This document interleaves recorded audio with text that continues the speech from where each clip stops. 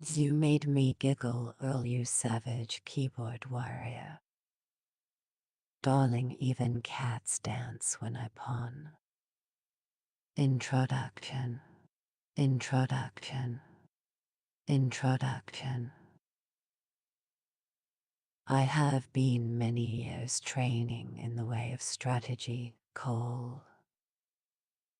Ni ten Ichiru, and now I think I will explain it in writing for the first time.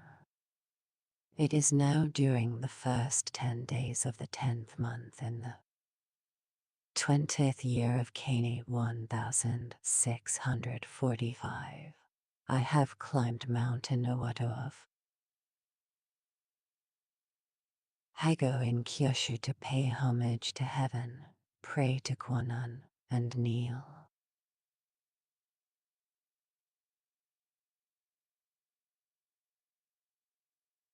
Before Buddha, I am a warrior of Harima Province, Shinmin Misashi.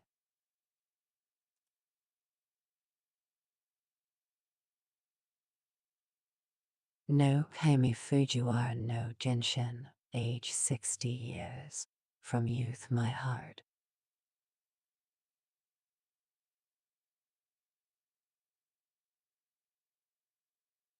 has been inclined toward the way of strategy. Has been inclined toward the way of strategy. My first duel was when I was 13. I struck down a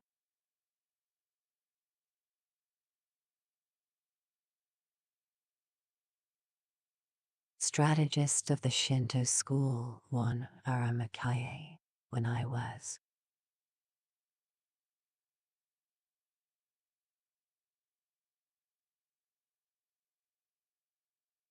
16. I struck down an able strategist, Tadashima Akiyama, when I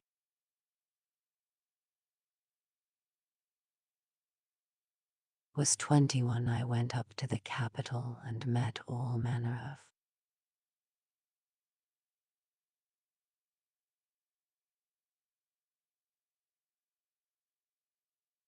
strategists, never once failing to win in many contests.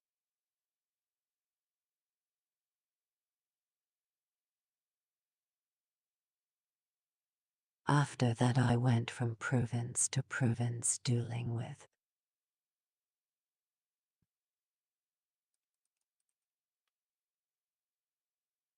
strategists of various schools and not once failed to win even.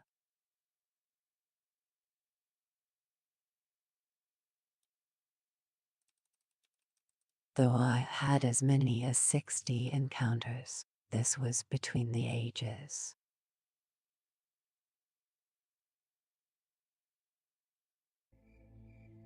of 13 and 28 or 29 when I reached 30.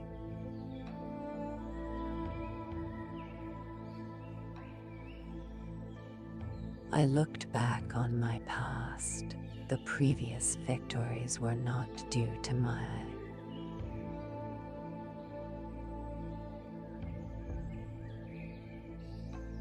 having mastered strategy.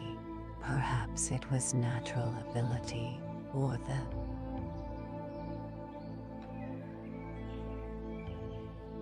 order of heaven, or that other school's strategy was inferior.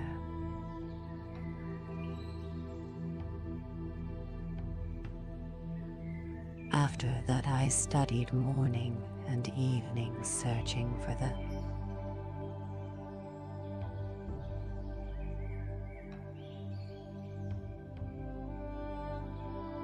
principle, and came to realize the way of strategy when I was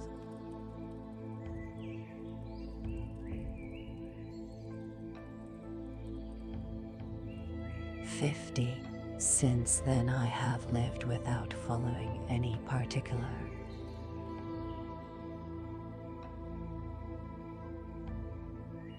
way. Thus with the virtue of strategy I practice many arts and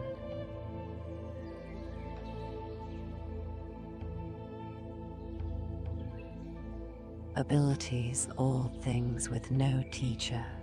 To write this book I did.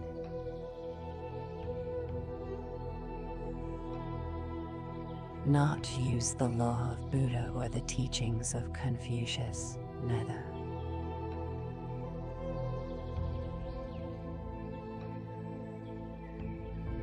Old war chronicles nor books on martial tactics. I take up my brush.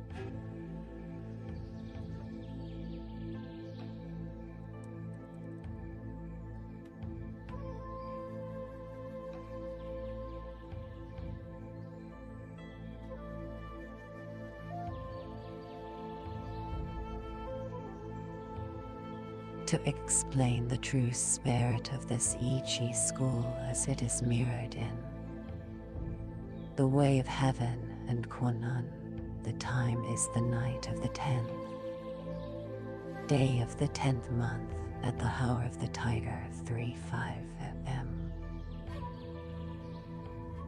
Chapter 2.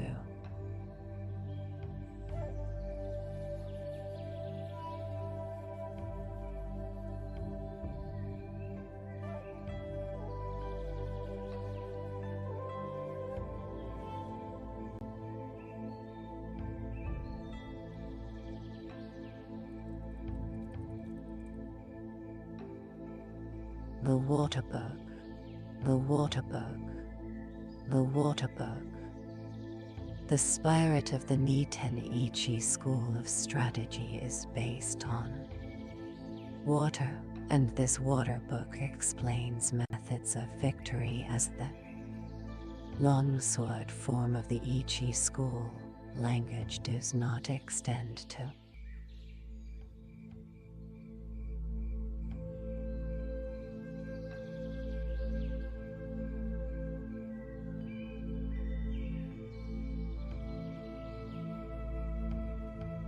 explaining the way in detail, but it can be grasped intuitively.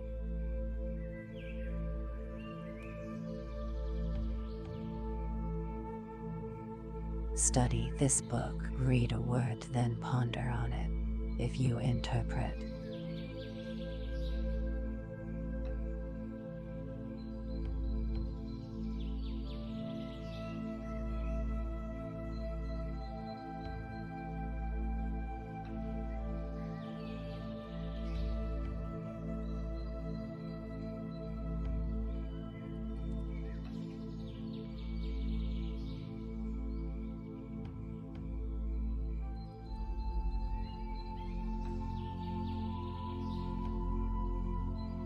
the meaning loosely, you will mistake the way.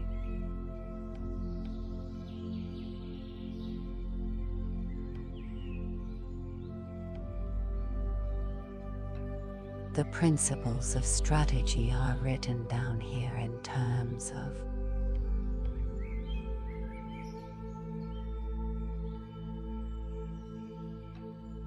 single combat, but you must think broadly so that you attain an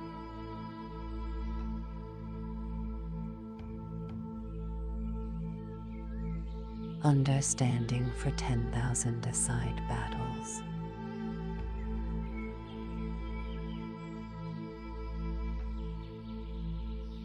Strategy is different from other things in that if you mistake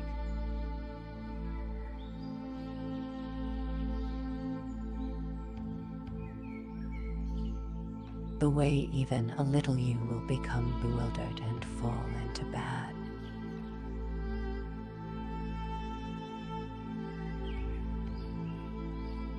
ways.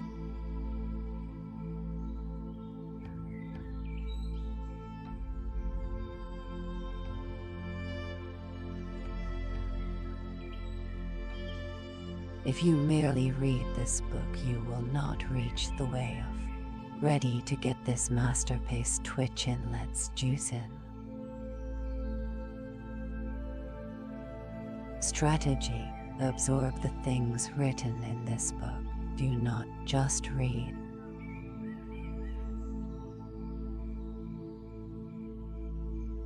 Memorize or imitate. but so that you realize the principle from.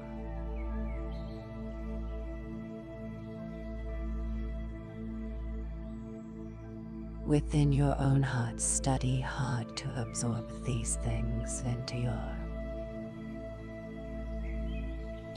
enjoy body.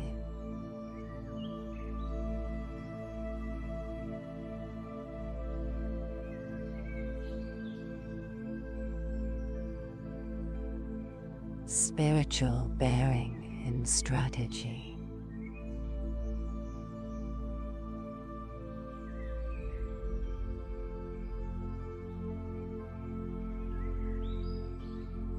In strategy, your spiritual bearing must not be any different.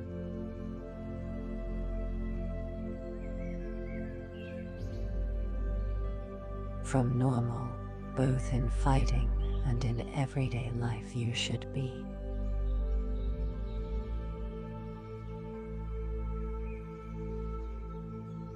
Determined though calm, meet the situation without tenseness yet.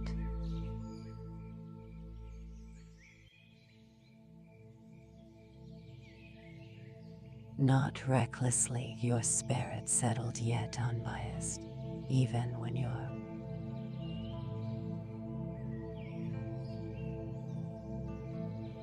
spirit is calm. Do not let your body relax, and when your body is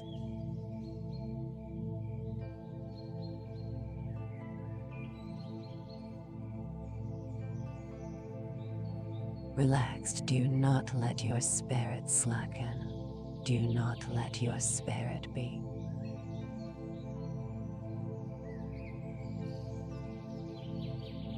influenced by your body, or your body be influenced by your spirit.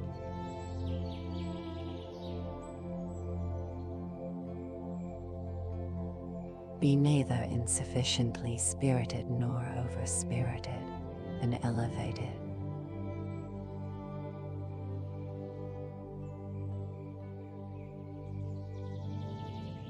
Spirit is weak, and a low spirit is weak. Do not let the enemy see.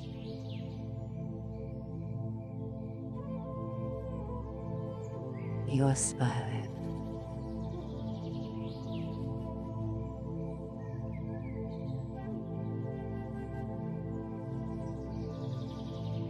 Small people must be completely familiar with the spirit of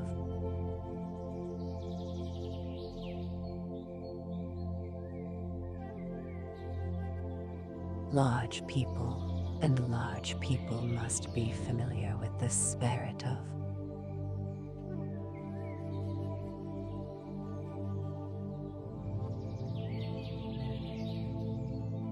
small people. Whatever your size, do not be misled by the reactions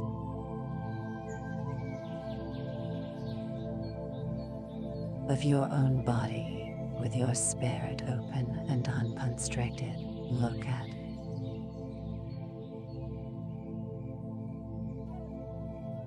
things from a high point of view. You must cultivate your wisdom.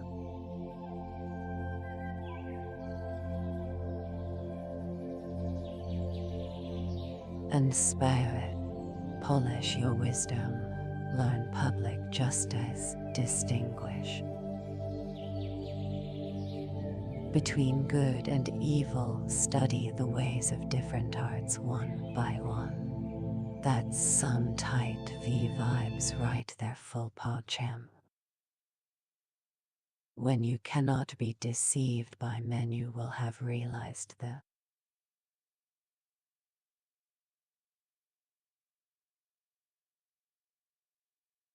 wisdom of strategy.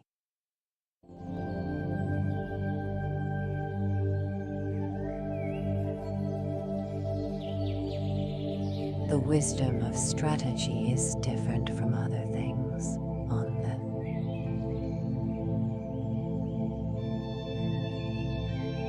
battlefield. Even when you are hard pressed, you should ceaselessly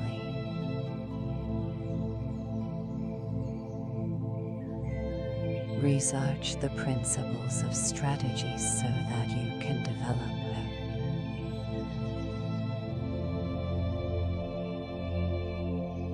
Steady spirit.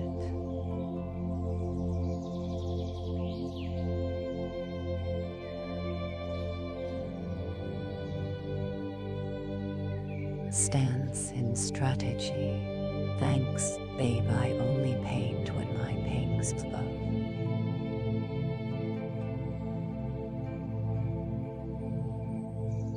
Adopt a stance with the head erect, neither hanging down nor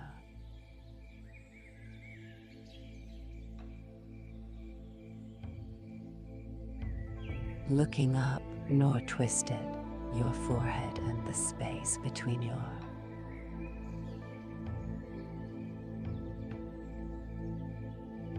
eyes should not be wrinkled. Do not roll your eyes nor allow them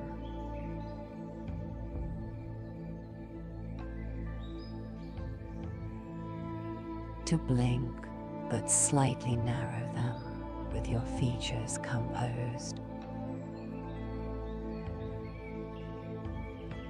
Keep the line of your nose straight with a feeling of slightly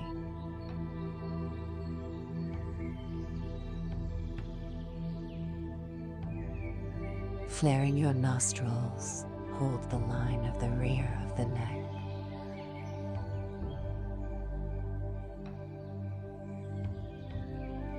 Straight, instill vigor into your hairline, and in the same way,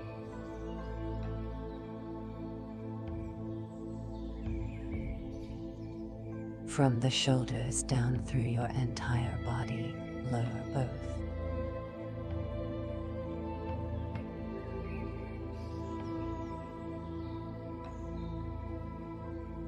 Shoulders, and without the buttocks jutting out, put strength into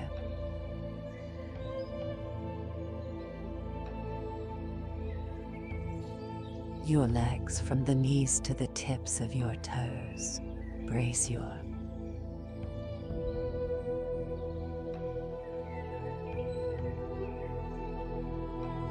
abdomen so that you do not bend at the hips. Wedge your companion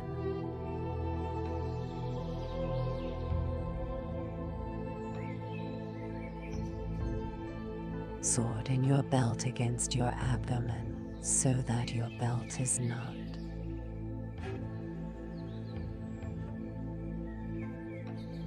slack.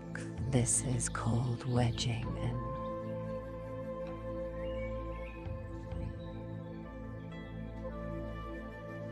in all forms of strategy.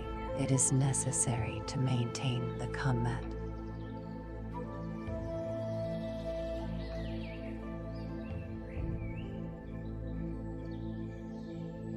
stance in everyday life, and to make your everyday stance your combat stance, you must research this well.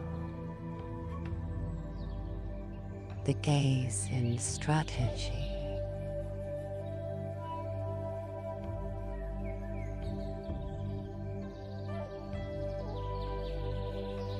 The gaze should be large and broad. This is the twofold gaze.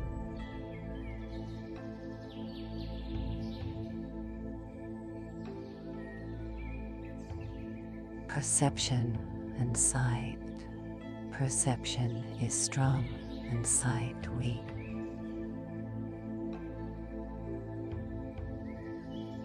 In strategy, it is important to see distant things as if they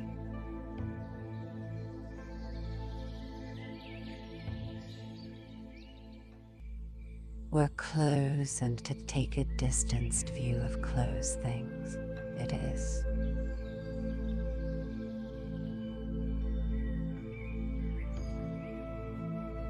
important in strategy to know the enemy's sword and not to be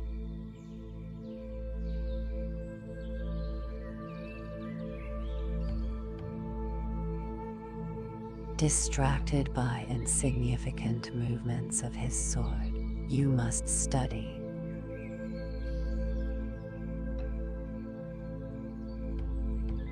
The gaze is the same for single combat and for large scale.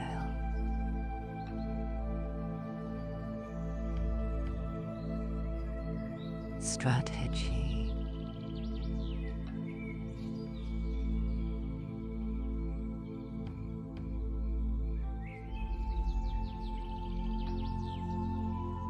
It is necessary in strategy to be able to look to both sides.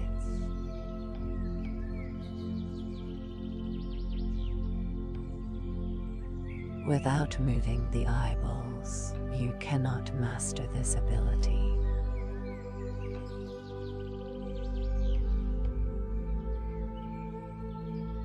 Quickly learn what is written here. Use this gaze in everyday life.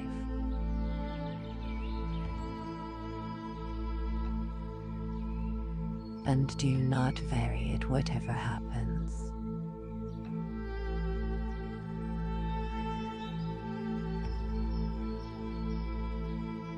Holding the long sword.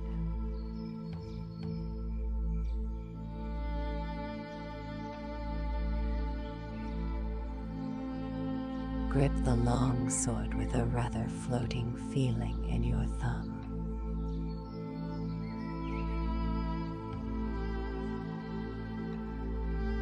And forefinger with the middle finger neither tight nor slack, and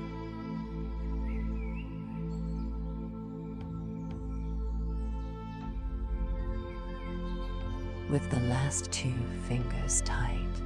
It is bad to have play in your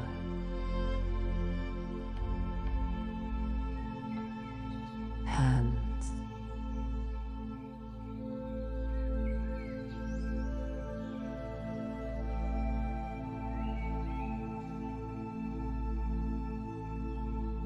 When you take up a sword, you must feel intent on cutting the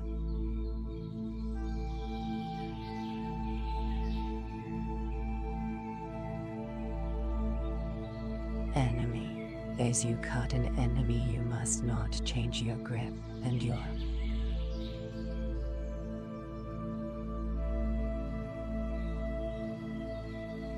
hands must not cower when you dash the enemy's sword aside, or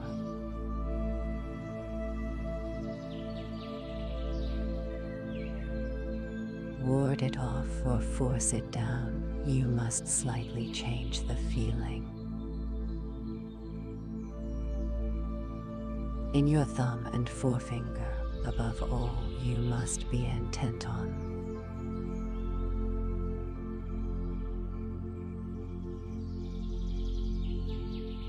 cutting the enemy in the way you grip the sword.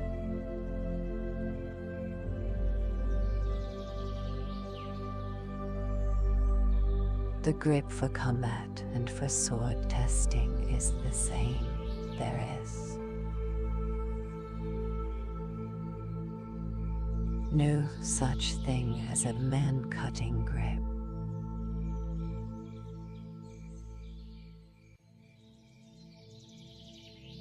Generally, I dislike fixedness in both longswords and hands.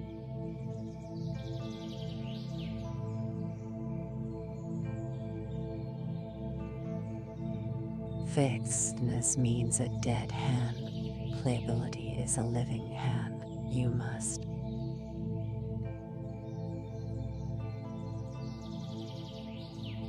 bear this in mind.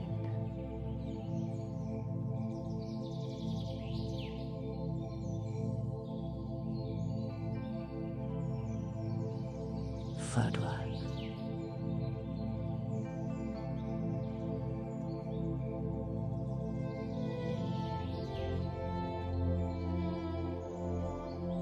With the tips of your toes somewhat floating, tread firmly with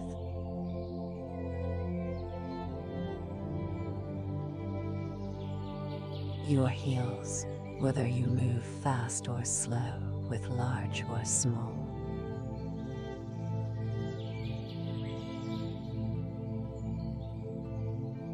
Steps. Your feet must always move as in normal walking. I dislike.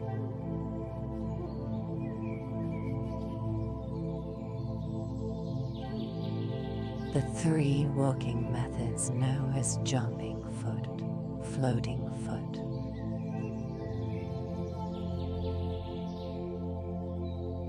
and faced steps.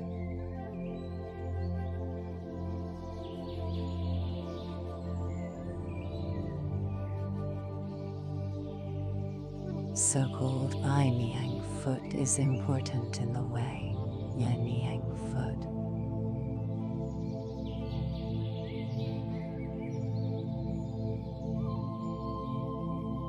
Means not moving only one foot, it means moving your feet.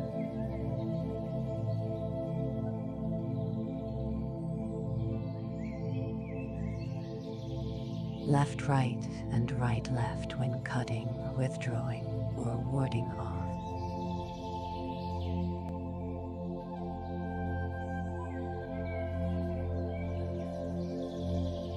The cut, you should not move on one foot preferentially.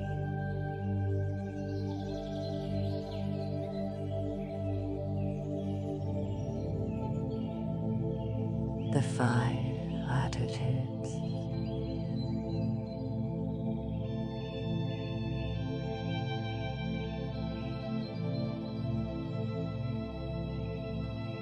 The 5 attitudes are upper, middle, lower, right side, and left side. These are the give. All the attitude has these 5.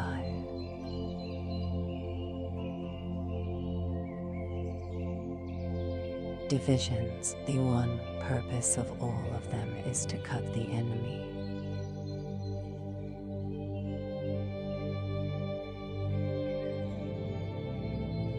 There are none but these 5 attitudes.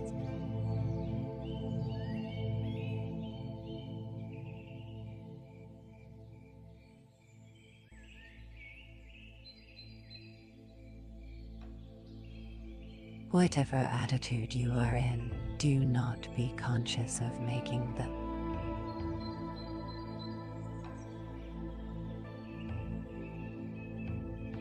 Attitude. Think only of cutting. Your attitude should be large or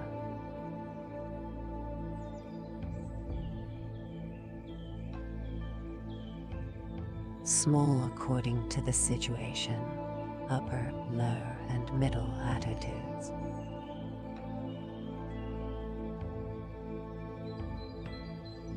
Are decisive. Left side and right side attitudes are fluid. Left.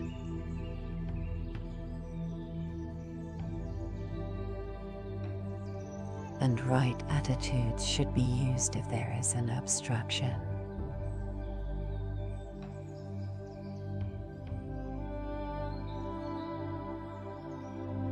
Overhead or to one side. The decision to use left or right depends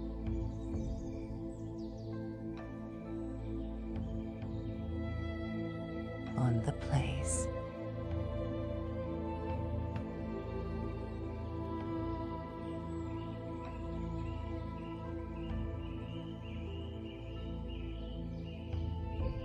The essence of the way is this: to understand attitude you must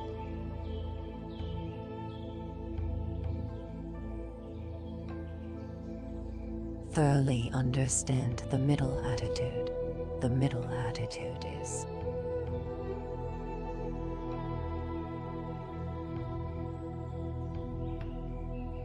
the heart of attitudes, if we look at strategy on a broad scale.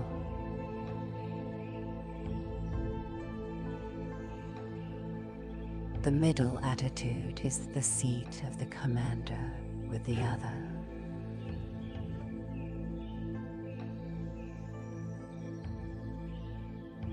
Four attitudes following the commander you must appreciate.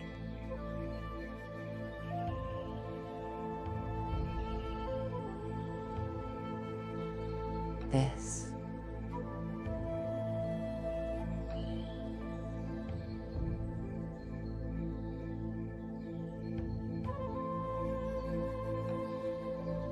The way of the long sword.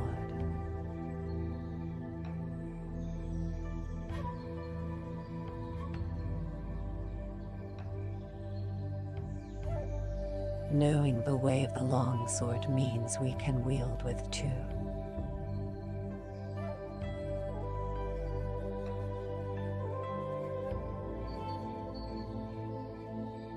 fingers, the sword we usually carry, if we know the path of the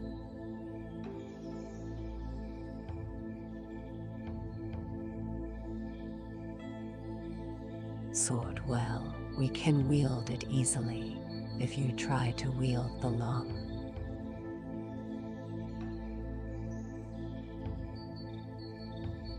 sword quickly. You will mistake the way to wield the long sword.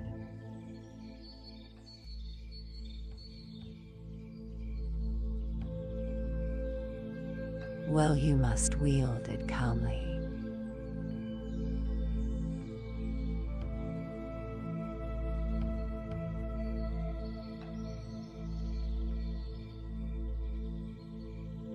If you try to wield it quickly like a folding fan or a short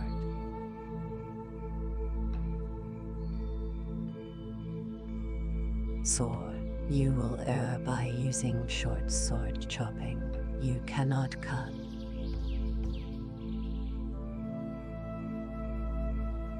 down a man with a long sword using this method.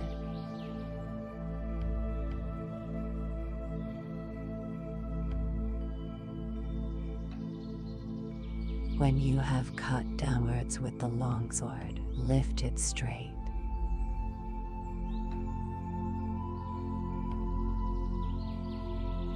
Upwards, when you cut sideways, return the sword along the sideways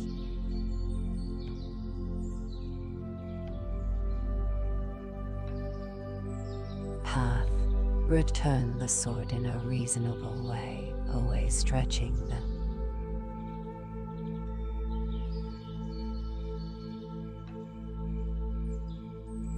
elbows broadly. Wield the sword strongly. This is the way of the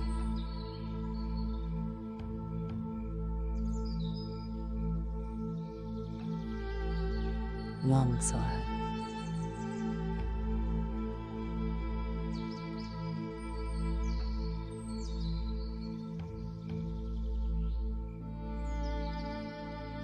If you learn to use the 5 approaches of my strategy, you will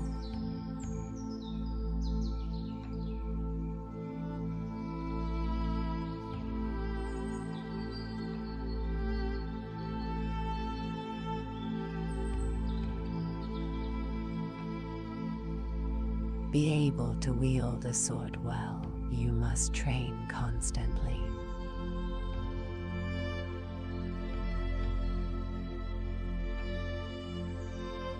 The 5 approaches.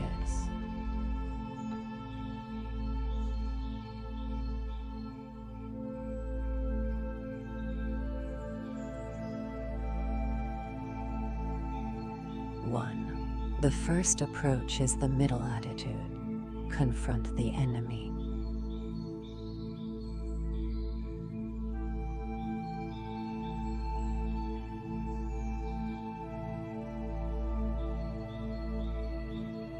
With the point of your sword against his face when he attacks.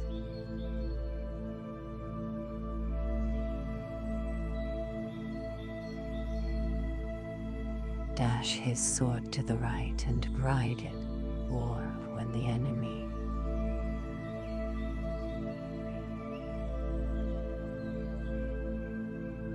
attacks, deflect the point of his sword by hitting downwards. Keep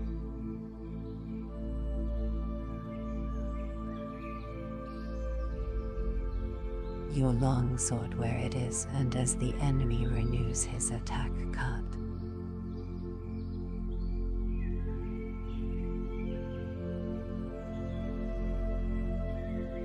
his arms from below. This is the first method. The 5 approaches are this kind of thing you must train.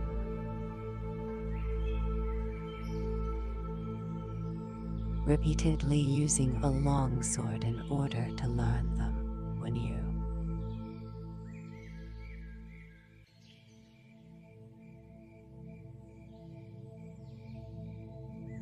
master my way of the longsword, you will be able to control any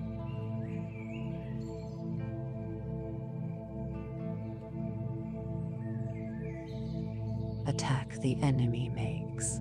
I assure you, there are no attitudes other.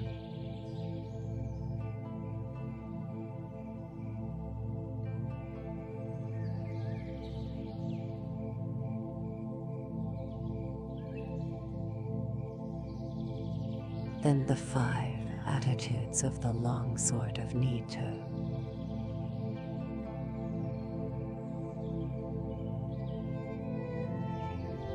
Two, in the second approach with the longsword from the upper.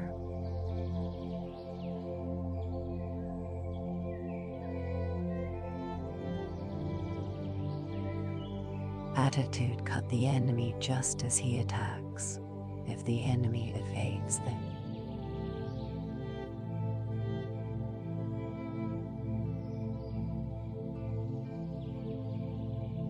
cut. Keep your sword where it is and scooping up from below. Cut. Who summoned this literal goddess? Bow down, chat. Him as he renews the attack. It is possible to repeat the cut from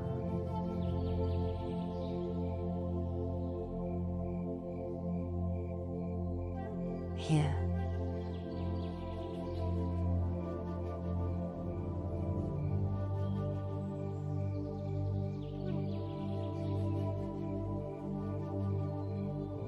In this method there are various changes in timing and spirit.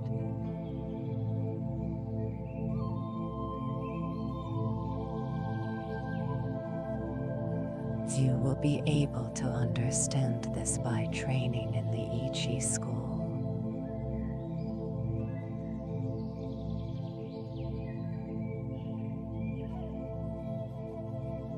You will always win with the 5 longsword methods. You must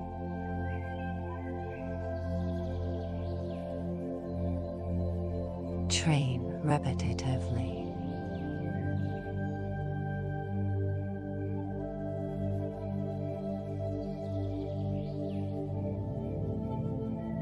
Three, in the third approach, adopt the lower attitude, anticipating you questing my dungeon bane. Scooping up when the enemy attacks, hit his hands from below, as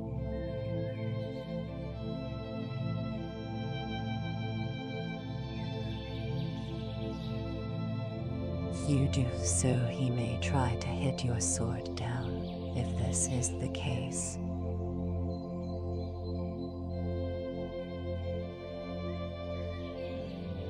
cut his upper arm as horizontally with a feeling of crossing.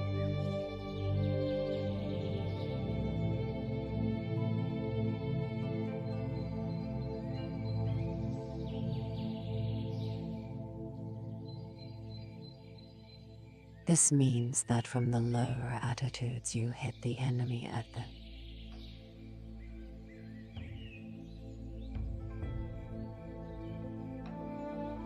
instant that he attacks.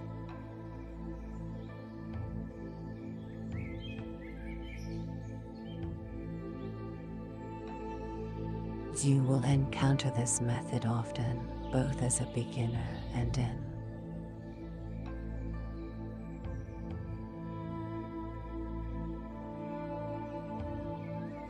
later strategy. You must train holding a longsword. That's some tight V energy like rogue moves in the twitch zone.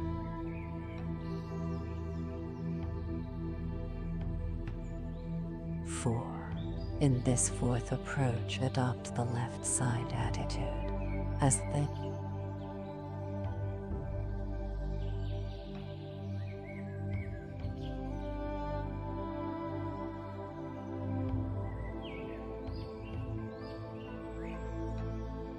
enemy attacks hit his hands from below. If as you hit his hands, he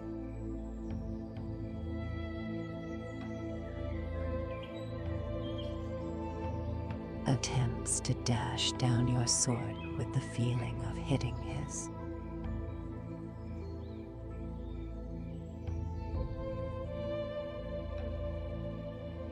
Hands parry the path of his long sword and cut across from above.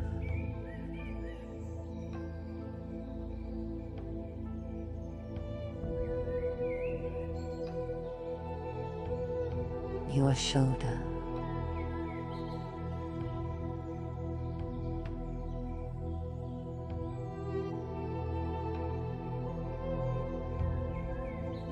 This is the way of the long sword. Through this method you win.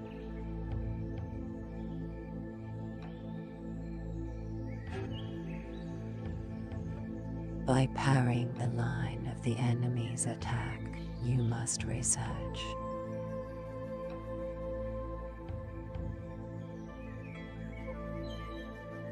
This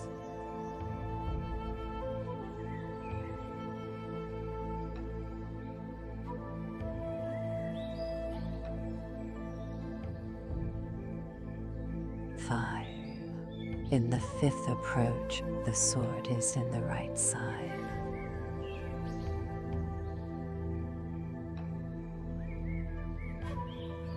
Attitude. In accordance with the enemy's attack, cross your long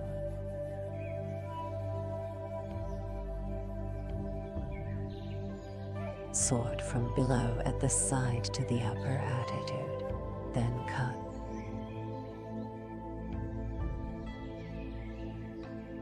Straight from above. Take time to flex those big gamer muscles on ladder, big boss lady.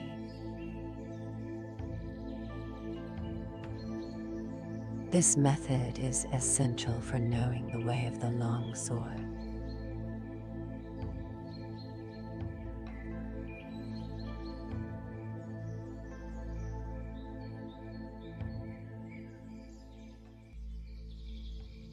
Well, if you can use this method, you can freely wield a heavy long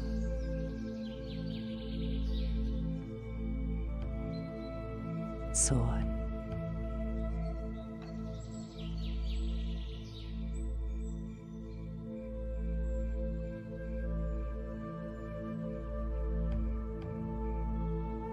I cannot describe in detail how to use these 5 approaches.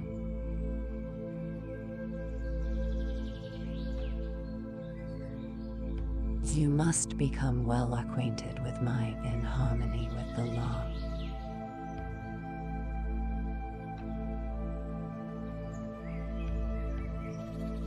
Sword way, learn large-scale timing, understand the enemy's long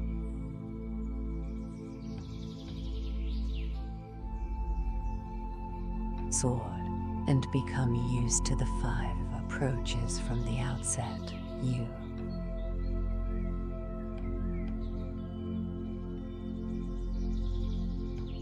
will always win by using these 5 methods with various timing.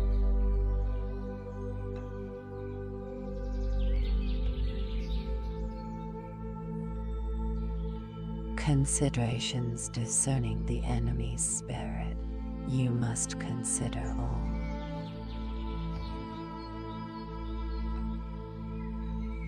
This carefully.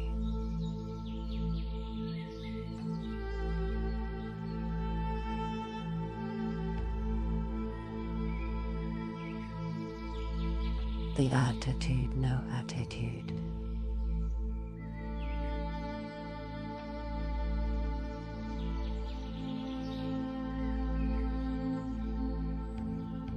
Teaching.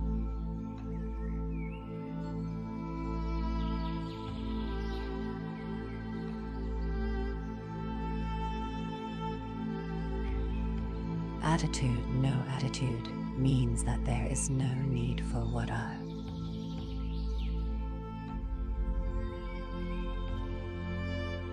No as longsword attitudes.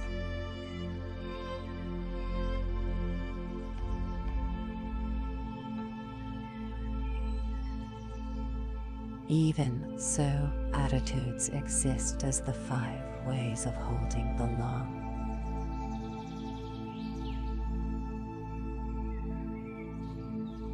Sword. However you hold the sword, it must be in such a way that it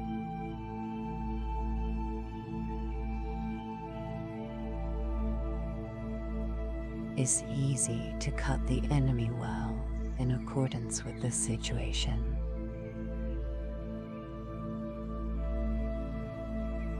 The place and your relation to the enemy from the upper attitude.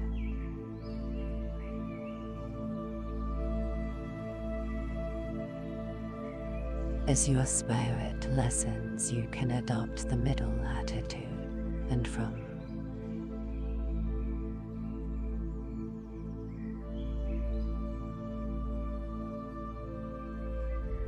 the middle attitude you can raise the sword a little in your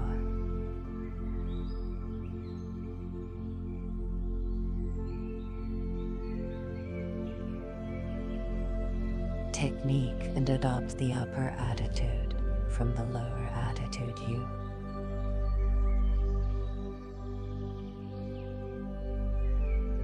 can raise the sword and adopt the middle attitudes as the occasion.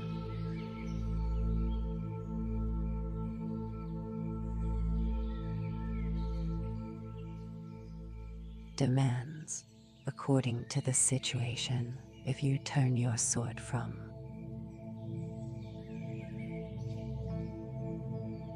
either the left side or right side attitude towards the center, the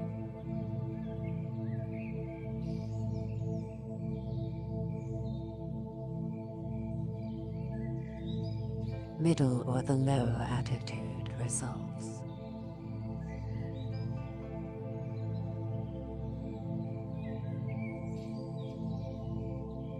The principle of this is called existing attitude, non-existing.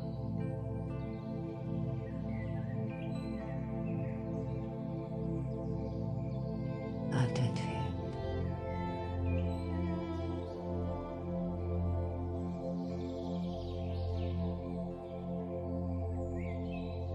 The primary thing when you take a sword in your hands is your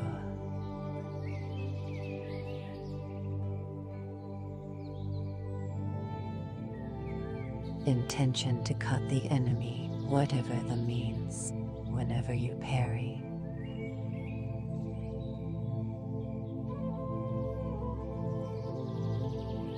Hit, spring, strike or touch the enemy's cutting sword, you must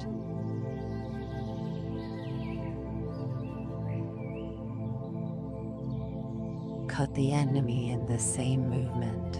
It is essential to attain this.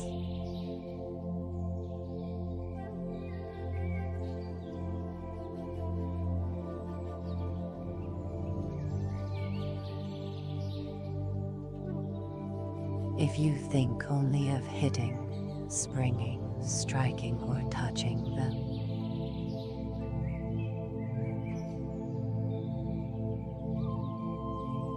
enemy, you will not be able actually to cut him more than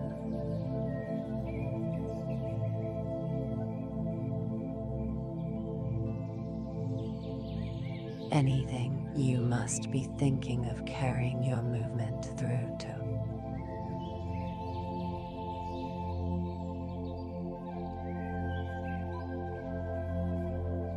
cutting him. You must thoroughly research this.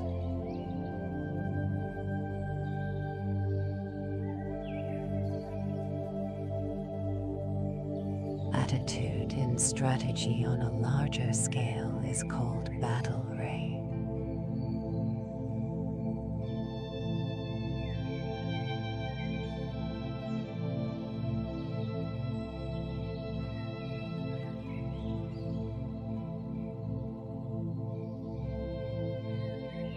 Such attitudes are all for winning battles.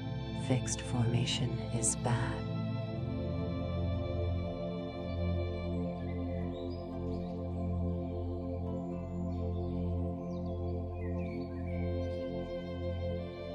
Study this well.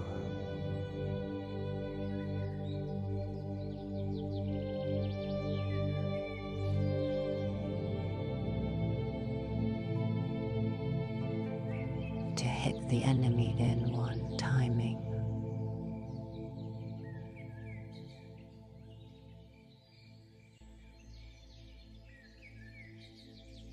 In one timing means when you have closed with the enemy too.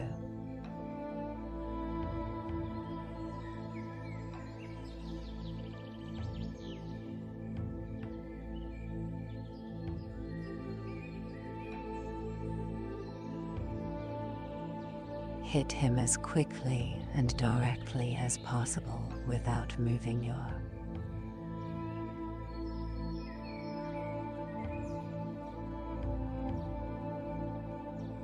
body or settling your spirit while you see that he is still.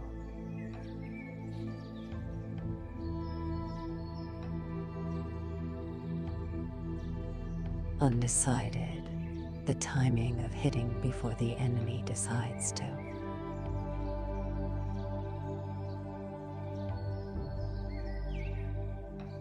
Withdraw, break or hit is this in one timing.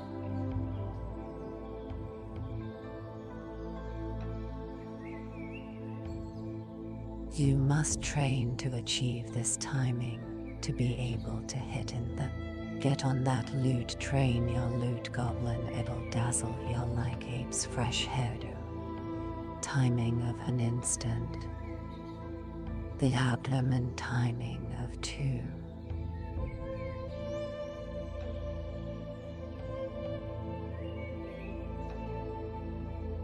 When you attack and the enemy quickly retreats as you see him.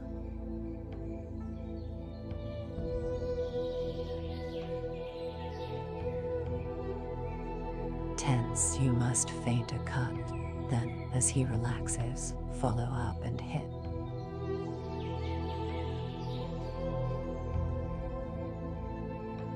Him, this is the abdomen timing of 2.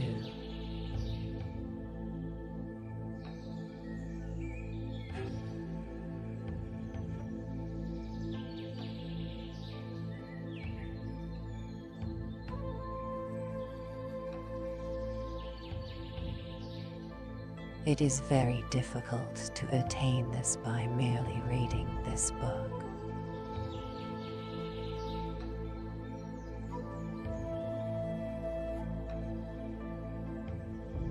But you will soon understand with a little instruction.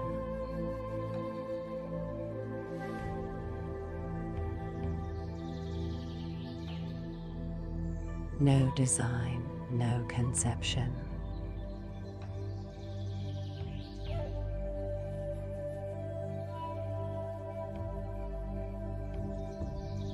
In this method, when the enemy attacks and you also decide to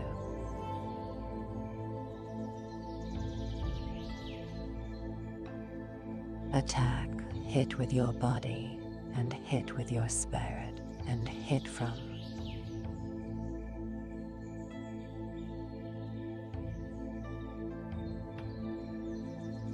the void with your hands, accelerating strongly.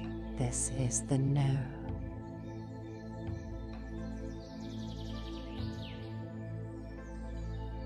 Design, no conception cut.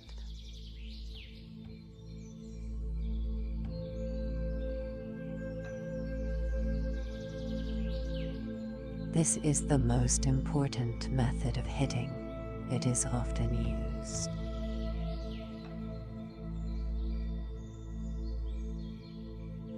You must train hard to understand it.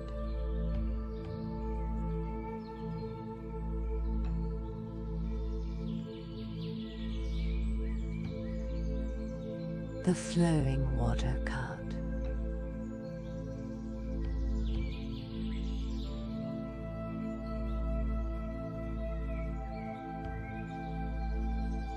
The flowing water cut is used when you are struggling blade to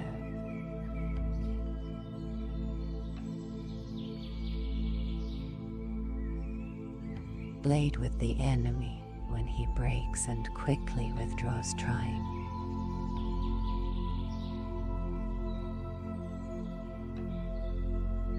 to spring with his long sword, expand your body and spare it and cut.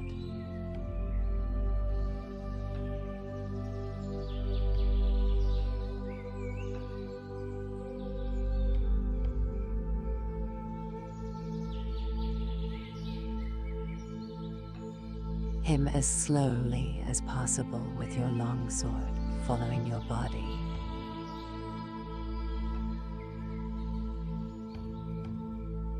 Like stagnant water, you can cut with certainty if you learn this.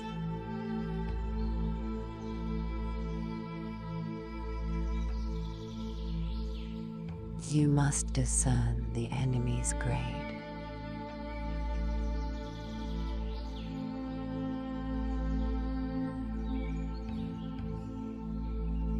Continuous cut.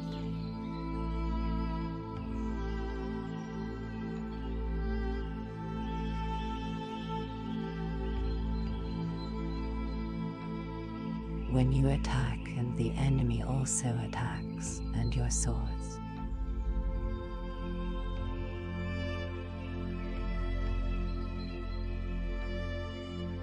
spring together in one action, cut his head, hands and legs. When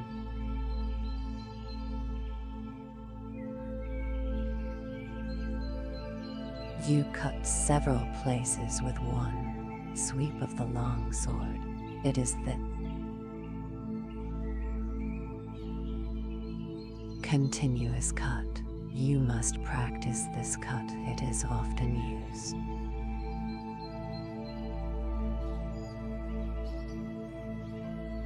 with detailed practice. You should be able to understand it.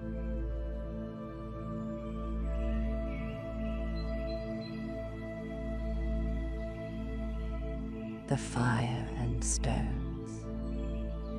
Cut the fires and stones. Cut means that when the enemy's long sword and your long sword clash together, you cut as strongly as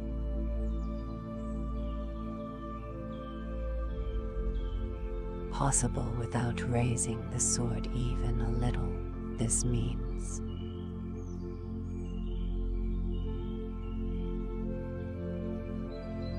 cutting quickly with the hands, body and legs, all three, cutting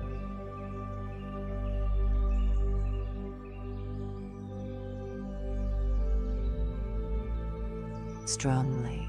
If you train well enough, you will be able to strike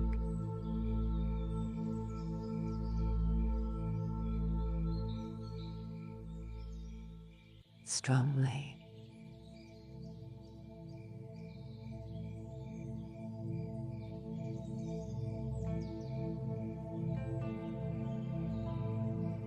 The red leaves cut.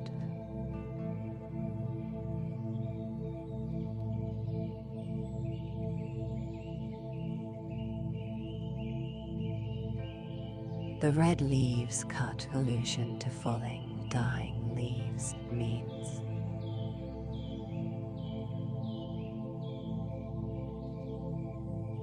knocking down the enemy's long sword. The spirit should be getting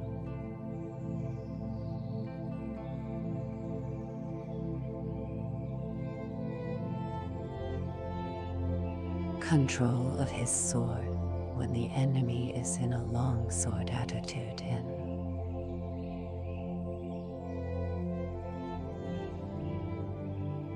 front of you and intent on cutting, hitting and parrying you.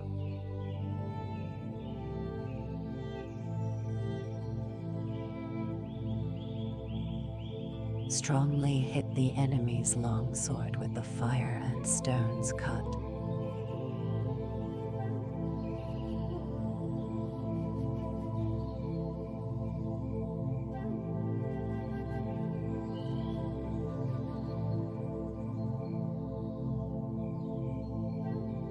Perhaps in the spirit of the no design, no conception cut, if you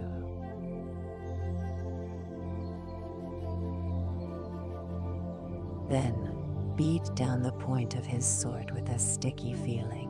He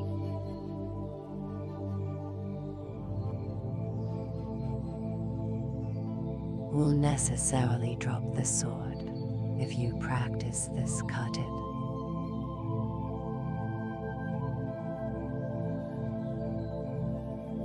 Becomes easy to make the enemy drop his sword. You must train.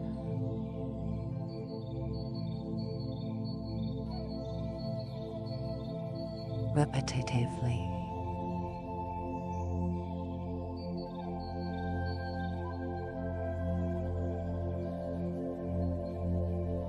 The body in place of the long sword.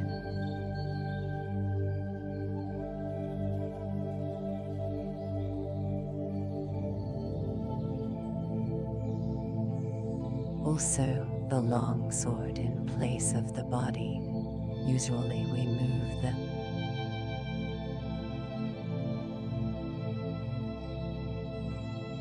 body and the sword at the same time to cut the enemy, however.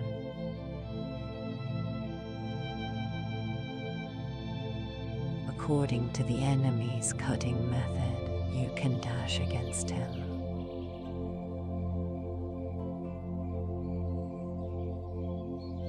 With your body first, and afterwards cut with the sword, if his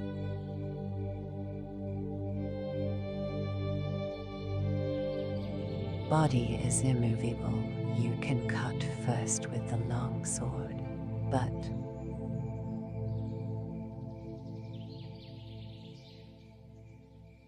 generally you hit first with the body and then cut with the long.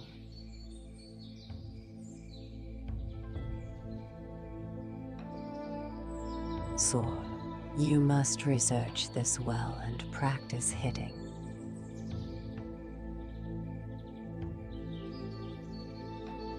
Cut and slash.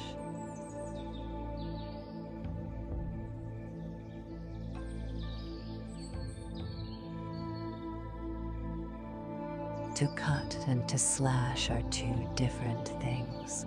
Cutting whatever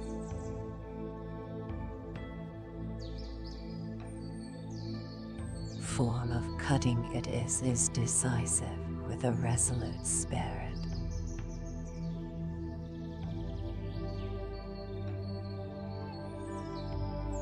Slashing is nothing more than touching the enemy, even if you slash.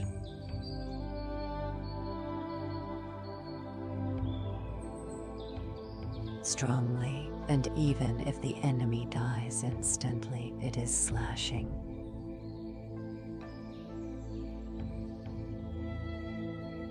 When you cut, your spirit is resolved. You must appreciate this.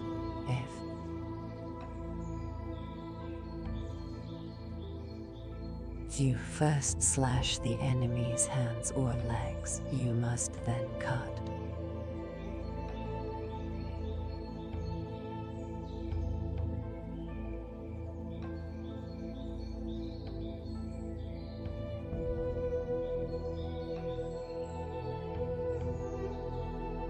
Strongly, slashing is in spirit the same as touching. When you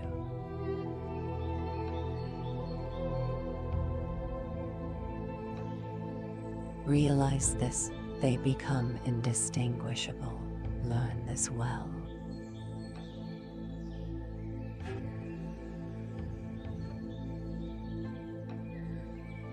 Chinese monkey's body.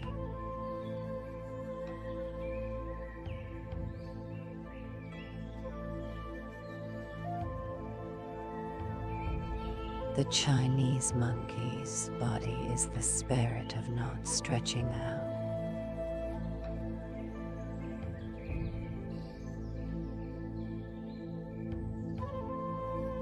Your arms, the spirit is to get in quickly without in the least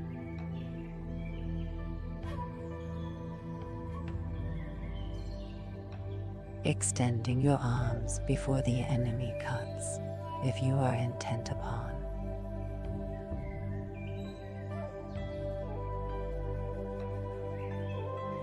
Not stretching out your arms, you are effectively far away. The spirit is to go in with your whole body when you come to within.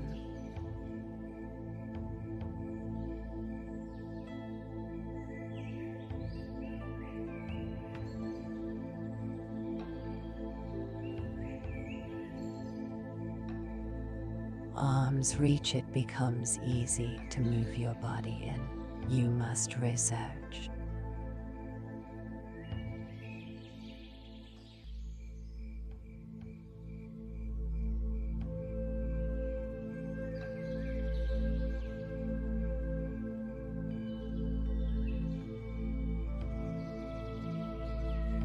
This well.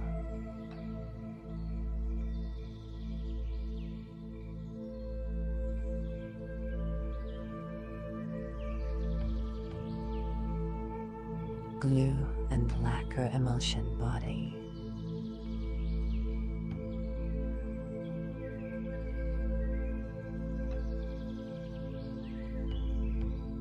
The spirit of glue and lacquer emulsion body is to stick to.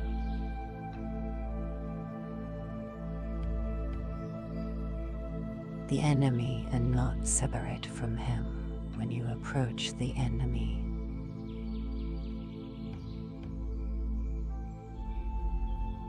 Stick firmly with your head, body, and legs. People tend to advance.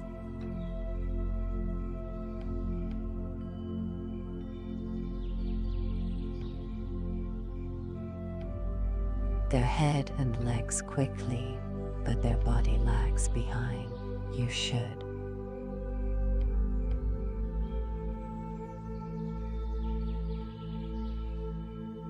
Stick firmly so that there is not the slightest gap between them.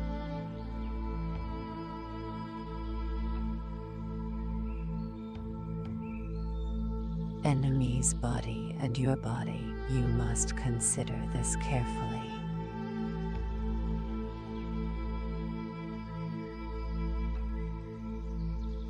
To strive for height.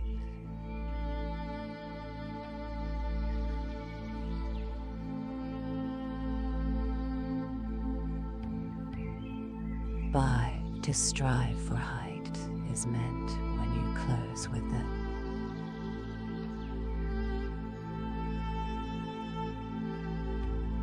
enemy, to strive with him for superior height without cringing.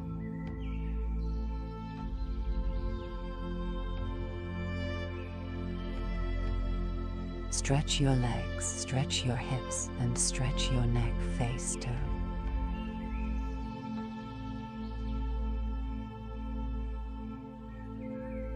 Face with him when you think you have won and you are the higher.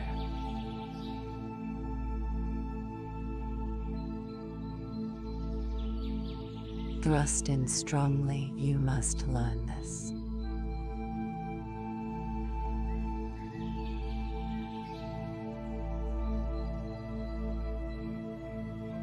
To apply stickiness.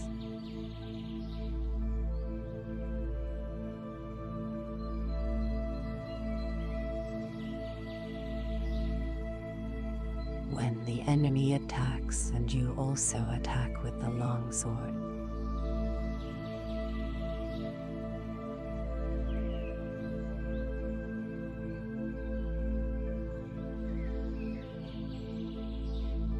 You should go in with a sticky feeling and fix your long sword.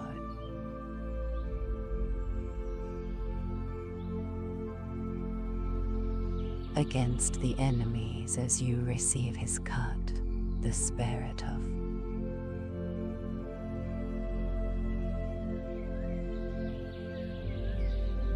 stickiness is not hitting very strongly, but hitting so that the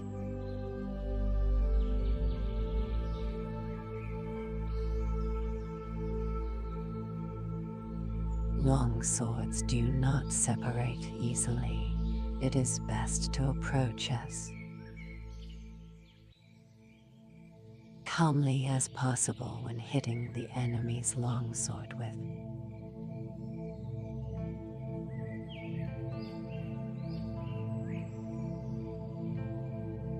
stickiness. The difference between stickiness and entanglement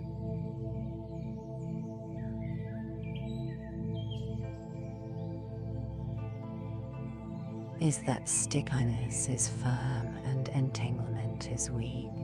You must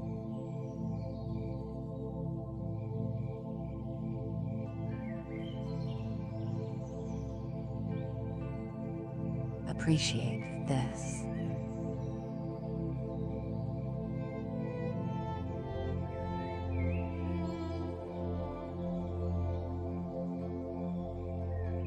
The body strike.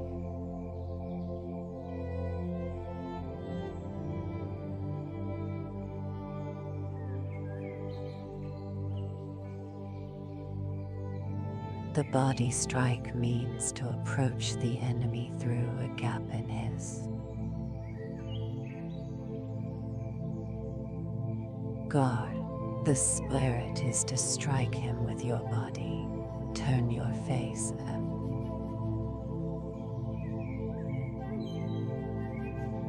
little aside and strike the enemy's breast with your left shoulder.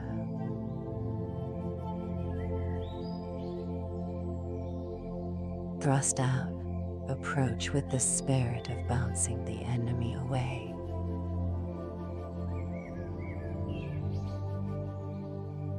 Striking as strongly as possible in time with your breathing. If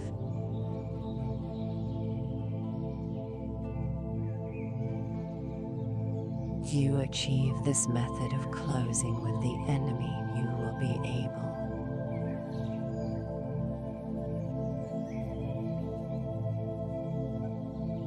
to knock him 10 or 20 feet away. It is possible to strike them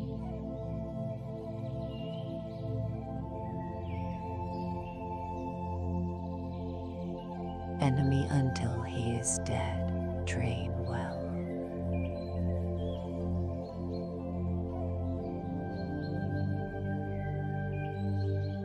Three ways to parry his attack.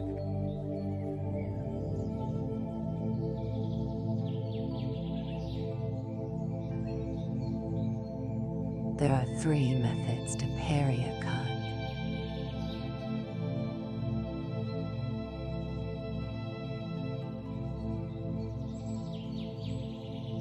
First, by dashing the enemy's longsword to your right, as if thrusting at his eyes when he makes an attack.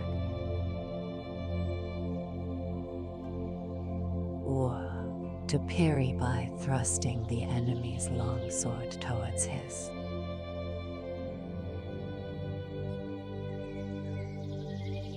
right eye with the feeling of snipping his neck.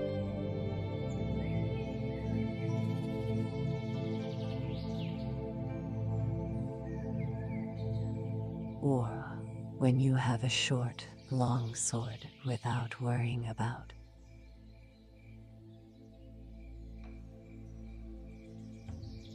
parrying the enemy's long sword to close with him quickly.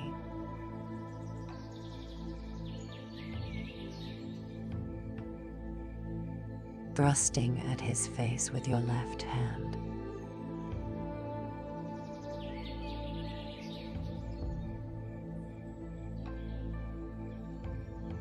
These are the 3 methods of parrying you must bear in mind.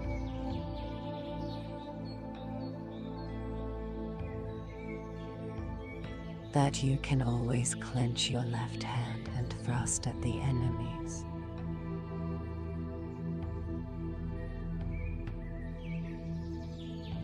Face with your fist, for this it is necessary to train well.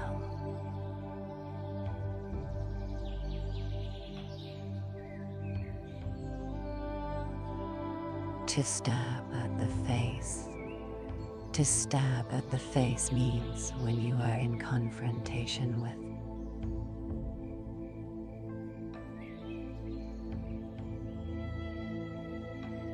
the enemy that your spirit is intent of stabbing at his face.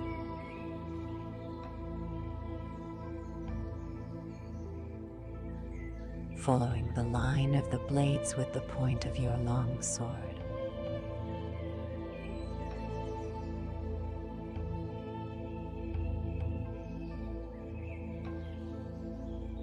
If you are intent on stabbing at his face and body will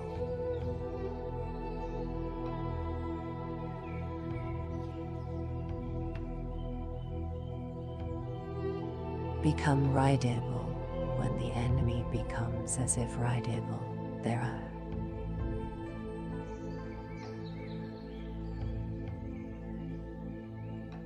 Various opportunities for winning, you must concentrate on this.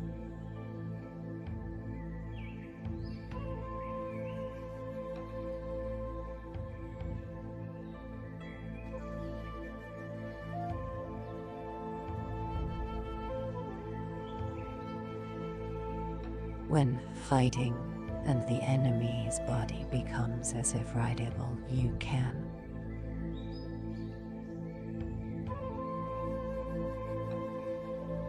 win quickly, so you ought not to forget to stab at the face. You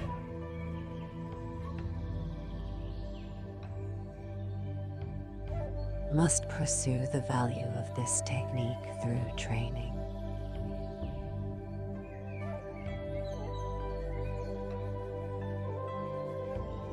To stab at the heart.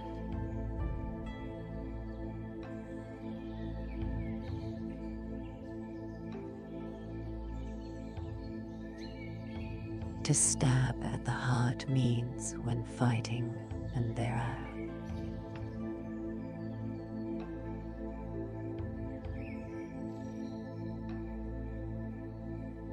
obstructions above or to the sides, and whenever it is difficult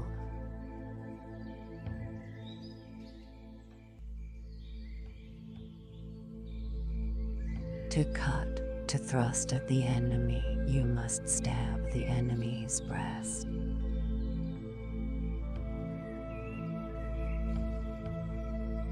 Without letting the point of your long sword waver, showing the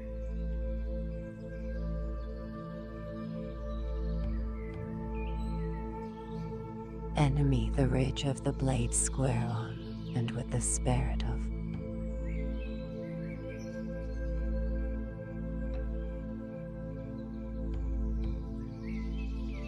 deflecting his long sword. The spirit of this principle is often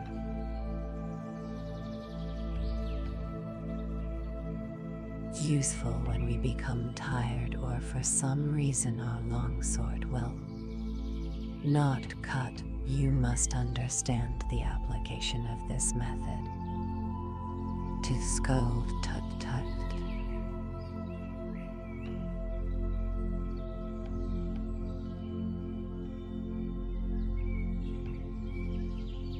Scold means that when the enemy tries to countercut as you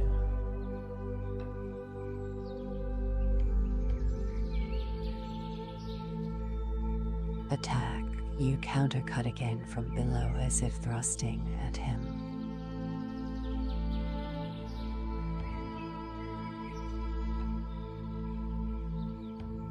Trying to hold him down, with very quick timing you cut, scolding.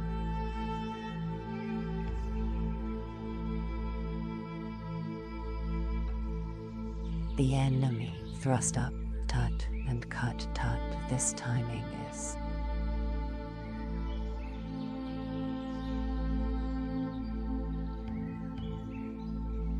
encountered time and time again in exchange of blows. The way to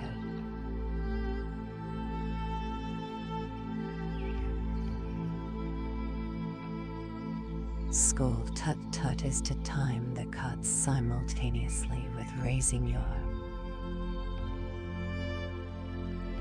long sword as if to thrust the enemy. You must learn this through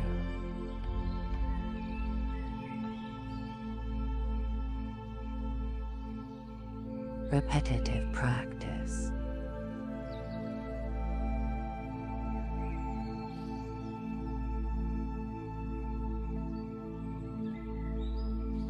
The smacking parry.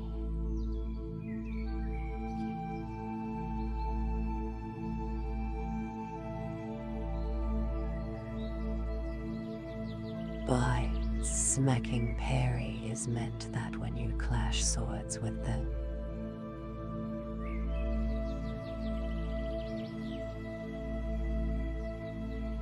enemy, you meet his attacking cut on your longsword with a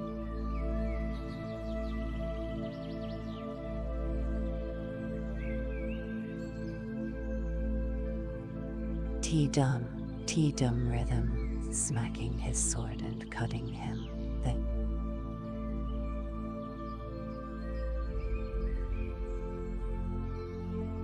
The spirit of the smacking parry is not parrying or smacking strongly.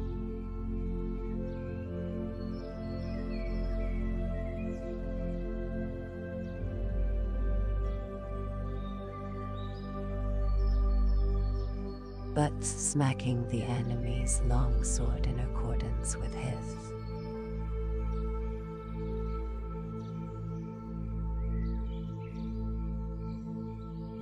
attacking cut, primarily intent on quickly cutting him. If you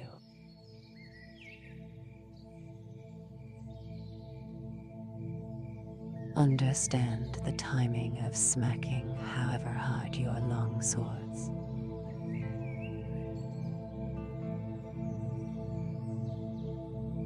clash together, your sword point will not be knocked back even a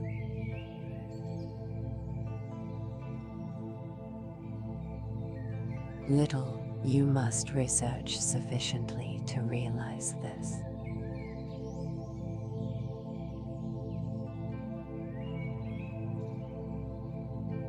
There are many enemies.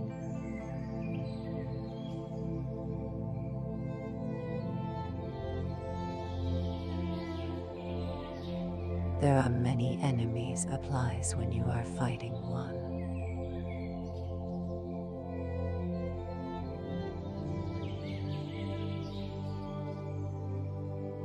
Against many, draw both sword and companion sword and assume a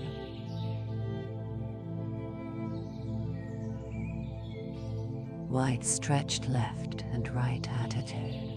The spirit is to chase them. Enemies around from side to side, even though they come from all.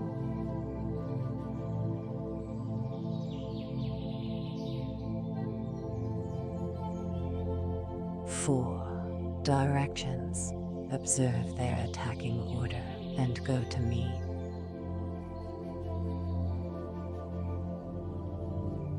First, those who attack first. Sweep your eyes around broadly.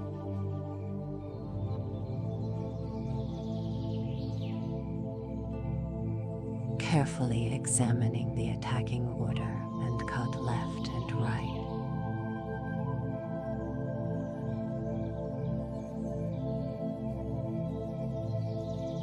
Alternately with your swords. Waiting is bad. Always quickly.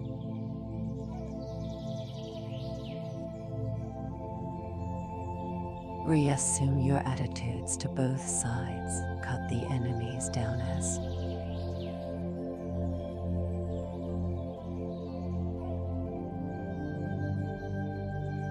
they advance, crushing them in the direction from which they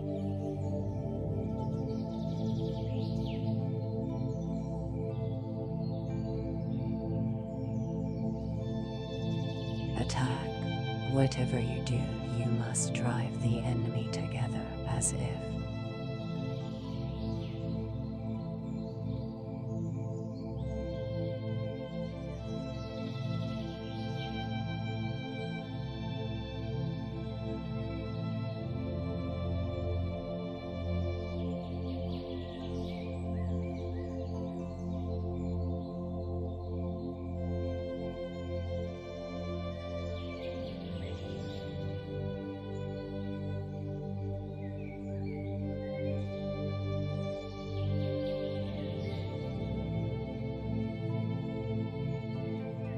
tying a line of fishes, and when they are seen to be piled up, cut.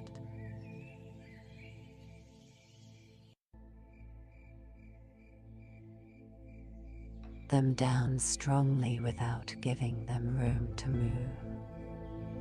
The advantage when coming to blows.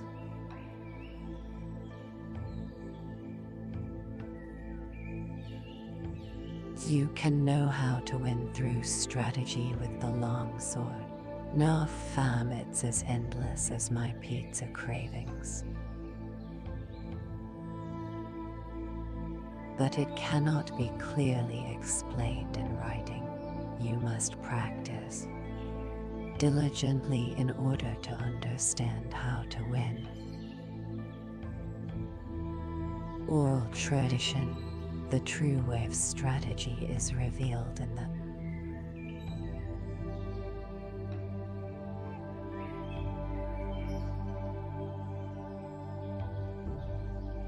long sword.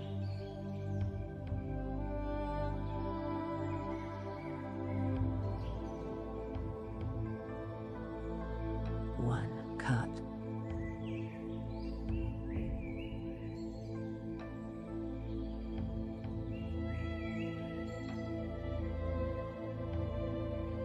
You can win with certainty with the spirit of one cut. It is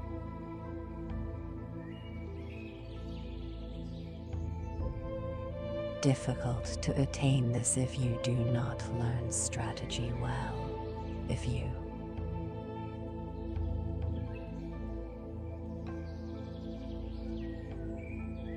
train well in this way, strategy will come from your heart and you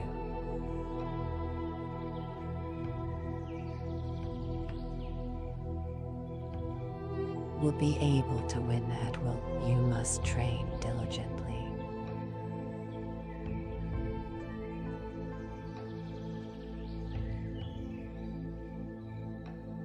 Direct communication.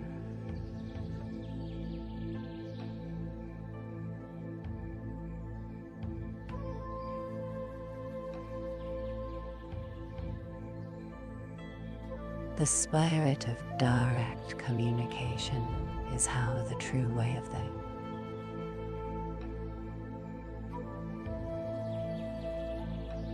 knee to each school is received and handed down.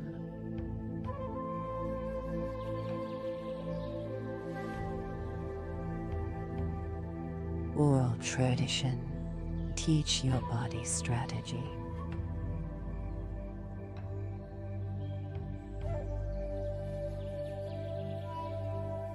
Recorded in the above book is an outline of each school.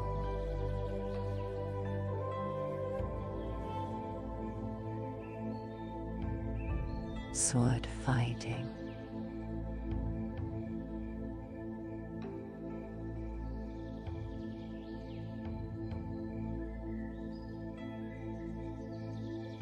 To learn how to win with the long sword in strategy, first learn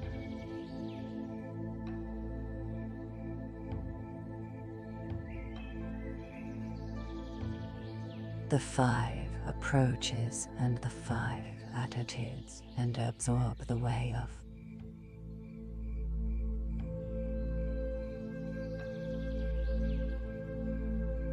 the long sword naturally in your body. You must understand spirit.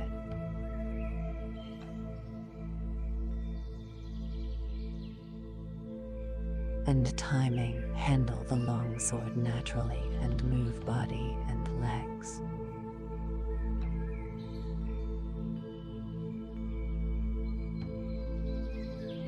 In harmony with your spirit, whether beating one man or 2, you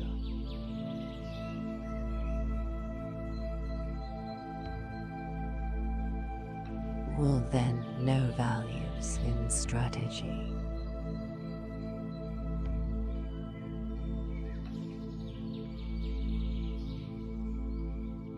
Study the contents of this book, taking one item at a time, and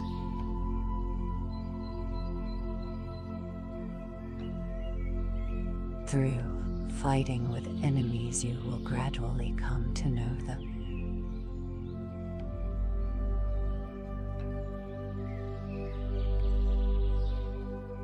Principle of the way.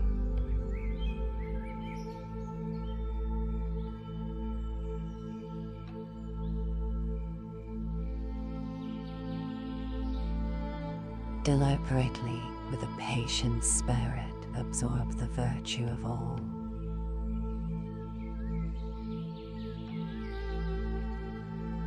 This, from time to time, raising your hand in combat. Maintain this.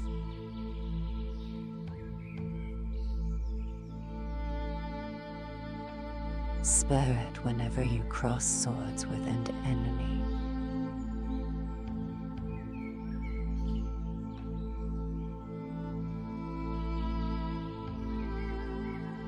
Step by step, walk the 1,000-mile road.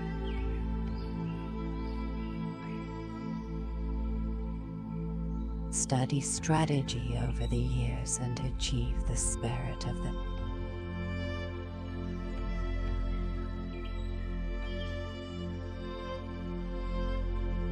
warrior.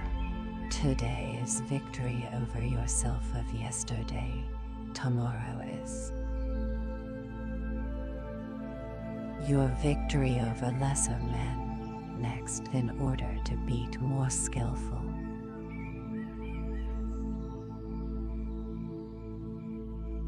Men, train according to this book, not allowing your heart to be.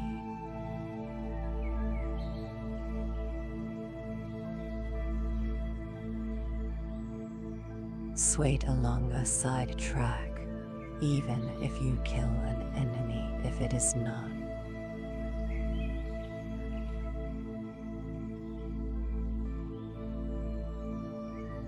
based on what you have learned, it is not the true way.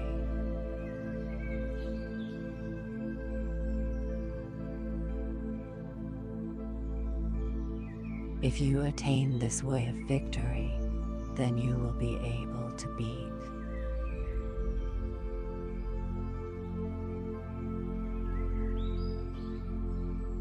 several tens of men. What remains is sword fighting ability, which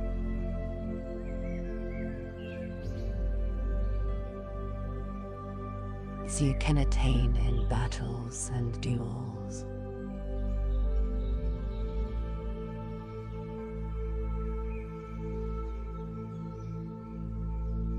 Chapter 4.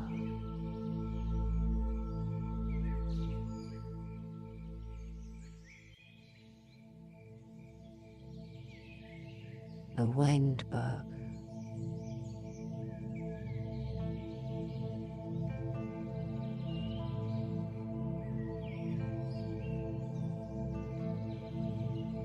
In strategy, you must know the ways of other schools, so I have.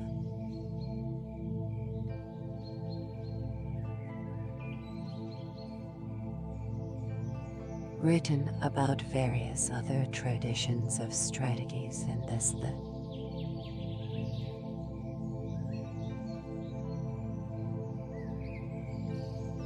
Wind Book.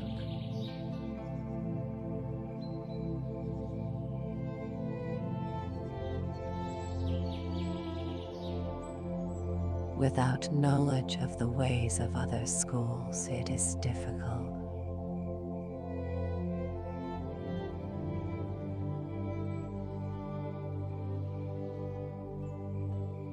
to understand the essence of my Ichi school, looking at other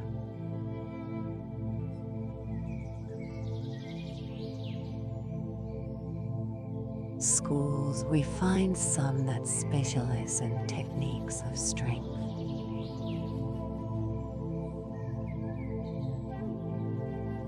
Using extra long swords.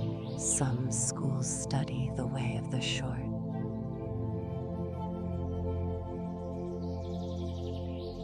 Sword, known as kadachi.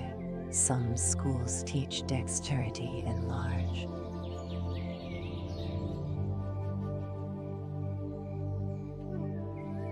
numbers of sword techniques, teaching attitudes of the sword as they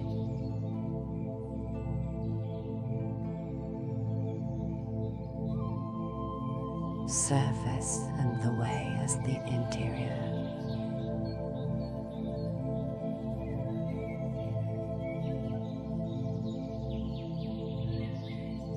That none of these are the true way as show clearly in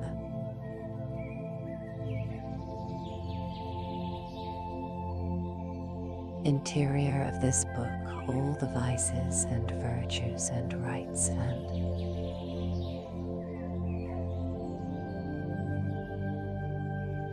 wrongs. My Ichi school is different, other schools make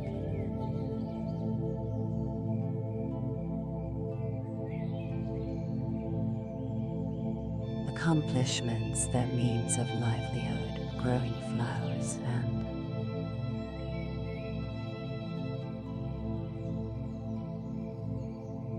decoratively coloring articles in order to sell them. This is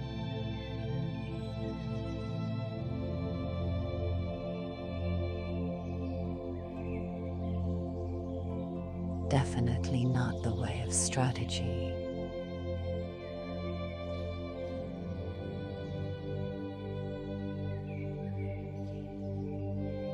Some of the world's strategists are concerned only with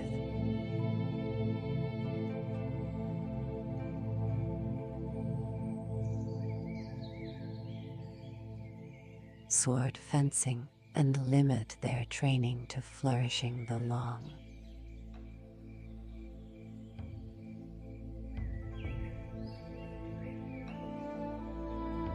sword and carriage of the body, but is dexterity alone sufficient?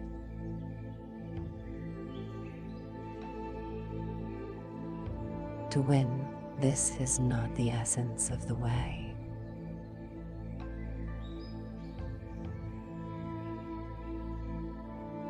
I have recorded the unsatisfactory point of other schools won by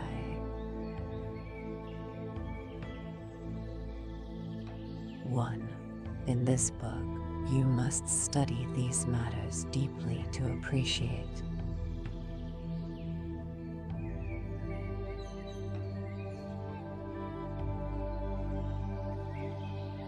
the benefit of my need to Ichi school.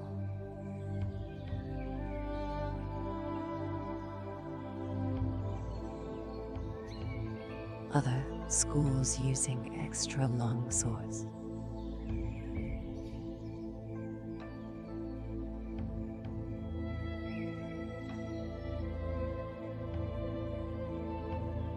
Some other schools have a liking for extra long swords. From the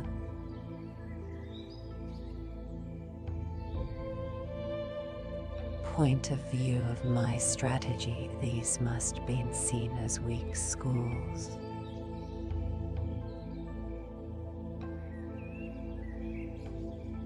This is because they do not appreciate the principle of cutting the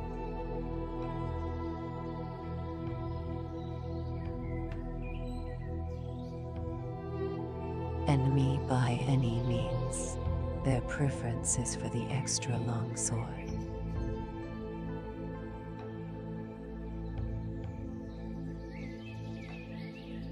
And, relying on the virtue of its length, they think to defeat the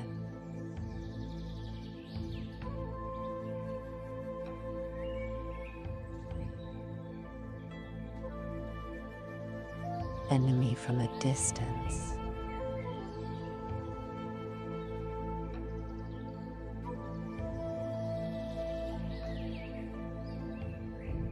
In this world it is said, 1 inch gives the hand advantage.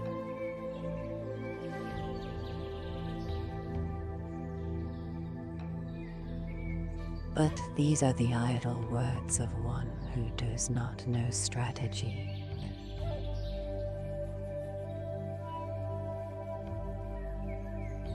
Shows the inferior strategy of a weak spirit that men should be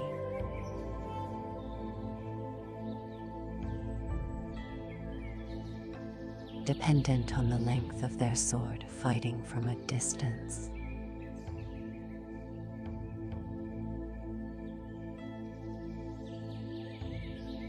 Without the benefit of strategy.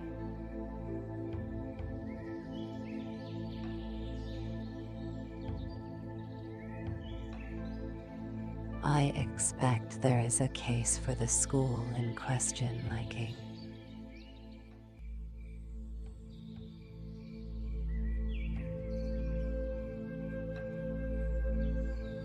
Extra long swords as part of its doctrine, but if we compare this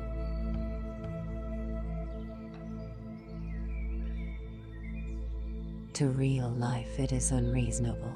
Surely we need not necessarily be.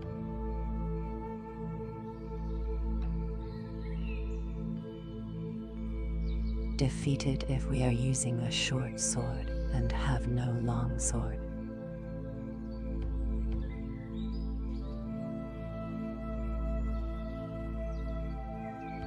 It is difficult for these people to cut the enemy when at close.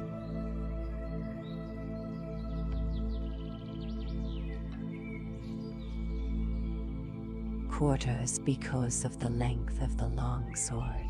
The blade path is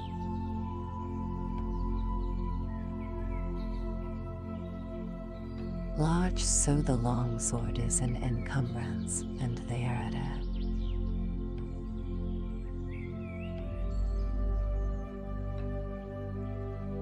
disadvantage compared to the man armed with a short companion.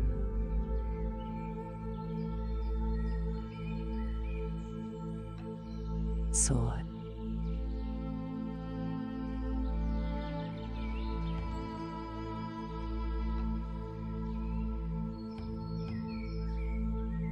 From olden times it has been said, great and small go.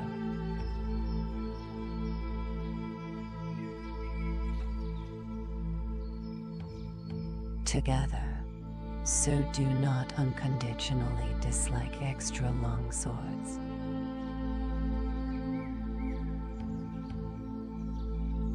What I dislike is the inclination towards the long sword.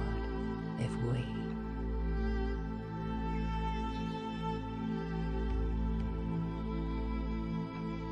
consider large-scale strategy, we can think of large forces in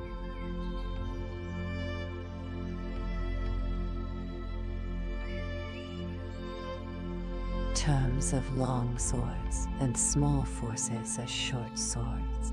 Cannot few.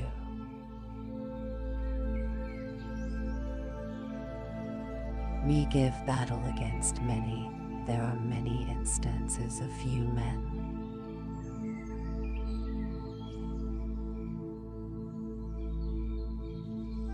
Overcoming many.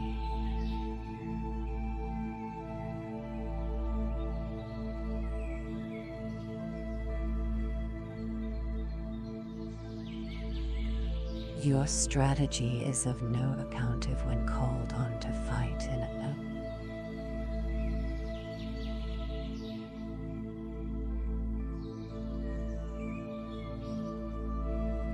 confined space. Your heart is inclined to the long sword, or if you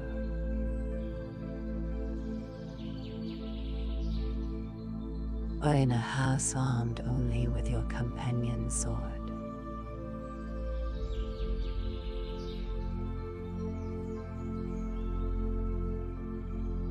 Besides, some men have not the strength of others, in my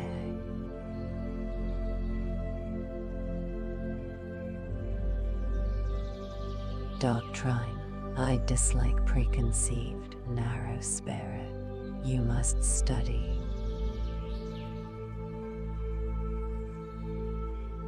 this well.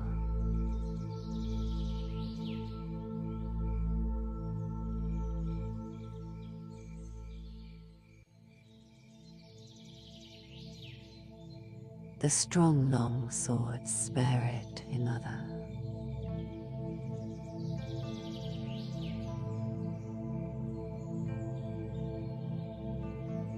schools,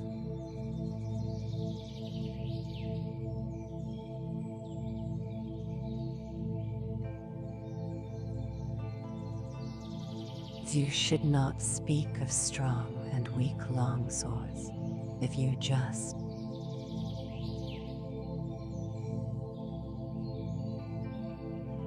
wield the longsword in a strong spirit. Your cutting will be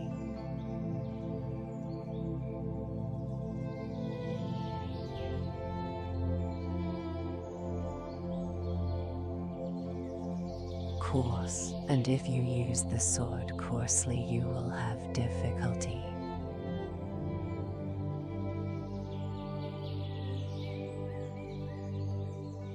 in winning.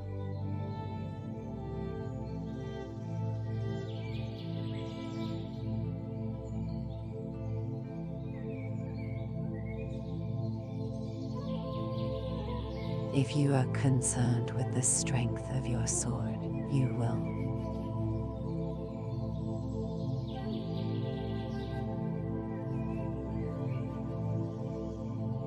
try to cut unreasonably strongly and will not be able to cut it.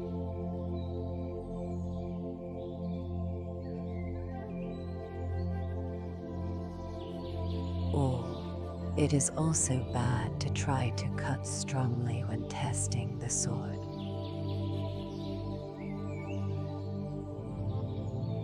Whenever you cross swords with an enemy, you must not think of, "Let's ride this wave, baby, hold on tight."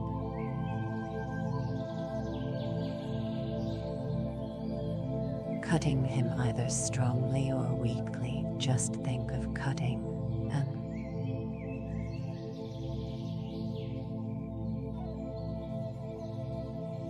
killing him.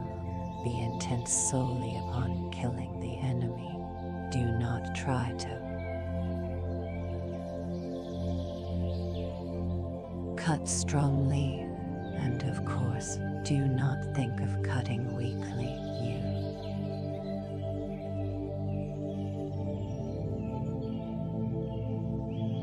You should only be concerned with killing the enemy.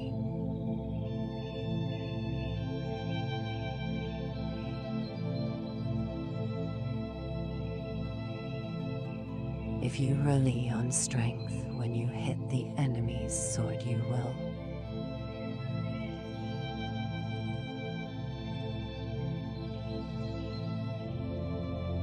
inevitably hit too hard. If you do this, your own sword will be carried along as a result. Thus the saying, "The strongest hand wins," has no meaning. In large-scale strategy, if you have a strong army and are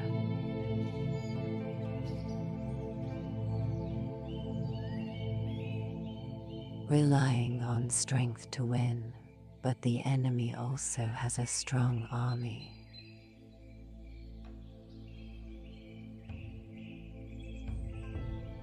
the battle will be fierce. This is the same for both sides.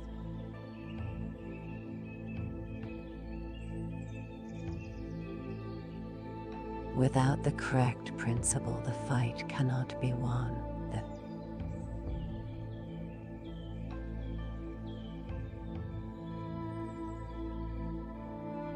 The spirit of my school is to win through the wisdom of strategy.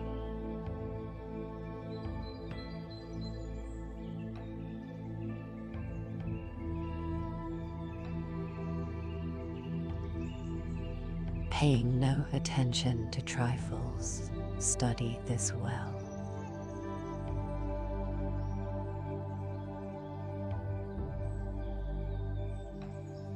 Use of the shorter long sword in other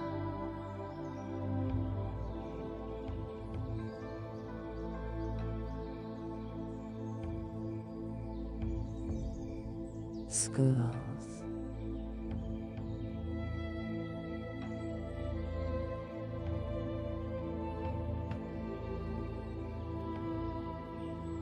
Using a short or long sword is not the true way to win.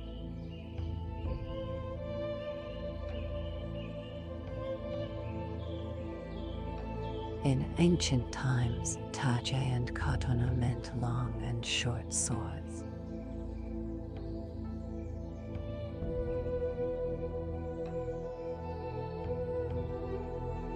Men of superior strength in the world can wield even a long sword.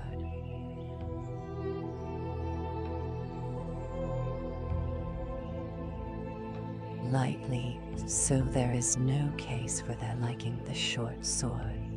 They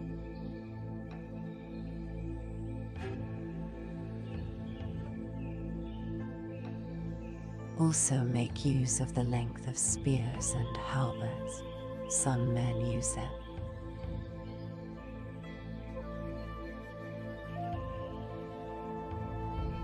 Short or long sword with the intention of jumping and stabbing.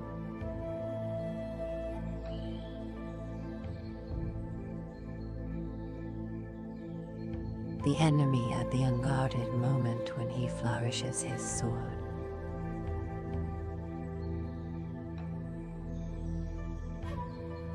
This inclination is bad.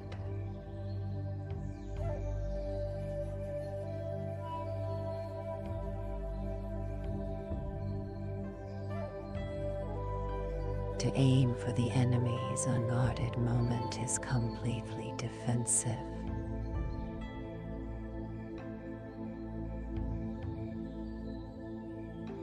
And undesirable at close quarters with the enemy. Furthermore, you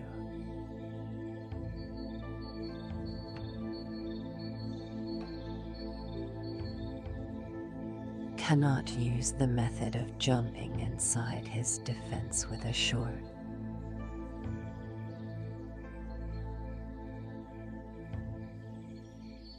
sword. If there are many enemies, some men think that if they go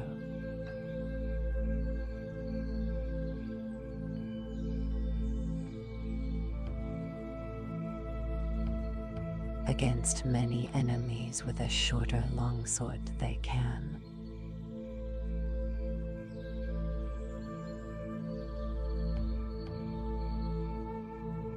unrestrictedly frisk around cutting in sweeps, but they have to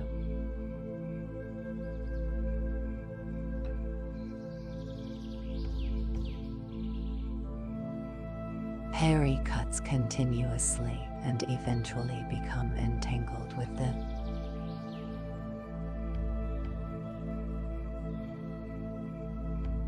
Enemy. This is inconsistent with the true way of strategy.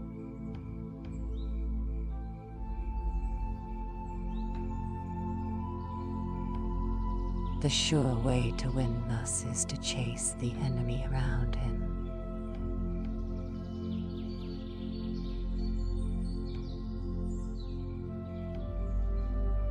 Confusing manner, causing him to jump aside with your body held.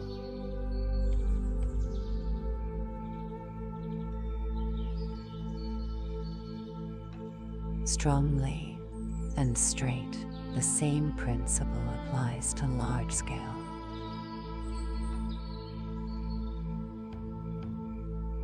Strategy. The essence of strategy is to fall upon the enemy in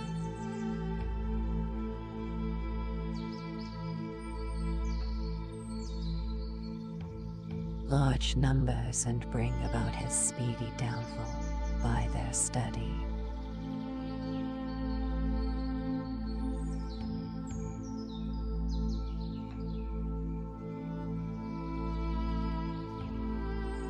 Of strategy, people of the world get used to countering, evading,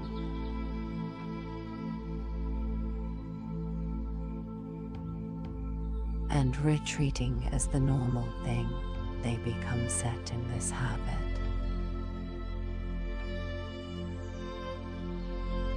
So can easily be paraded around by the enemy, the way of strategy.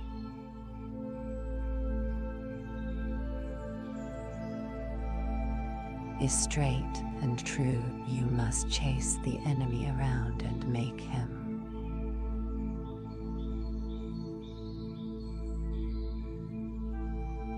obey your spirit.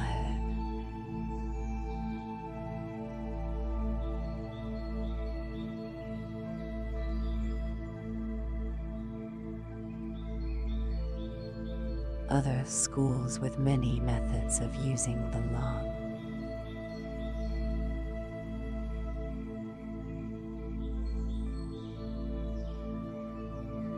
sword.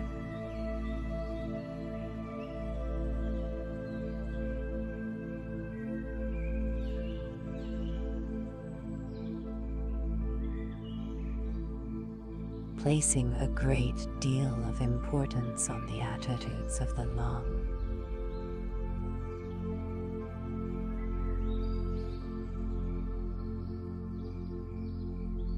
sword is a mistaken way of thinking what is known in the world as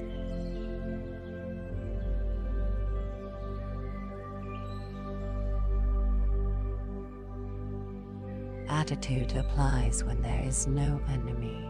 The reason is that this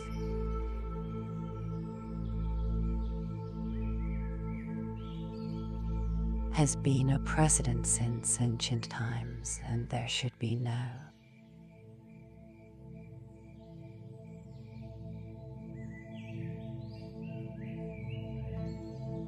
such thing as this is the modern way to do it in dueling. You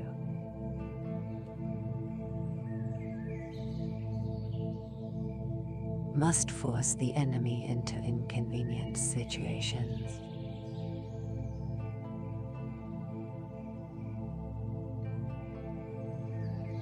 Attitudes are for situations in which you are not to be moved.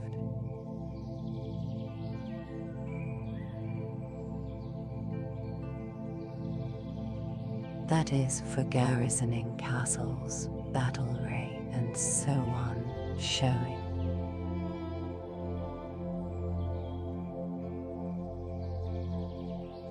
the spirit of not being moved even by a strong assault in the way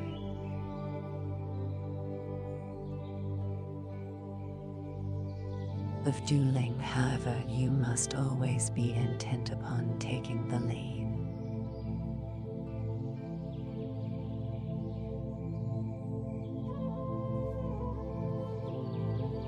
and attacking. Attitude is the spirit of awaiting an attack. You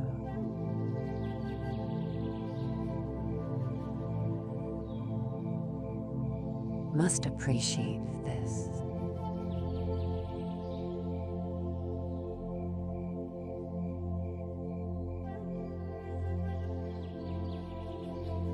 In duels of strategy, you must move the opponent's attitude.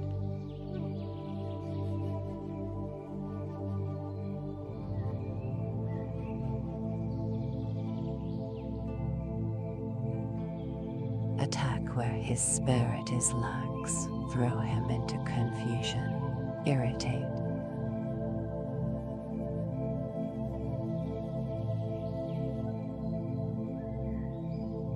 And terrify him, take advantage of the enemy's rhythm when he is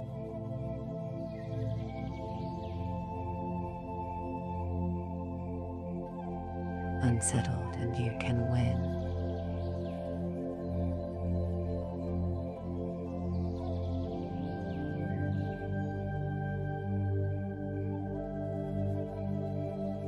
I dislike the defensive spirit known as attitude. Therefore,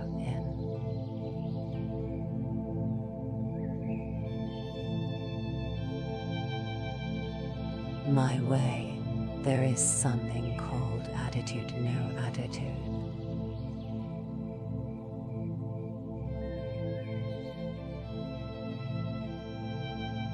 In large-scale strategy, we deploy our troops for battle bearing.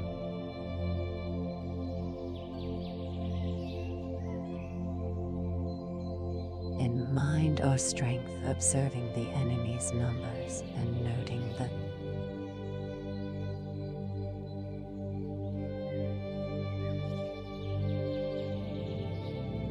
Details of the battlefield. This is at the start of the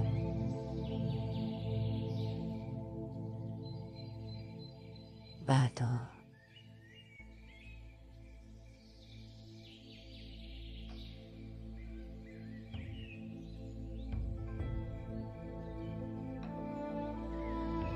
The spirit of attacking first is completely different from the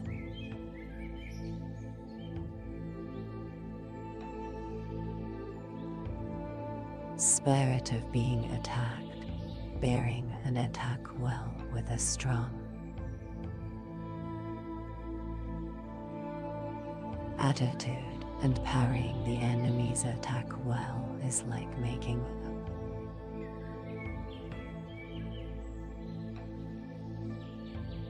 wall of spears and halberds. When you attack the enemy, your spirit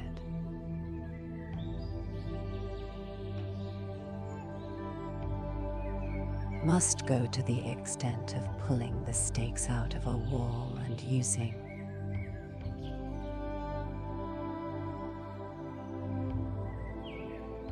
them as spears and halberds. You must examine this well.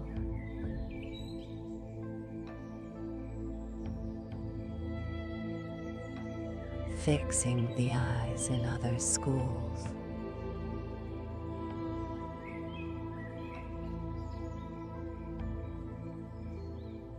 Some schools maintain that the eyes should be fixed on them.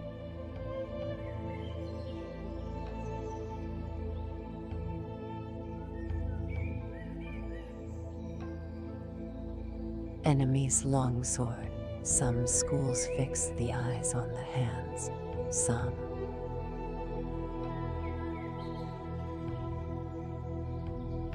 fix the eyes on the face, and some fix the eyes on the feet, and so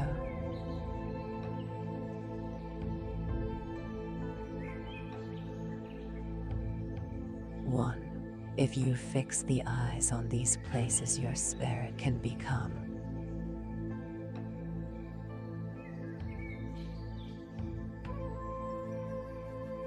confused and your strategy thwarted.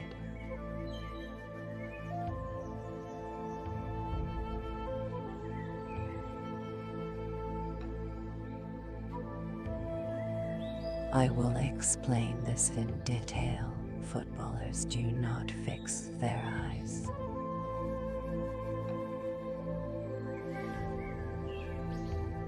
One, the ball, but by good play on the field they can perform well.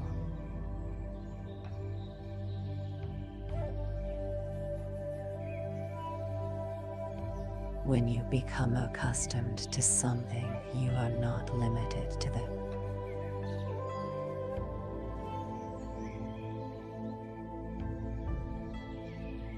use of your eyes. People such as master musicians have the music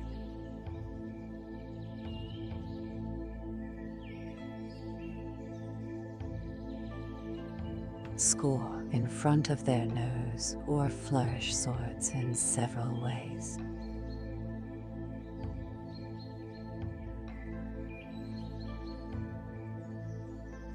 When they have mastered the way, but this does not mean that they fix their eyes on these things specifically, or that they make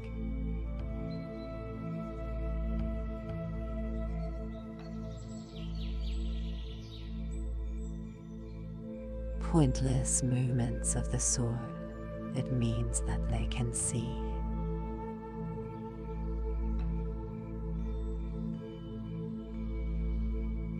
naturally.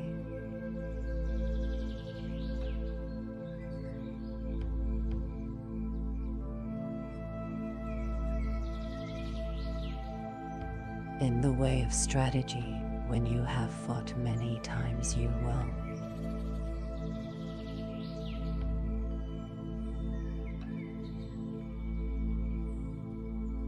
easily be able to appraise the speed and position of the enemies.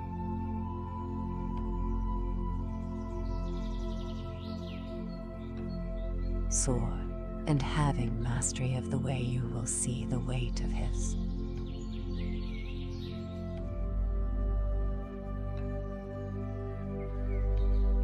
Spirit. In strategy, fixing the eyes means gazing at the man's heart.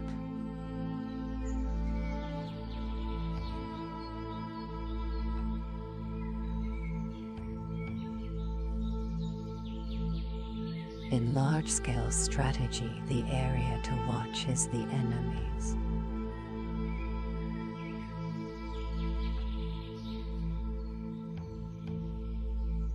Strength, perception, and sight are the two methods of seeing.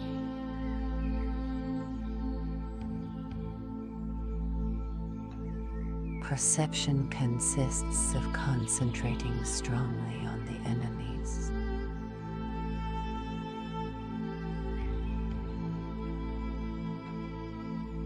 Spirit, observing the condition of the battlefield, fixing the gaze.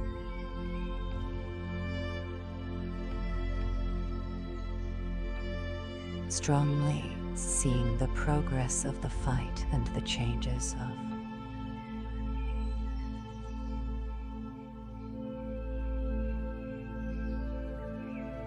advantages. This is the sure way to win.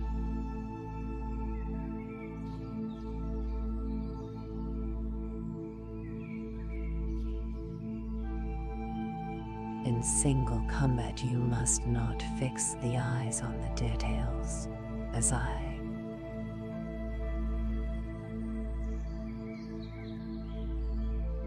said before. If you fix your eyes on details and neglect important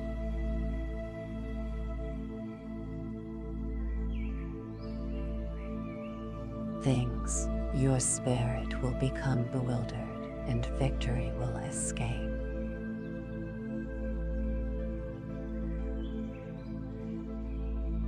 You research this principle well and train diligently.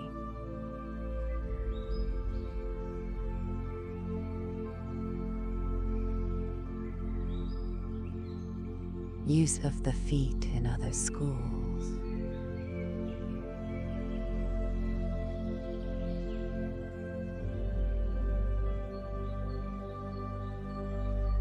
There are various methods of using the feet. Floating foot,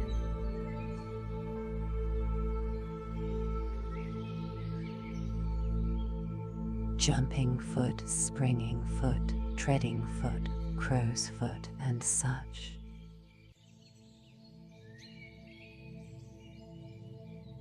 Nimble walking methods from the point of view of my strategy.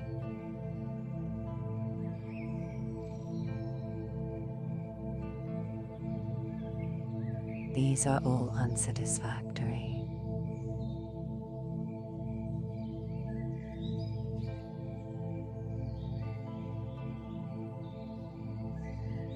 I dislike floating foot because the feet always tend to float.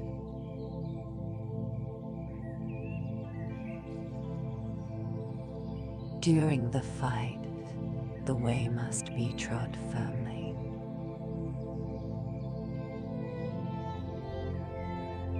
Neither do I like jumping foot because it encourages the habit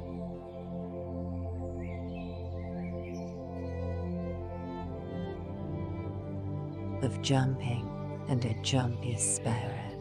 However much you jump, there is no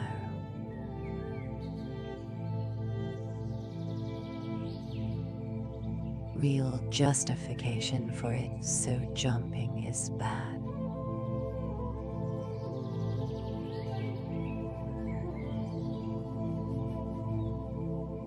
Springing foot causes a springing spirit, which is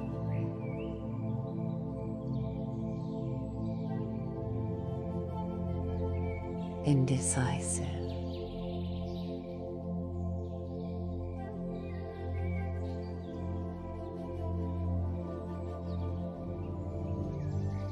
Treading foot is a waiting method, and I especially dislike.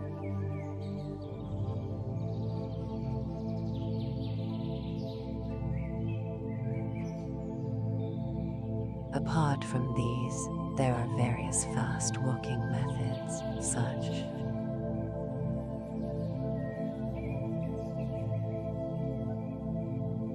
as crow's foot, and so on.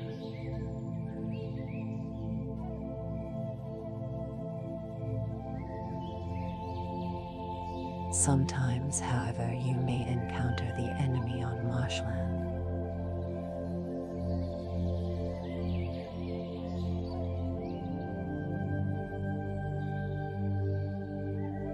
Swampy ground, river valleys, stony ground, or narrow roads in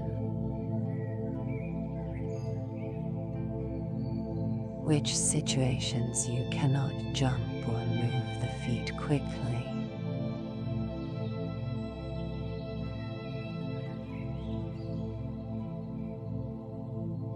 In my strategy, the footwork does not change. I always walk as I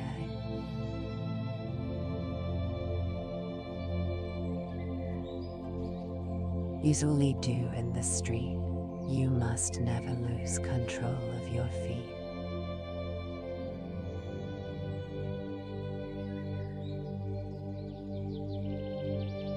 According to the enemy's rhythm, move fast or slowly, adjusting you.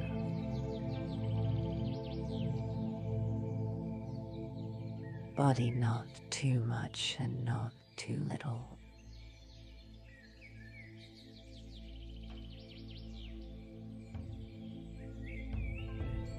Carrying the feet is important also in large-scale strategy.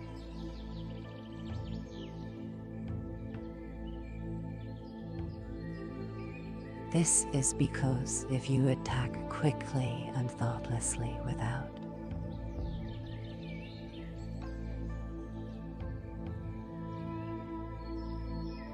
knowing the enemy's spirit, your rhythm will become deranged and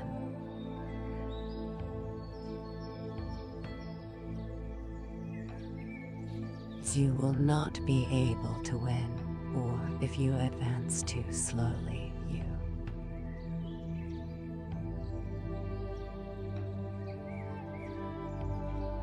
will not be able to take advantage of the enemy's disorder. The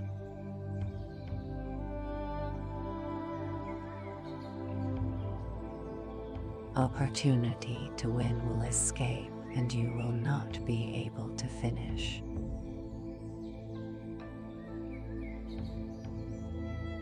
The fight quickly, you must win by seizing upon the enemies.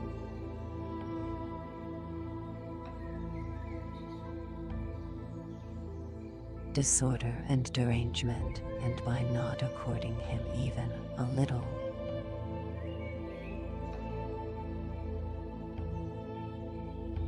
Hope of recovery. Practice this well.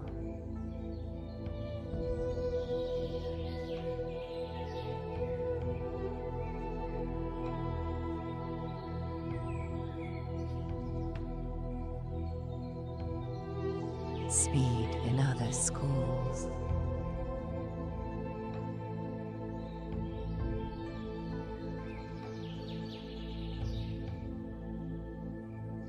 Speed is not part of the true way of strategy. Speed implies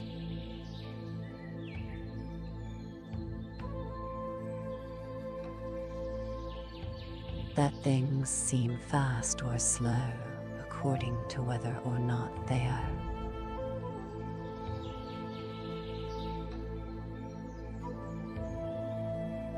In rhythm, whatever the way, the master of strategy does not appear.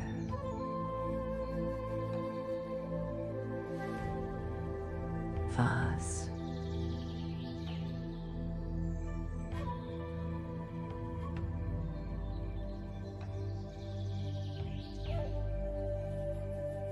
Some people can walk as fast as 100 or 110.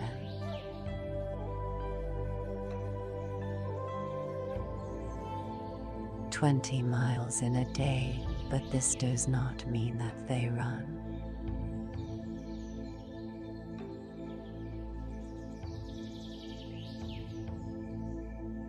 Continuously from morning till night, unpracticed runners may seem.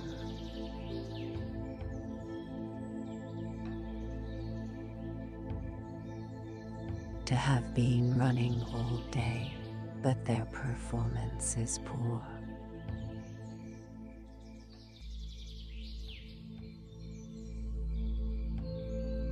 In the way of dance, accomplished performers can sing well.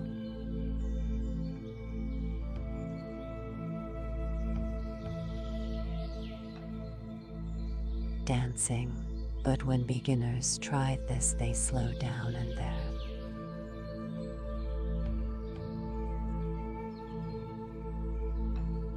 Spirit becomes busy, the old pine tree melody beaten on a leather.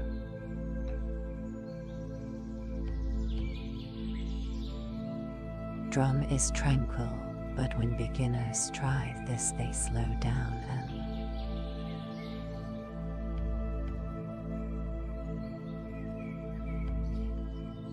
their spirit becomes busy. Very skillful people can manage a fast.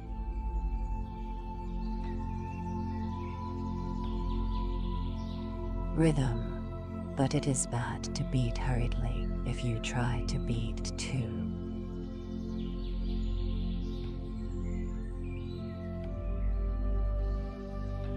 Quickly you will get out of time. Of course, slowness is bad.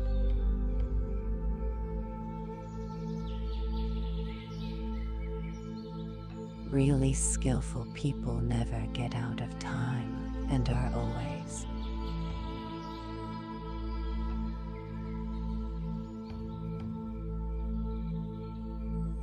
deliberate and never appear busy. From this example, the principle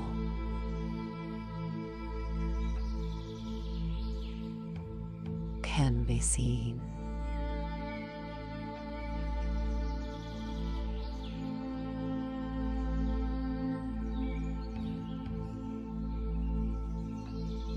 What is known as speed is especially bad in the way of strategy.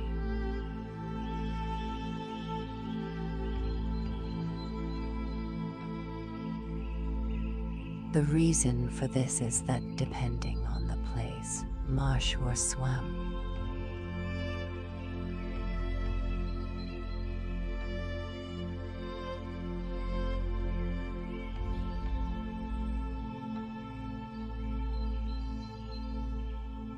and so on, it may not be possible to move the body and legs.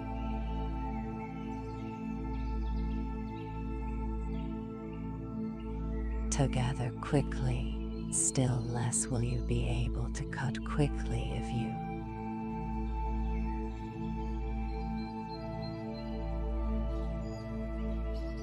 have a long sword in this situation. If you try to cut quickly, as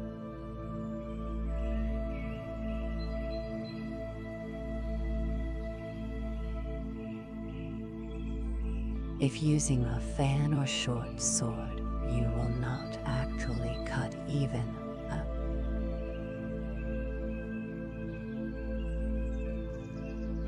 little. You must appreciate this.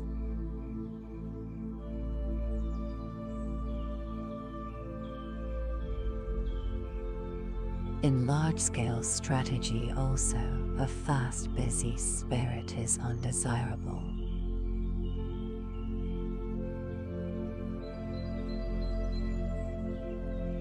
The spirit must be that of holding down a pillow, then you will not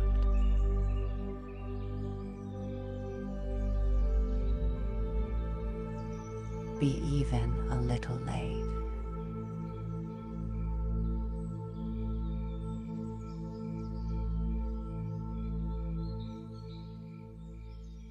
When your opponent is hurrying recklessly, you must act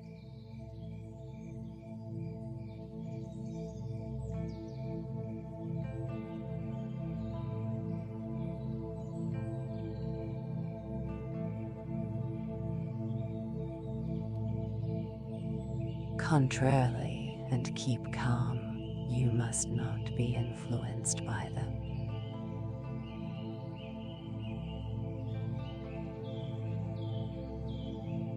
Opponent, train diligently to attain this spirit.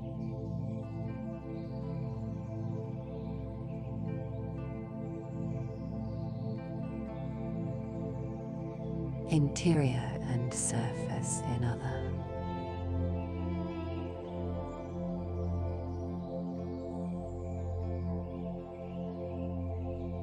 Schools.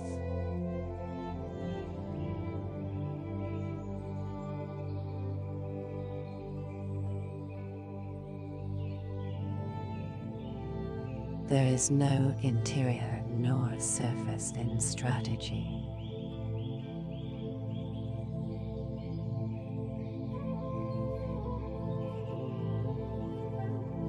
The artistic accomplishments usually claim inner meaning and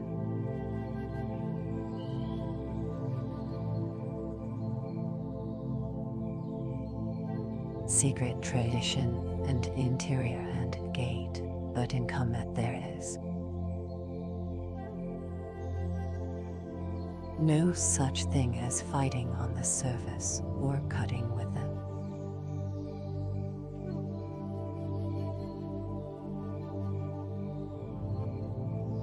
Interior. When I teach my way, I first teach by training in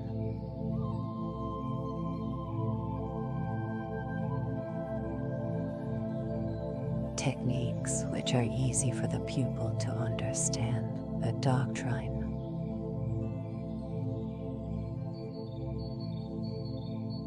which is easy to understand. I gradually endeavor to explain them.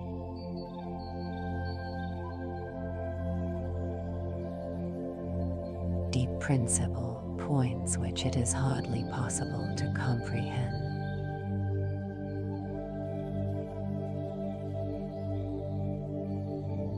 According to the pupil's progress in any event, because the way to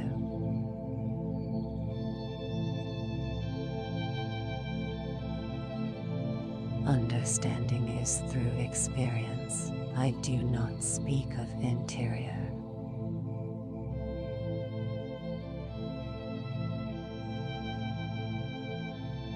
And gate.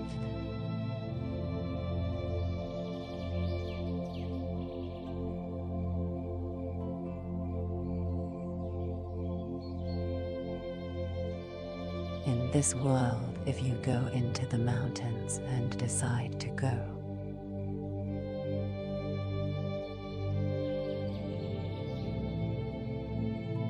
deeper and yet deeper, instead you will emerge at the gate.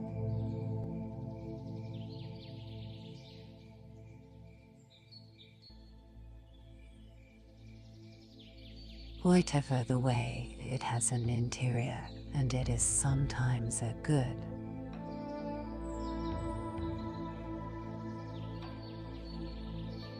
thing to point out the gate.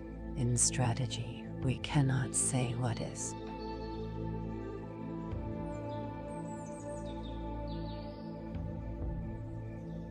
concealed and what is revealed.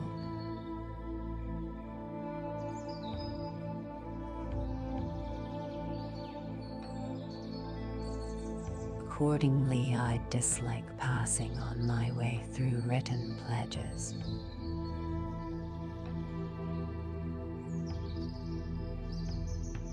And regulations, perceiving the ability of my pupils, I teach that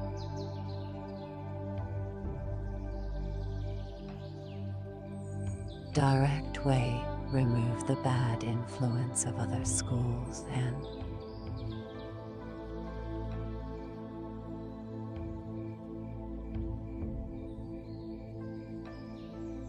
gradually introduce them to the true way of the warrior.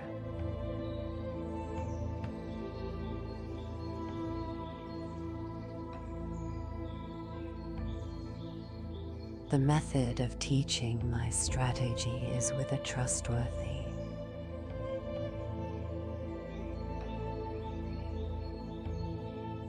spared.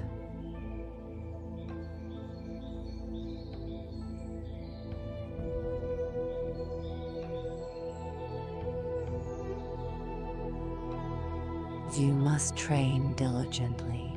I have tried to record an outline of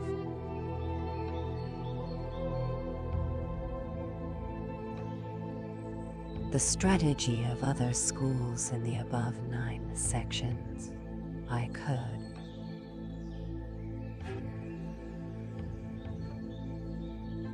now continue by giving a specific account of these schools one by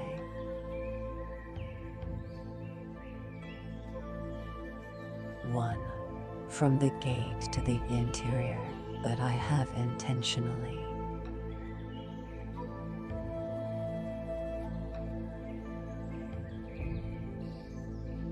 not named the schools or their main points. The reason for this is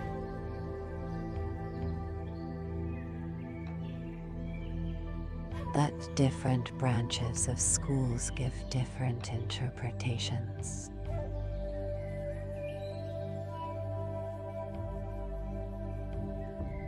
of the doctrines, inasmuch as men's opinions differ, so there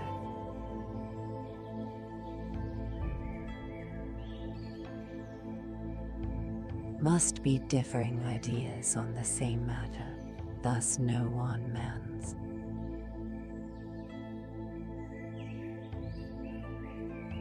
conception is valid for any school.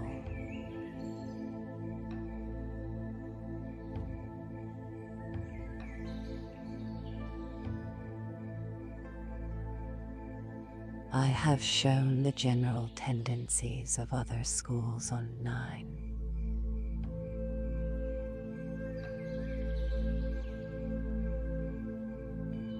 points. If we look at them from an honest viewpoint, we see that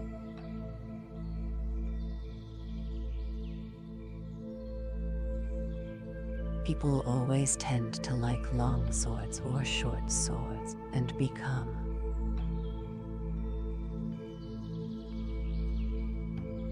concerned with strength in both large and small matters. You can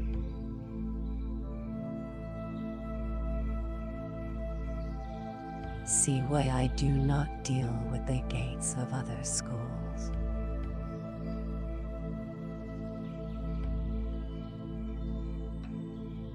In my Ichi school of the long sword there is neither gate nor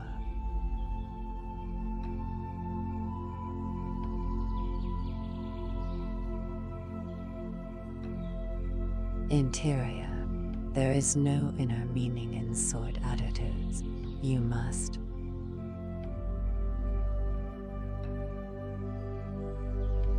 simply keep your spirit true to realize the virtue of strategy.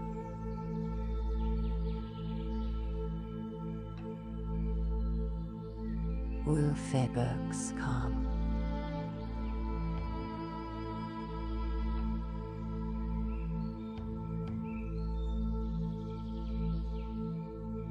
Food for the mind.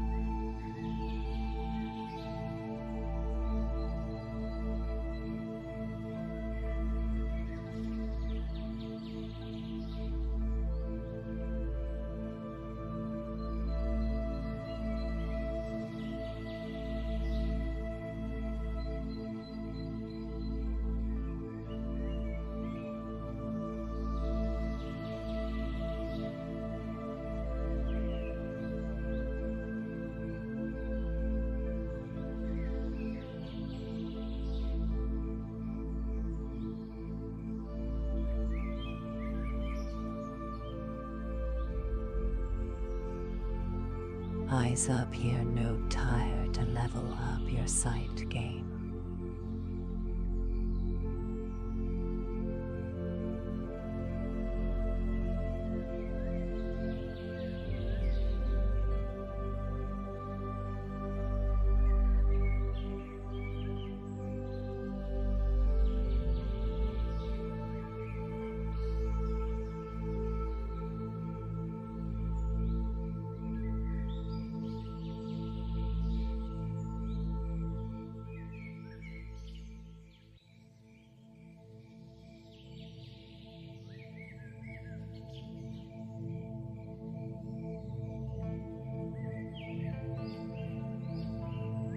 Were you trying to catch my eye or just my paws?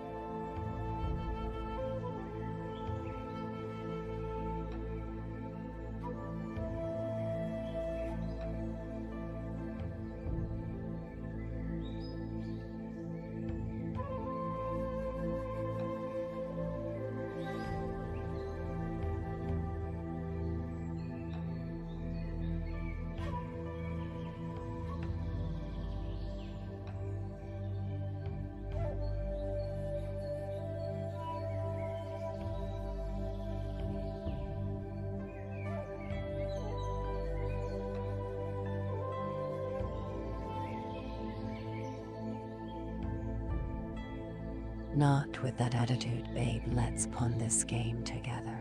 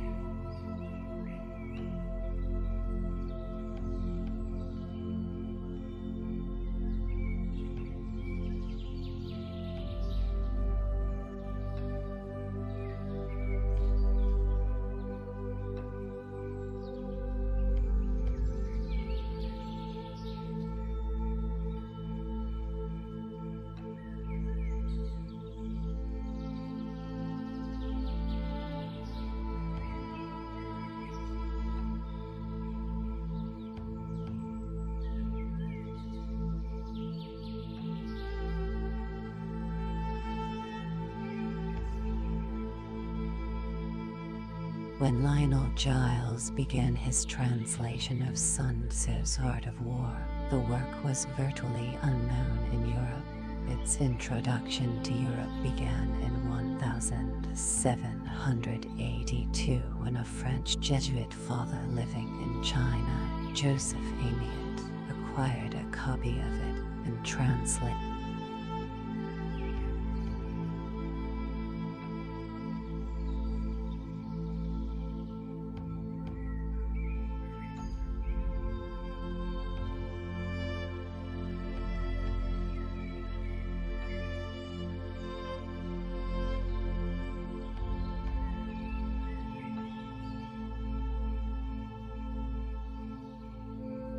it into French. It was not a good translation. Still in print was published that was an equal to Gill's translation. While this translation is more lucid than Gill's translation, it lacks his copious notes that make it so interesting.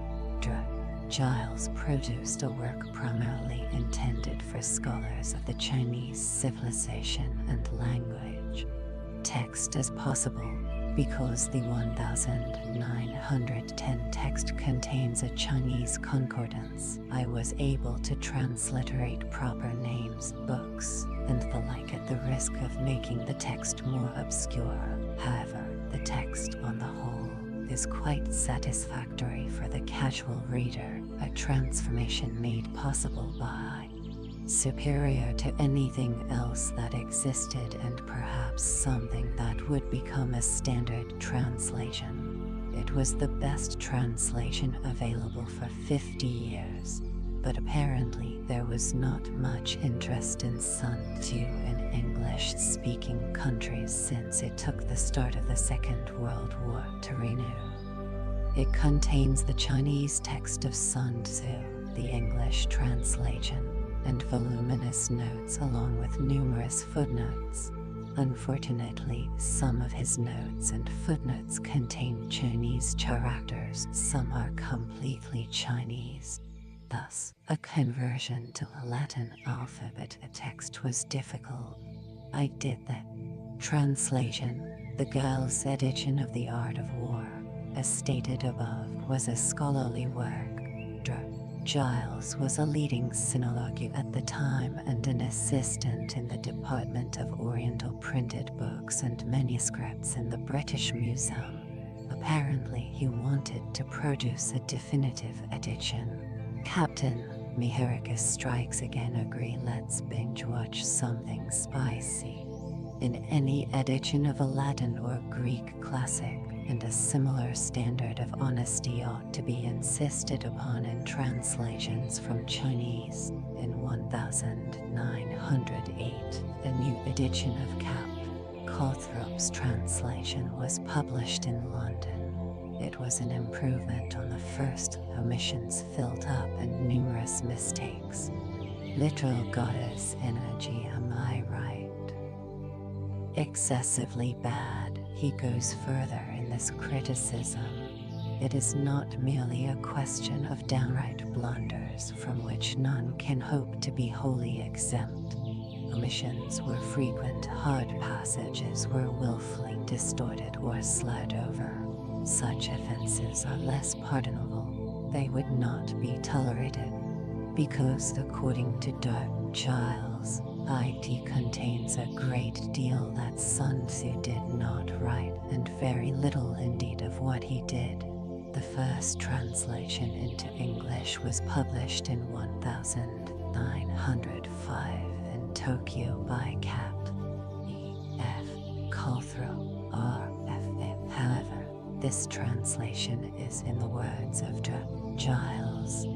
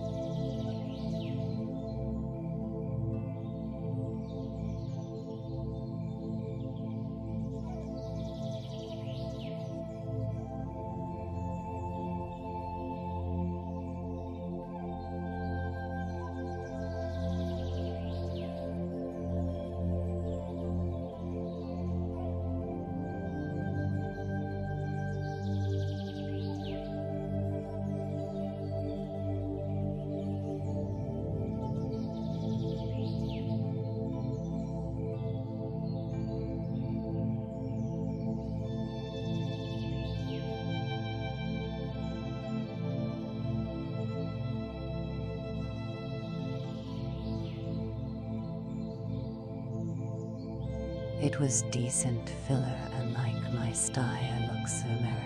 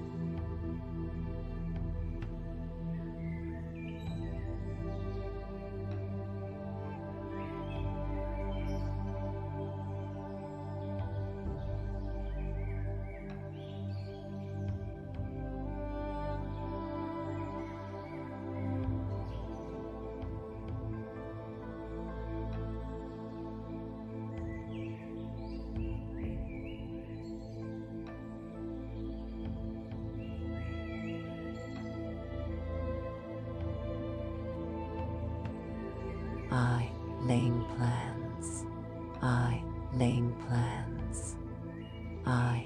Laying plans.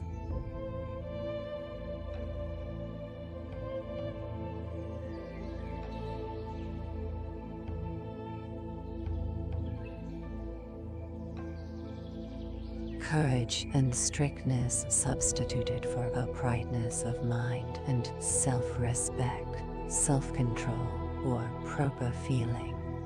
10. By method and discipline are to be understood the marshalling of the army in its proper subdivisions, the graduations of rank among the officers, the maintenance. Military conditions, let them be made the basis of a comparison in this wise. 13. 1. Which of the two sovereigns is imbued with the moral law, i.e., is in harmony with his subjects? 5. 2. Which of the two generals has most ability? 3. With whom lie the state? 2. It is a matter of life and death, a road either to safety or to ruin. Hence it is a subject of inquiry which can on no account be neglected. 3. The art of war, then, is governed by 5 constant factors to be taken into account in one's deliberations when seeking to. Tso Kung, in defining the meaning of the Chinese for the title of this chapter, says it refers to the deliberations in the temple selected by the general for his temporary use, or as we should say, in his tent. C. 26. 1. Sun Tzu said, the art of war is of vital importance to of roads by which supplies may reach the army and the control of military expenditure. 11. These 5 heads should be familiar to every general. He who knows them will be victorious, he who knows them not will fail. 12. Therefore, in your deliberations when seeking to determine the seasons, wind and clouds and other phenomena. 8. Earth comprises distances, great and small, danger and security, open ground and narrow passes, the chances of life and death. 9. The commander stands for the virtues of wisdom, sincerely, benevolence, courage and strictness. Quotes Wang Tu as saying, without constant practice, the officers will be nervous and undecided when mustering for battle. Without constant practice, the general will be wavering and irresolute when the crisis is at hand. 7. Heaven signifies night and day, cold and heat, times and 5. Cardinal virtues of the Chinese are 1. Humility or benevolence. 2. Uprightness of mind. 3. Self-respect, self-control, or proper feeling. 4. Wisdom. 5. Sincerity or good faith. Here, wisdom and sincerity are put before humanity or benevolence, and the 2 military virtues of 1. Words on Wellington by Sir W. Fraser.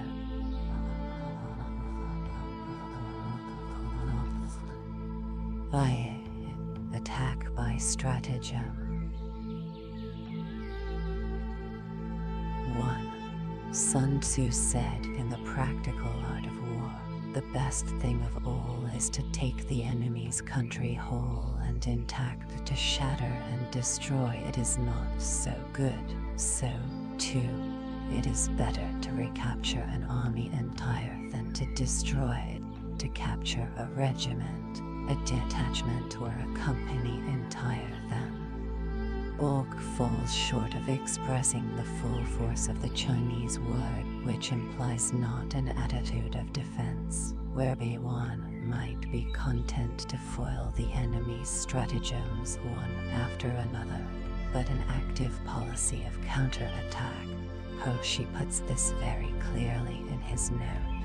When the enemy has to destroy them, the equivalent to an army corps according to Summa Fab consisted nominally of 12,000 500 men. According to Tieso Kung, the equivalent of a regiment contained 500 men. The equivalent to a detachment consists from any number between 100 and 500, and the equivalent of a company.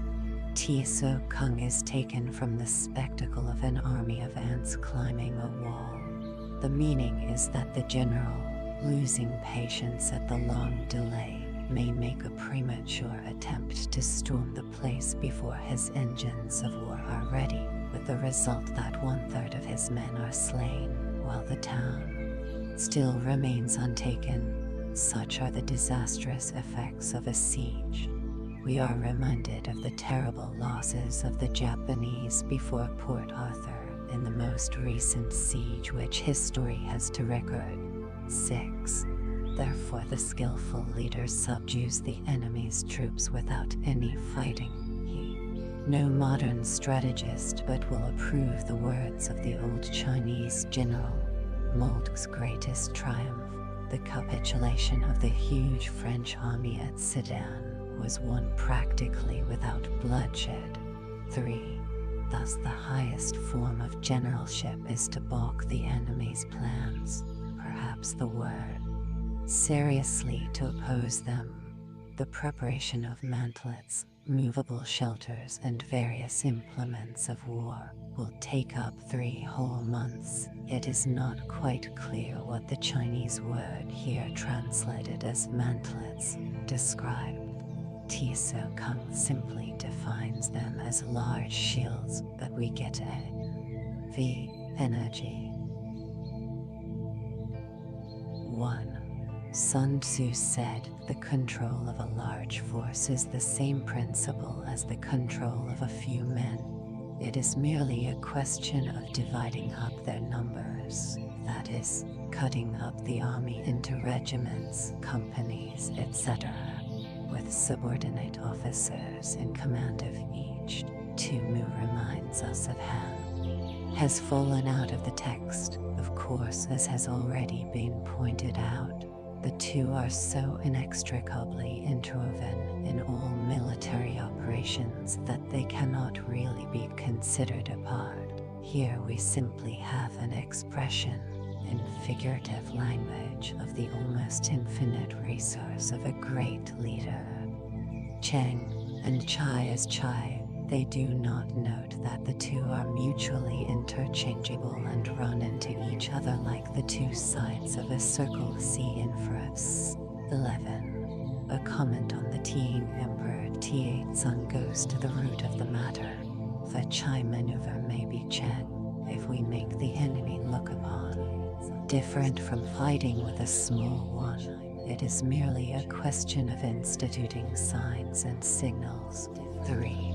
To ensure that your whole host may withstand the brunt of the enemy's attack and remain unshaken, this is effected by maneuvers direct and indirect. We now come to one of the most and strong 5. In all fighting, the direct method may be used for joining battle, but indirect methods will be needed in order to secure victory.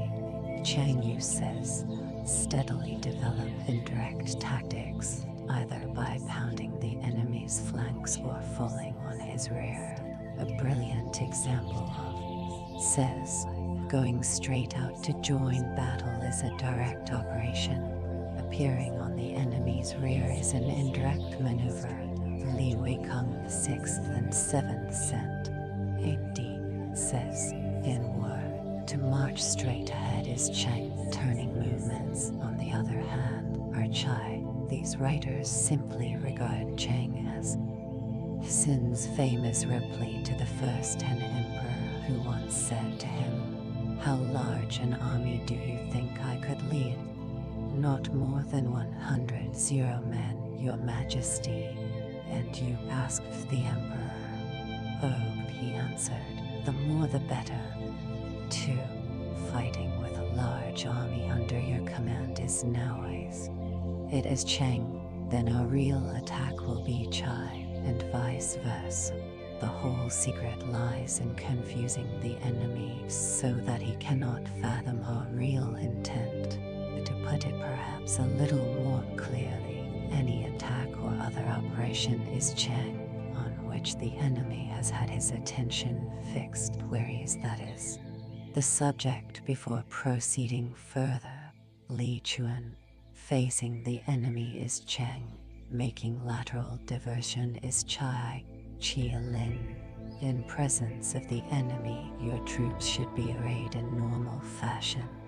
But in order to secure victory, abnormal maneuvers must be employed. Ni Yu Chen, Chai is active, Cheng is passive. Passivity means waiting for an opportunity, activity being the victory itself. Ho Shi, we must cause the enemy to regard our straightforward attack as one that is secretly designed, and vice versa. Thus Cheng may also be Chai, and Chai may also be Cheng. He 41 Years in India, Chapter 46.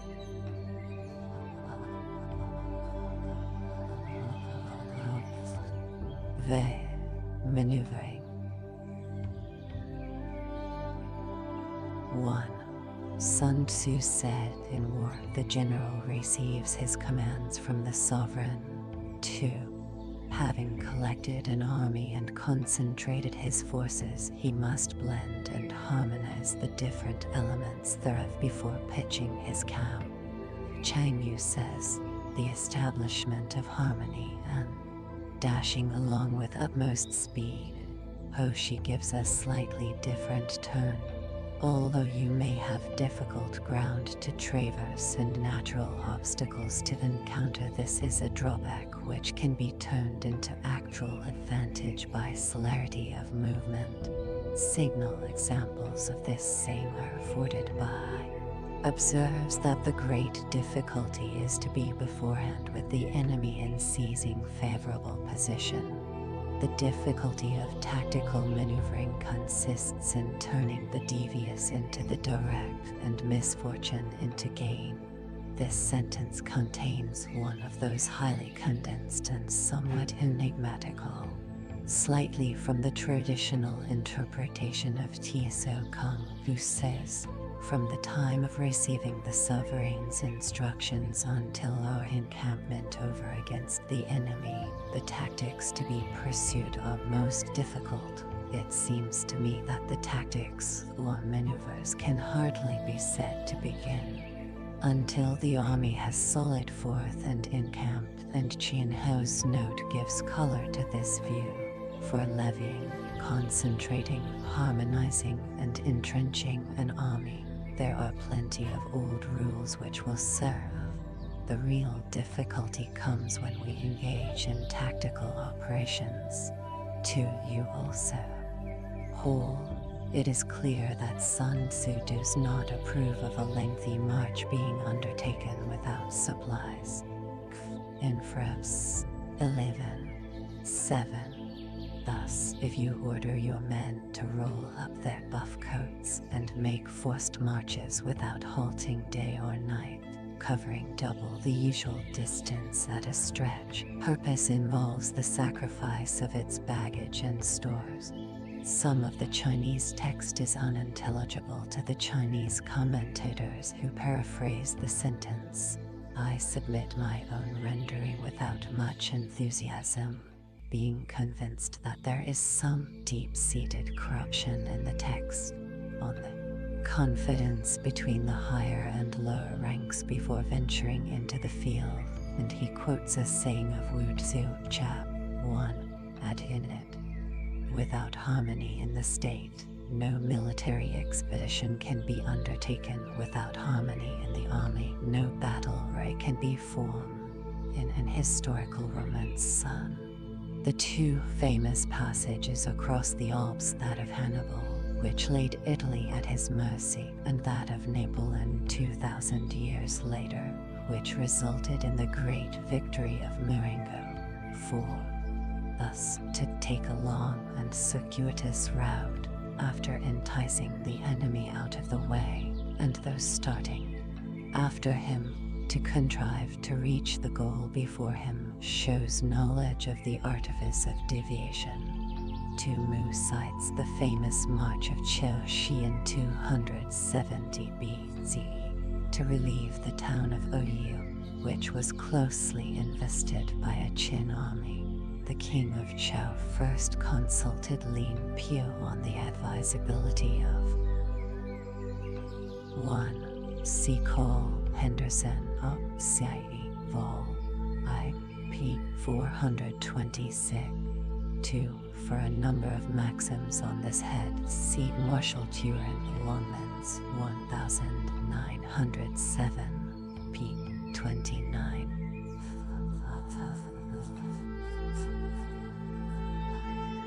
X. The Army on the March. The contents of this interesting chapter are better indicated in S1 than by this heading. 1. Sun Tzu said, "We come now to the question of encamping the army and observing signs of the enemy.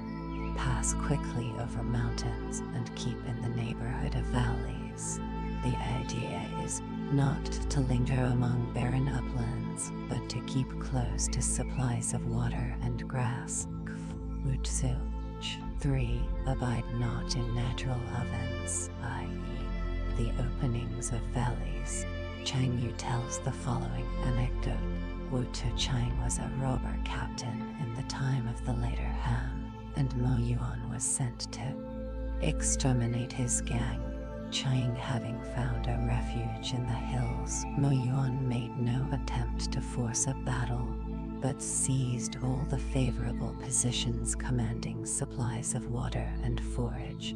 Chang was soon in such a desperate plight for want of provisions that he was forced to make a total. Flows downwards, we must not pitch our camp on the lower reaches of a river, for fear the enemy should open the sluices and sweep us away in a flood. Chuka Wu, who has remarked that in river warfare we must not advance against the stream, which is as much as to say that our fleet must not be note, said either of troops marshaled on the river bank or of boats anchored in the stream itself. In either case, it is essential to be higher than the enemy and facing the sun. The other commentators are not at all explicit. Do not move upstream to meet the enemy. Mu says, has water. Salt marshes, your sole concern should be to get over them quickly without any delay. Because of the lack of fresh water, the poor quality of the herbage, and last but not least, because they are low, flat, and exposed to attack. 8. If forced to fight in a salt marsh, you should have. Elated by this unlooked-for success and exclaiming, I felt sure that Hansen was really a coward, he pursued him and began crossing the river in his turn. Hansen now sent a party to cut open the sandbags, thus releasing a great volume of water, which swept down and prevented the greater. Infros 11:13. Do not climb heights in order to fight. So much for mountain warfare. 3. After crossing a river, you should get far away from it, in order to tempt the enemy to cross after you, according to Tieso Kung, and also, says Chang Yu, in order not to be impeded in your get across and then deliver your attack. Li Chun alludes to the great victory won by Hansen over Long Chu at the Wei River. Turning to the Qin Han Shu 34:4-6 verso, we find the battle described as follows. The two armies were drawn up on opposite sides of the river. N should not go to meet the invader near a river which he has to cross, for fear of preventing his crossing. 6. Moor your craft higher up than the enemy and facing the sun. See Supras 2. The repetition of these words in connection with water is very awkward. Chang Yu has the 1. Aids to Scouting, p. 26.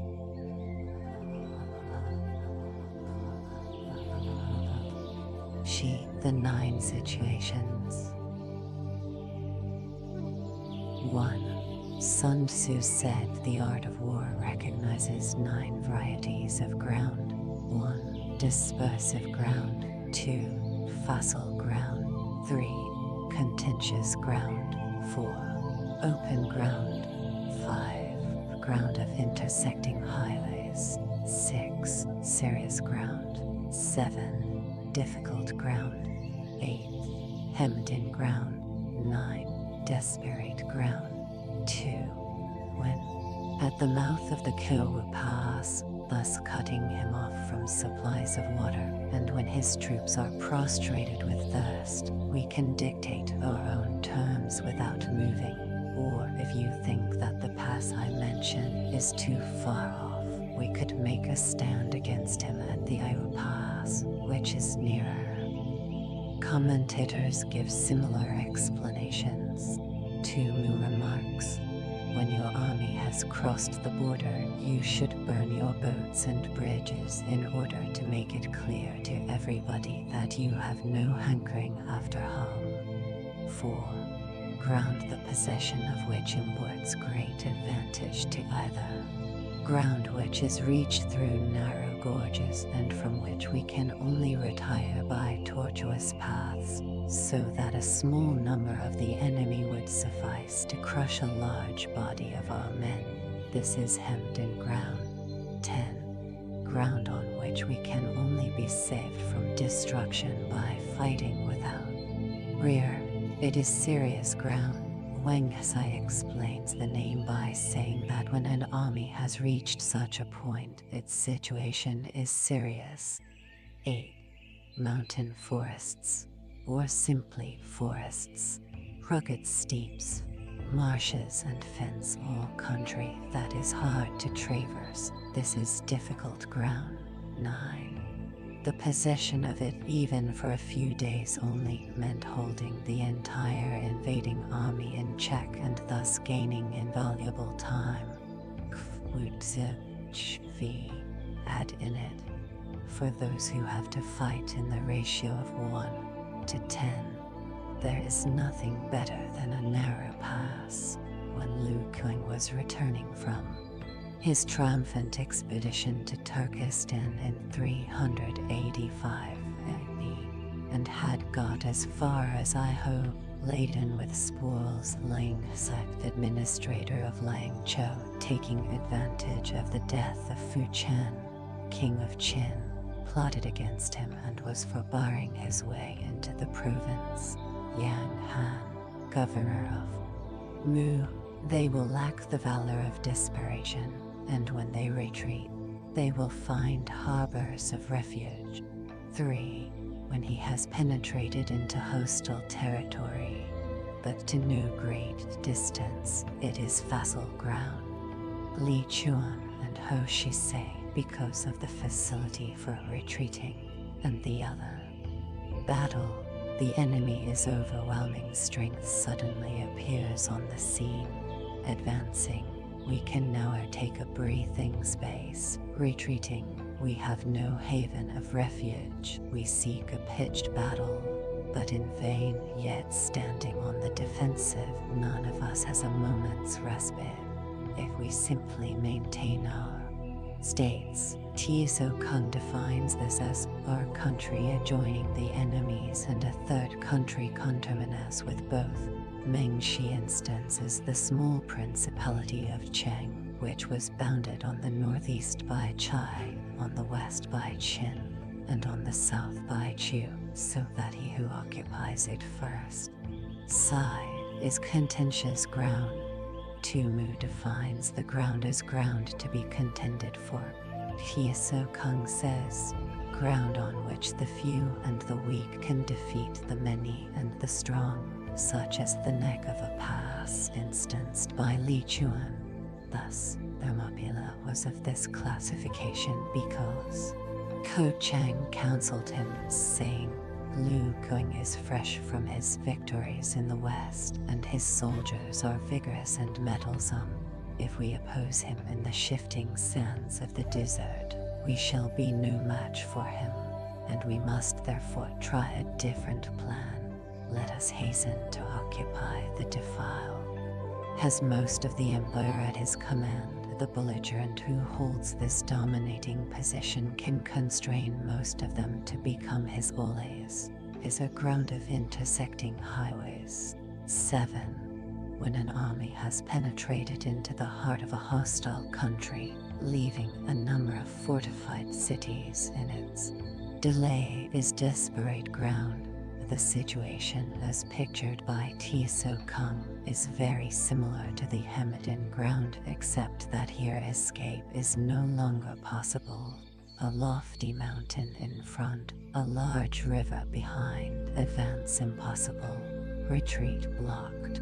Chen Hao says, to be on desperate ground. A chieftain is fighting in his own territory, it is dispersive ground. So called because the soldiers, being near to their homes and anxious to see their wives and children, are likely to seize the opportunity afforded by a battle and scatter in every direction. In their advance, observes 2. There are various interpretations of the Chinese adjective for this type of ground. Tiso Kung says it means ground covered with a network of roads like a chessboard. Hoshi suggested ground on which intercommunication is easy. 6. Ground which forms the key to 3 contiguous. 1. Gell's Biographical Dictionary, No. 399. 2. The Science of War, p. 333. 3. Stonewall Jackson, Vol. I. p. 421.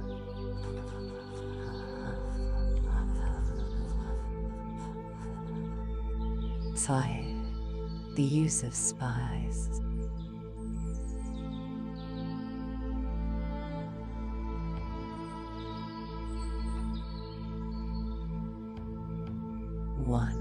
Sun Tzu said, raising a host of 100,000 men and marching them great distances entails heavy loss on the people and a drain on the resources of the state. The daily expenditure will amount to 1,000 ounces of silver. 13:14. There will be commotion at home and abroad, and men will drop down exhausted on the highways. 2. Teaching 30. Where troops have been quartered, brambles and thorns spring up. Cheng Yu has the note, we may be reminded of the saying, on serious ground, gather and plunder. Why then should carriage and princes, the diffusion of wealth? 4. Thus, what enables the wise sovereign and the good general to strike and conquer and achieve things beyond the reach of ordinary men is foreknowledge, that is, knowledge of the enemy's dispositions and what he means to do. 5. Now this is 700,000 families will be impeded in their labor. Mei Yo Chen says, men will be lacking at the plow tail. The allusion is to the system of dividing land into 9 parts, each consisting of about 15 acres, the plot in the center being cultivated on behalf of the state. Up an incalculably greater sum, this grievous burden falls on the shoulders of the poor, and hence Sun Tzu concludes that to neglect the use of spies is nothing less than a crime against humanity. 3. 1. Who acts thus is no leader of men, no present help to his sovereign, no master of. For years, the only way to get this information is to employ spies, and it is impossible to obtain trustworthy spies unless they are properly paid for their services. But it is surely false economy to grudge a comparatively trifling amount for this purpose, when every day that the war lasts eats. Transportation cause exhaustion on the highways. The answer is that not victuals alone, but all sorts of munitions of war have to be conveyed to the army. Besides, the injunction to forage on the enemy only means that when an army is deeply engaged in hostile territory, scarcity of food must, by the tenets of the other 8. It was here also, so Tumu tells us, that their cottages were built and a well sunk to be used by all in common. CMt&x 12 note. In time of war, one of the families had to serve in the army while the other 7 contributed to its support. Thus, by levy of 100 men reckoning one able-bodied soldier to each family, the husbandry of 700 families would be affected. 2. Hostile armies may face each other for years, striving for the victory which is decided in a single day. This being so, to remain in ignorance of the enemies. Knowledge of the enemy's moves thus gain. 9. Having local spies means employing the services of the inhabitants of a district. Tumu says, in the enemy's country, win people over by kind treatment and use them as spies. 10. Having inward spies making use of officials of conditions simply because one grudges the outlay of 100 ounces of silver in honors and emoluments. For spies is of course the meaning, though it would spoil the effect of this curiously elaborate exordium if spies were actually mentioned at this point, is the height of inhumanity. 1. Aids to Scouting, P2, 2. Marshal Turin, P311.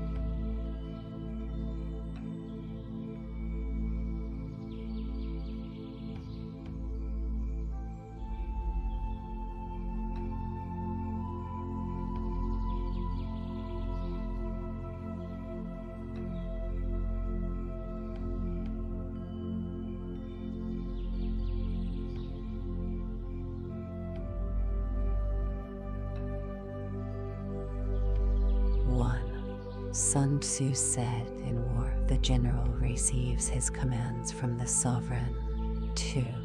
Having collected an army and concentrated his forces, he must blend and harmonize the different elements thereof before pitching his camp. Chang Yu says, the establishment of harmony and confidence between the higher and lower ranks before venturing into the field, and he quotes a saying of Wu Tzu, Chap. 1, at in it. Without harmony in the state, no military expedition can be undertaken. Without harmony in the army, no battle ray can be formed. In an historical romance, Sun will win, so he left the capital with his army, but had only gone a distance of 30 li when he stopped and began throwing up entrenchments. For 28 days he continued strengthening his fortifications and took care that spies should carry the intelligence to the enemy, the Qin general. The two famous passages across the Alps, that of Hannibal, which laid Italy at his mercy, and that of Napoleon 2,000 years later, which resulted in the great victory of Marengo. 4. Thus, to take a long and circuitous route, after enticing the enemy out of the way, and though starting slightly from the traditional interpretation of Tso Kung, who says, from the time of receiving the sovereign's instructions until our encampment over against the enemy, the tactics to be pursued are most difficult. It seems to me that the tactics or maneuvers can hardly be said to begin. Expressions of which Sun Tzu is so fond. This is how it is explained by Tso Kung. Make it appear that you are a long way off, then cover the distance rapidly and arrive on the scene before your opponent. Tu Mu says, hoodwink the enemy so that he may be remiss and leisurely while you are dashing along with utmost speed. Hoshi gives a slightly different turn. Although you may have difficult ground to traverse and natural obstacles to encounter, this is a drawback which can be turned into actual advantage by celerity of movement. Signal examples of this saying are afforded by Tu is represented as saying to Wuyon, as a general rule, those who are waging war should get rid of all the domestic troubles before proceeding to attack the external foe. 3. After that comes tactical maneuvering, than which there is nothing more difficult. I have departed. Observes that the great difficulty is to be beforehand with the enemy in seizing favorable position. The difficulty of tactical maneuvering consists in turning the devious into the direct and misfortune into gain. This sentence contains one of those highly condensed and somewhat enigmatical. Until the army has solid forth and encamped, and Chien Ho's note gives color to this view, for levying, concentrating, harmonizing, and entrenching an army. There are plenty of old rules which will serve. The real difficulty comes when we engage in tactical operations. 2. You also. 5. Maneuvering with an army is advantageous, with an undisciplined multitude most dangerous. I adopt the reading of the Tiong Tian, Cheng Yuxian, and the Tiu Shu, since they appear to apply the exact nuance required in order to make sense. The commentators using the standard text take this. 1. Sun Tzu said, in war, the general receives his commands from the sovereign. 2. Having collected an army and concentrated his forces, he must blend and harmonize the different elements thereof before pitching his camp. Chang Yu says, the establishment of harmony and until the army has solid forth and encamped, and Chien Ho's note gives color to this view, for levying, concentrating, harmonizing, and entrenching an army. There are plenty of old rules tools which will serve. The real difficulty comes when we engage in tactical operations. To you also. The two famous passages across the Alps, that of Hannibal, which laid Italy at his mercy, and that of Napoleon 2,000 years later, which resulted in the great victory of Marengo. 4. Thus, to take a long and circuitous route, after enticing the enemy out of the way, and those starting slightly from the traditional interpretation of Tso Kung, who says, from the time of receiving the sovereign's instructions until our encampment over against the enemy, the tactics to be pursued are most difficult. It seems to me that the tactics or maneuvers can hardly be said to begin. 2 is represented as saying to Yuan, as a general rule, those who are waging war should get rid of all the domestic troubles before proceeding to attack the external foe. 3. After that comes tactical maneuvering, than which there is nothing more difficult. I have departed. Action with such astonishing rapidity that he was able to occupy a commanding position on the North Hill before the enemy had got wind of his movements. A crushing defeat followed for the Qin forces, who were obliged to raise the siege of Oyu in all haste and retreat across the border. 5. Maneuvering with an army is advantageous, with an undisciplined multitude most dangerous.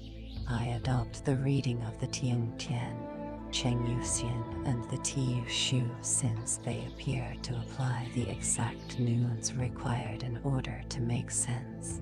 The commentators using the standard text take this, attempting a relief, but the latter thought the distance too great, and the intervening country too rugged and difficult.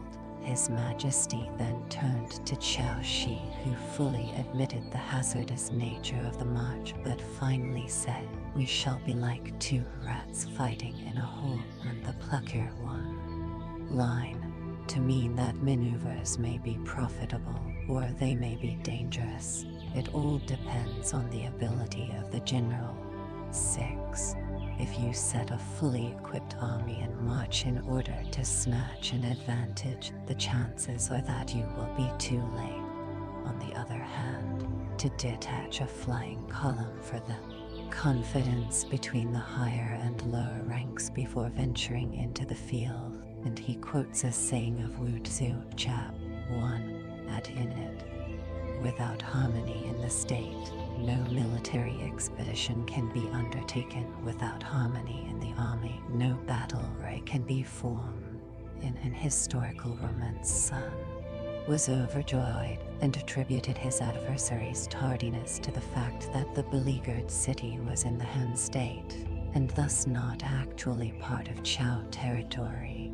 But the spies had no sooner departed than Chao Shi began a forced march lasting for 2 days and 1 night, and arrive on the scene of dashing along with utmost speed. Ho Shi gives a slightly different turn. Although you may have difficult ground to traverse and natural obstacles to encounter, this is a drawback which can be turned into actual advantage by celerity of movement. Signal examples of this saying are afforded by Wu Win. So he left the capital with his army, but had only gone a distance of 30 li when he stopped and began throwing up entrenchments. For 28 days he continued strengthening his fortifications and took care that spies should carry the intelligence to the enemy. The Qin general, expressions of which Sun Tzu is so fond. This is how it is explained by Tso Kung. Make it appear that you are a long way off, then cover the distance rapidly and arrive on the scene before your opponent. Tu Mu says, hoodwink the enemy so that he may be remiss and leisurely while you are. Observes that the great difficulty is to be beforehand with the enemy in seizing favorable position. The difficulty of tactical maneuvering consists in turning the devious into the direct and misfortune into gain. This sentence contains one of those highly condensed and somewhat enigmatical. After him, to contrive to reach the goal before him shows knowledge of the artifice of deviation.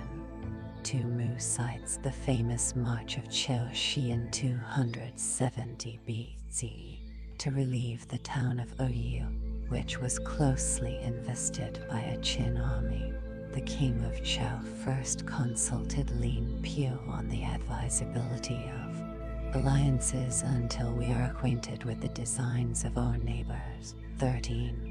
We are not fit to lead an army on the march unless we are familiar with the face of the country, its mountains and forests, its pitfalls and precipices, its marshes and swamps. 14. We shall be enabled to turn natural. Purpose involves the sacrifice of its baggage and stores. Some of the Chinese text is unintelligible to the Chinese commentators who paraphrase the sentence. I submit my own rendering without much enthusiasm, being convinced that there is some deep-seated corruption in the text. On the leader of the first division will be torn away. 10. If you march 30 li with the same object, 2/3 of your army will arrive. In the Tiangtian is added. From this we may know the difficulty of maneuvering. 11. We may take it then that an army without its baggage fall into the hands of the enemy. 8. The stronger men will be in front, the jaded ones will fall behind, and on this plan only 1/10 of your army will reach its destination.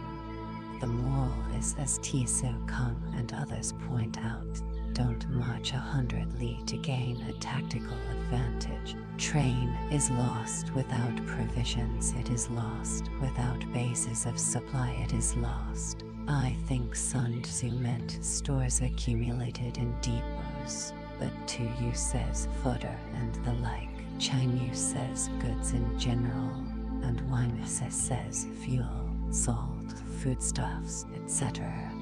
12. We cannot enter into whole.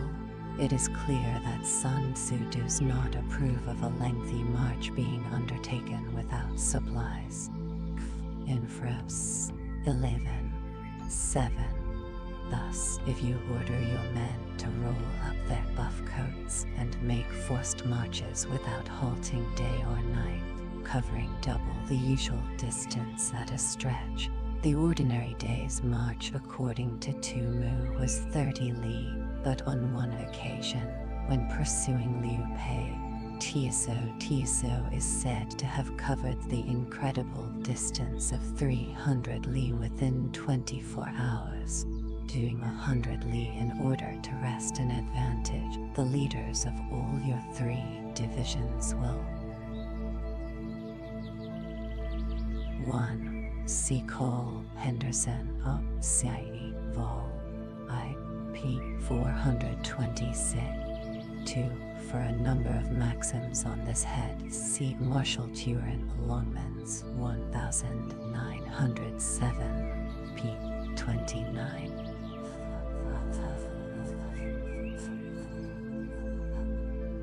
X. The Army on the March. The contents of this interesting chapter are better indicated in S1 than by this heading. 1. Sun Tzu said, we come now to the question of encamping the army and observing signs of the enemy. Pass quickly over mountains and keep in the neighborhood of valleys. The idea is not to linger among barren uplands, but to keep close to supplies of water and grass. 3. Abide not in natural ovens, i.e., the openings of valleys. Chang Yu tells the following anecdote. Wu Tuchang was a robber captain in the time of the later Han, and Mo Yuan was sent to salt marshes. Your sole concern should be to get over them quickly without any delay. because of the lack of fresh water, the poor quality of the herbage, and last but not least, because they are low, flat, and exposed to attack. 8. If forced to fight in a salt marsh, you should have surrender. He did not know the advantage of keeping in the neighborhood of valleys. 2. Camp in high places, not on high hills, but on knolls or hillocks elevated above the surrounding country, facing the sun. Tumu takes this to mean facing south, and Chen Hao facing east. Exterminate his gang. Chiang having found a refuge in the hills, Mo Yuan made no attempt to force a battle, but seized all the favorable positions commanding supplies of water and forage. Chiang was soon in such a desperate plight for want of provisions that he was forced to make a total. Flows downwards. We must not pitch our camp on the lower reaches of a river for fear the enemy should open the sluices and sweep us away in a flood. Chukawu, who has remarked that in river warfare we must not advance against the stream, which is as much as to say that our fleet must not be. Mentioned that he fought 70 battles and pacified the empire. Tiso Kung's explanation is that the Yellow Emperor was the first to institute the feudal system of vassals princes, each of whom, to the number of 4, originally bore the title of emperor. Li Chun tells us that the art of anchored below that of the enemy, for then they would be able to take advantage of the current and make short work of us. There is also the danger, noted by other commentators, that the enemy may throw poison on the water to be carried down to us. So much for river warfare. 7. In crossing. Note, said either of troops marshaled on the river bank, or of boats anchored in the stream itself. In either case, it is essential to be higher than the enemy and facing the sun. The other commentators are not at all explicit. Do not move upstream to meet the enemy. Tumu says, has water. Infros. 11. 13. Do not climb heights in order to fight. So much for mountain warfare. 3. After crossing a river, you should get far away from it, in order to tempt the enemy to cross after you, according to Tieso Kung, and also says Chang Yu, in order not to be impeded in your 1. Aids to Scouting, p. 26.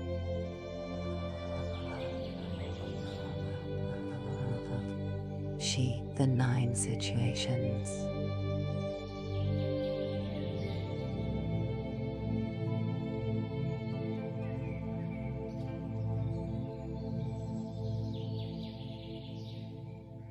A chieftain is fighting in his own territory. It is dispersive ground, so called because the soldiers, being near to their homes and anxious to see their wives and children, are likely to seize the opportunity afforded by a battle and scatter in every direction.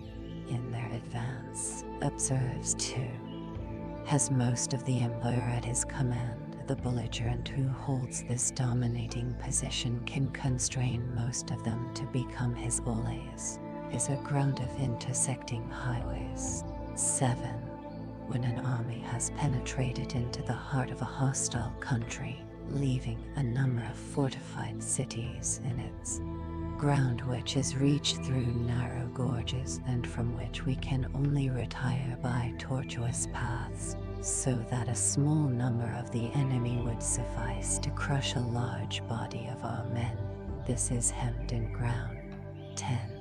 Ground on which we can only be saved from destruction by fighting without rear. It is serious ground. Wang Sai explains the name by saying that when an army has reached such a point, its situation is serious. 8. Mountain forests, or simply forests. Rugged steeps, marshes and fence all country that is hard to traverse. This is difficult ground. 9. The possession of it, even for a few days only, meant holding the entire invading army in check and thus gaining invaluable time. Add in it, for those who have to fight in the ratio of 1 to 10. There is nothing better than a narrow pass. When Liu Kung was returning from States, Tiso Kung defines this as our country adjoining the enemies and a third country conterminous with both. Mengshi instances the small principality of Cheng, which was bounded on the northeast by Chai, on the west by Qin, and on the south by Chu, so that he who occupies it first. Ko Chang counseled him, saying, Liu Kung is fresh from his victories in the west, and his soldiers are vigorous and mettlesome. If we oppose him in the shifting sands of the desert, we shall be no match for him, and we must therefore try a different plan. Let us hasten to occupy the defile. 1. Sun Tzu said the art of war recognizes 9 varieties of ground. 1. Dispersive ground. 2. Facile ground. 3. Contentious ground. 4. Open ground. 5. Ground of intersecting highways. 6. Serious ground. 7. Difficult ground. 8. Hemmed-in ground. 9. Desperate ground. 2. When 1. Gell's Biographical Dictionary, No. 399. 2. The Science of War, p. 333. 3. Stonewall Jackson, Vol. I. p. 421.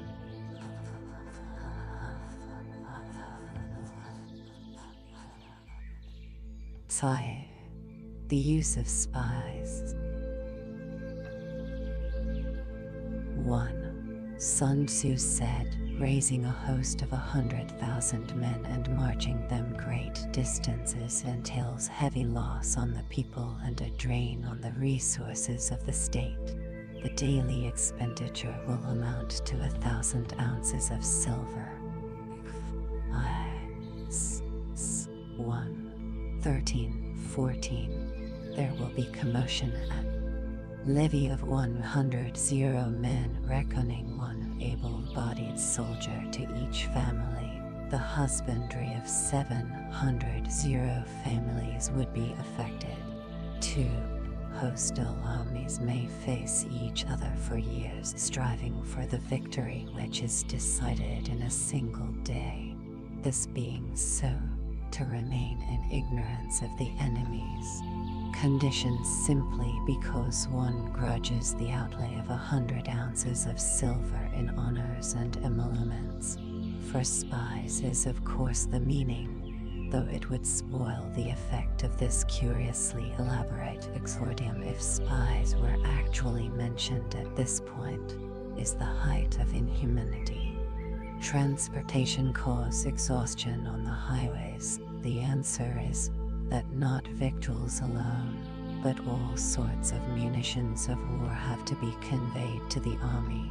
Besides, the injunction to forage on the enemy only means that when an army is deeply engaged in hostile territory, scarcity of food must to stay and spear cessation of hostilities. Military prowess is seen in the repression of cruelty, the calling in of weapons, the preservation of the appointment of heaven, the firm establishment of merit, the bestowal of happiness on the people, putting harmony between them. Home and abroad, and men will drop down exhausted on the highways. 2. Teaching. 30. Where troops have been quartered, brambles and thorns spring up. Cheng Yu has the note, we may be reminded of the saying, on serious ground, gather and plunder. Why then should carriage and faculty crumble one of the greatest and most practical of all cavalry leaders, had officers styled scoutmasters whose business it was to collect all possible information regarding the enemy through scouts and spies, etc. And much of his success in war was traceable to the previous. For knowledge cannot be elicited from spirits, it cannot be obtained inductively from experience. Tuumu's note is, a knowledge of the enemy cannot be gained by reasoning from other analogous cases, nor by any deductive calculation. Li Chuan says, quantities like length be obtained by divination. Information in natural science may be sought by inductive reasoning. The laws of the universe can be verified by mathematical calculation, but the dispositions of an enemy are ascertainable through spies and spies alone. 7. Hence the use of spies, of whom there, for years, the only way to get this information is to employ spies, and it is impossible to obtain trustworthy spies unless they are properly paid for their services. But it is surely false economy to grudge a comparatively trifling amount for this purpose, when every day that the war lasts eats. As 700,000 families will be impeded in their labor. Mei Yo Chen says, men will be lacking at the plough tail. The allusion is to the system of dividing land into 9 parts, each consisting of about 15 acres, the plot in the center being cultivated on behalf of the state.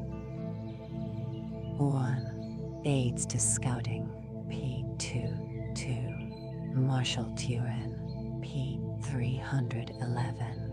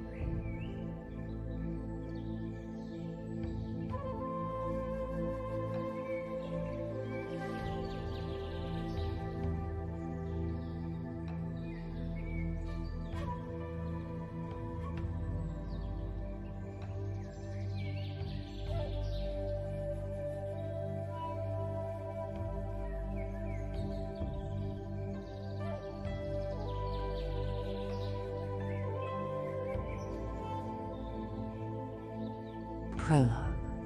Prologue. Prologue. And now only 10 can walk and the rest near death, and Captain General one of them. No food, almost no water, and what there is, brackish and foul. The gale tore at him and he felt its bite deep within, and he knew that if they did not make landfall in 3 days they would all be dead. Too many deaths on this voyage, he thought.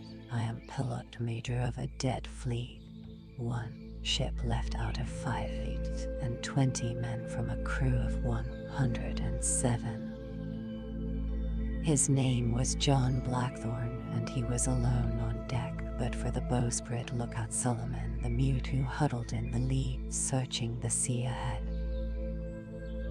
To come home again.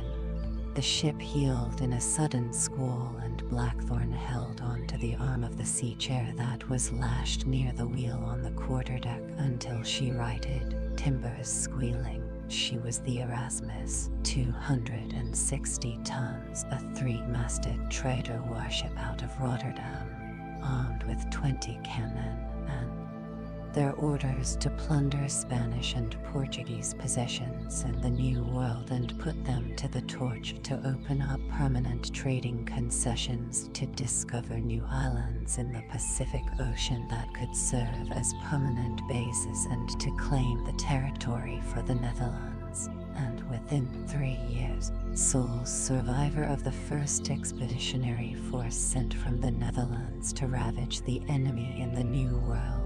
The first Dutch ships ever to breach the secrets of the Strait of Magellan. 496 men, all volunteers, all Dutch except for 3 Englishmen, 2 pilots, 1 officer.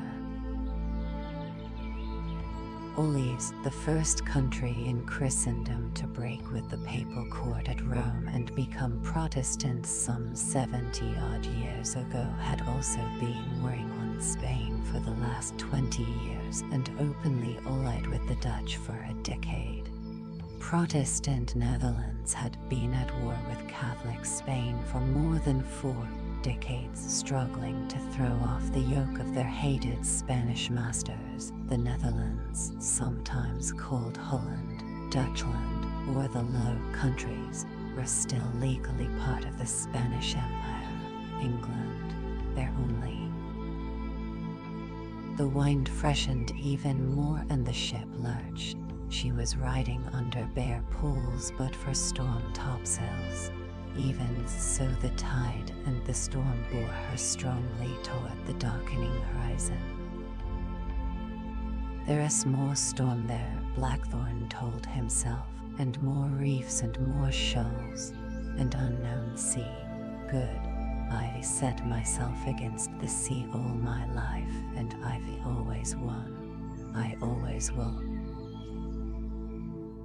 First English pilot ever to get through Magellan's Pass. Yes, the first pilot ever to sail these Asian waters, apart from a few bastard Portuguese or motherless Spaniards who still think they own the world. First Englishman in these seas. So many firsts, yes, and so many deaths to win them. And 33 days after, across the ocean Magellan had first sailed 80 years ago, cold Pacific. Again he tasted the wind and smelled it, but there was no hint of land.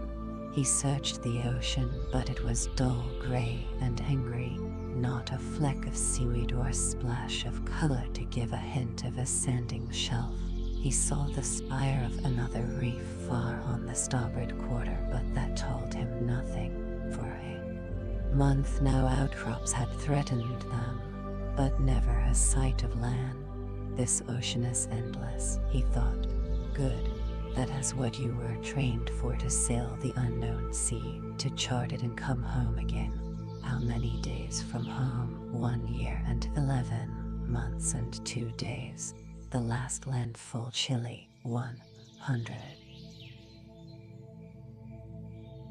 ship was safe, and then together they might find the Japans, or even the Christian King Prester John and his golden empire that legend said lay to the north of Cathay, wherever Cathay was.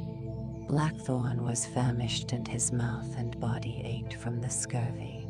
He forced his eyes to check the compass course and his brain to calculate an approximate position. Once the plot was written down in his rudderless manual, you would be safe in this speck of the ocean. And if you were safe, his. And with my share of the riches, I'll sail on again, westward for home, first English pilot ever to circumnavigate the globe, and I'll never leave home again, never, by the head of my son. Wheel lashed secure, the bow lookout was awake, so patiently he settled back and prayed for land. The cut of the wind stopped his mind from wandering and kept him awake. To sleep now would be foolish. You'll never wake from that sleep, he thought, and stretched his arms to ease the cramped muscles in his back and pulled his cloak tighter around him. He saw that the sails were trimmed, and that day I left Holland. Go below, pilot. I take this watch if it pleases you. The third mate, Hendrik Specs, was pulling himself up the gangway, his face grey with fatigue, eyes sunken, skin blotched and sallow. He leaned heavily against the binnacle to steady himself, retching a little. Blessed Lord Jesus, piss on them. Where is the mate, Hendrik? In his bunk, he can't get out of his skateball bunk, and he wanty not this side of Judgment Day. And the Captain General, moaning for food and water, Hendrik spat. I tell him I roast him a capon and bring it on a silver platter with a bottle of brandy to wash it down. Skid his coop. Hold your tongue. I will, pilot, but he is a maggot-eaten fool, and we'll be dead because of him. The young man retched and brought up muddled phlegm. Blessed Lord Jesus, help me. Go below, come back at dawn. Hendrik lowered himself painfully into the other sea chair. There's the reek of death below. I take the watch if it pleases you. What is the course? Wherever the wind takes us. Where is the landfall you promised us? Where is the Japans? Where is it, I ask? Ahead. Always ahead, Gothic. It wasn't in our orders to sail into the unknown. We should be back home by now, safe, with our bellies full, not chasing Elmer's fire. Go below or hold your tongue. We want the same thing: to command the sea, to control all trade routes, to dominate the New World, and to strangle Spain. Sullenly Hendrik looked away from the tall bearded man. Where are we now? He wanted to ask. Why can't I see the secret rudder? But he knew you don't ask those questions of a pilot, particularly this one. Even so, he thought, I wish I was as strong and healthy as when I left Holland. Then I wouldn't. Wait. I'd smash your grey-blue eyes now and stamp that maddening half-smile off your face and send you to the hell you deserve. Then I'd be Captain Pilot, and we have a Netherlander running the ship, not a foreigner, and the secrets would be safe for us, because soon we'll be at war with you English. Perhaps there is no Japans, Hendrik muttered suddenly. It has got beyond in legend. It exists between latitudes 30 and 40 north. Now hold your tongue or go below. There is death below, pilot, Hendrik muttered and put his eyes ahead, letting himself drift. Others are constantly hemorrhaging, their bowels diuretic, their eyes sore and rheumy, and their teeth lost or loose in their heads. Why is it men never learn? Blackthorn shifted in his sea chair, his body hurting worse today. You're luckier than most, he thought. Luckier than Hendrik. No, not luckier. More careful. You conserved your fruit while the others consumed theirs carelessly, against your warnings. So now your scurvy is still mild where he's then. He knew they were all afraid of him, even the Captain General, and that most hated him. But that was normal, for it was the pilot who commanded at sea. It was he who set the course and ran the ship, he who brought them from port to port. Any voyage today was dangerous because the few navigational charts that existed were so vague as to be useless, and there was absolutely no way to fix longitude. Spaniards'll give you 20 out of sight of land, you're always lost, lad. Caradog had paused and shaken his head sadly at him as always. You are lost, lad, unless find how to fix longitude and you're the richest man in the world, his old teacher, Alban Caradog, had said. The Queen, God bless her, will give you £10,000 and a dukedom for the answer to the riddle. The dung-eating Portuguese'll give you more golden galleon, and the motherless. Boys, the secrets of shipbuilding and the intimate way of the sea. Unless you have a rudder, Blackthorn had shouted happily, knowing that he had learned his lessons well. He was 13 then and had already been apprenticed a year to Alban Caradog, pilot and shipwright who had become the father he had lost, who had never beaten him but taught him and the other. Reefs, tides, havens, at best everything necessary for a safe voyage. A rudder was a small book containing the detailed observation of a pilot who had been there before. It recorded magnetic compass courses between ports and capes, headlands and channels. It noted the sounding and depths and color of the water and the nature of the seabed. It set down the how we got there and how we got back, how many days on a special tack, the pattern of the wind when it blew and from where, what currents to expect and from where, the time of storms and the time of fair winds, where to careen the ship and where to water, where there were friends and where foes, shoals. The English, Dutch, and French had rudders for their own waters, but the waters of the rest of the world had been sailed only by captains from Portugal and Spain, and these two countries considered all rudders secret. Rudders that revealed the seaways to the New World or unraveled the mysteries of the Pass of Magellan and the Cape of Good Hope. Both Portuguese discoveries and thence the seaways to Asia were guarded as national treasures by the Portuguese and Spanish and sought after with equal ferocity by their Dutch and English enemies.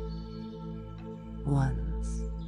But a rudder was only as good as the pilot who wrote it, the scribe who hand-copied it, the very rare printer who printed it, or the scholar who translated it. A rudder could therefore contain errors, even deliberate ones. A pilot never knew for certain until he had been there himself, at least.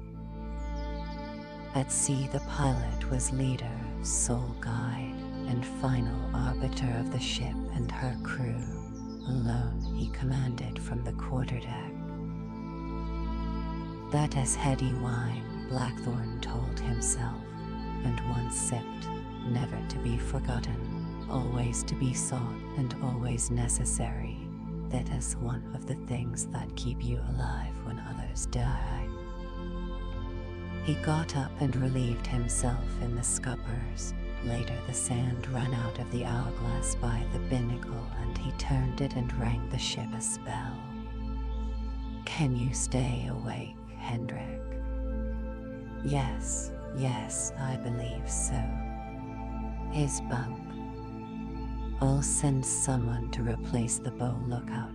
See, he stands in the wind and not in the lee. That'll keep him sharp and awake.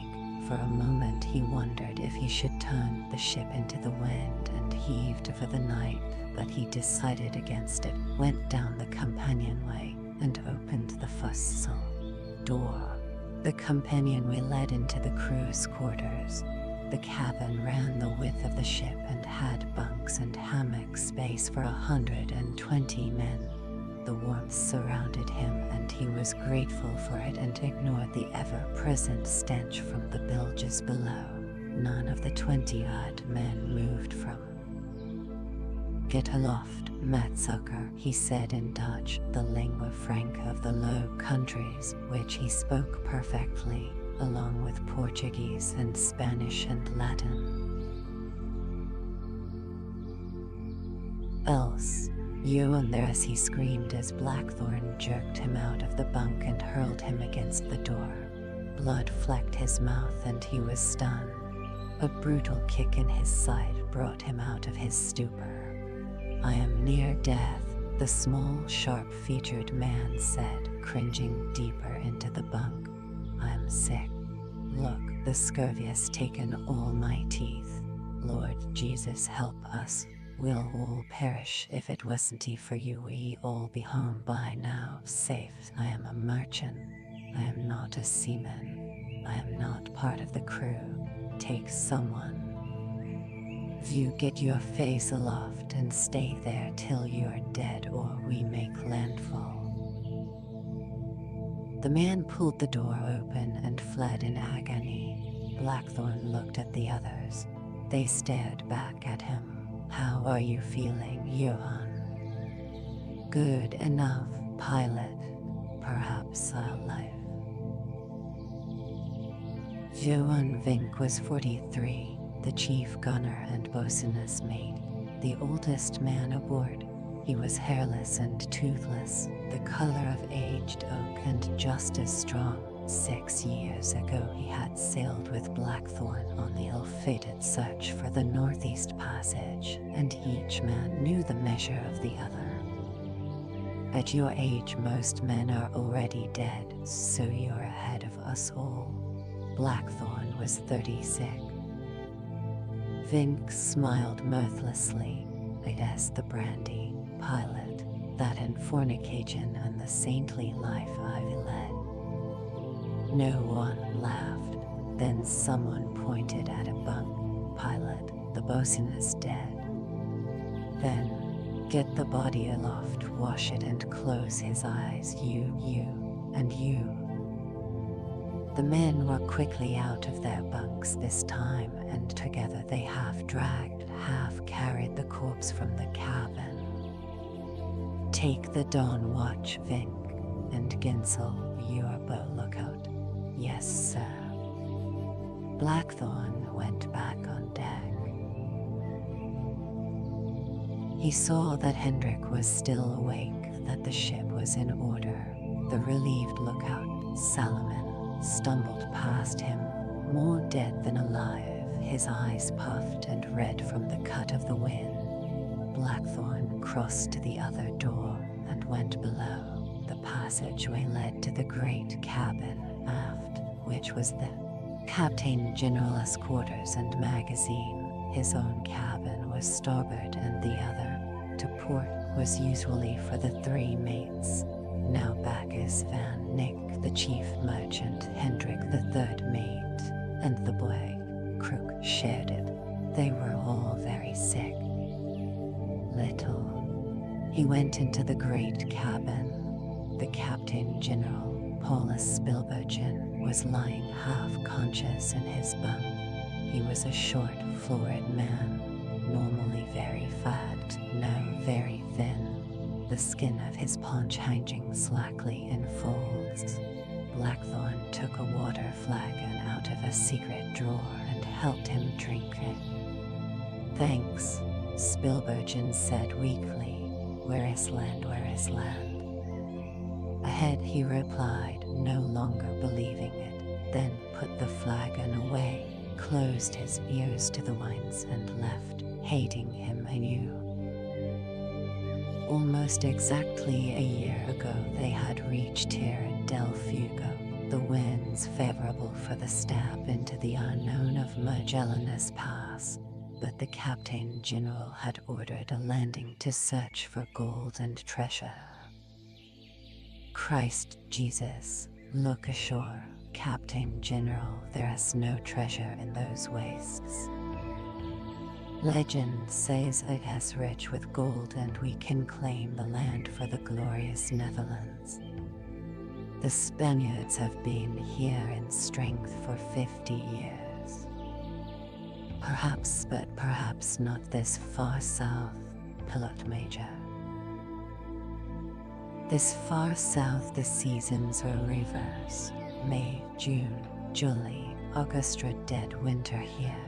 The rudder says the timing is critical to get through the straits. The winds turn in a few weeks. Then we'll have to stay here, winter here for months.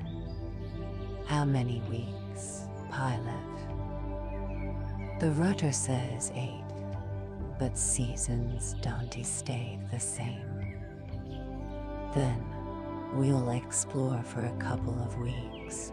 That gives us plenty of time, and then, if necessary, we'll go north again and sack a few more towns, gentlemen. We've got to try now, Captain General. The Spanish have very few warships in the Pacific. Here the seas are teeming with them and they're looking for us. I say we've got to go on now. But the Captain General had overridden him and put it to a vote of the other captains, not to the other pilots, 1 English and 3 Dutch, and had led the useless forays ashore. The winds had changed early that year and they had had to winter there. The Captain General afraid to go north because of Spanish fleets. It was 4 months before they could sail. By then 156 men in the fleet had died of starvation, cold, and the flux, and they were eating the calfskin that covered the ropes. The terrible storms within the strait had scattered the fleet. Erasmus was the only ship that made the rendezvous off Chile. They had waited a month for the others, and then, the Spaniards closing in, had set sail into the unknown. The secret rudder stopped at Chile.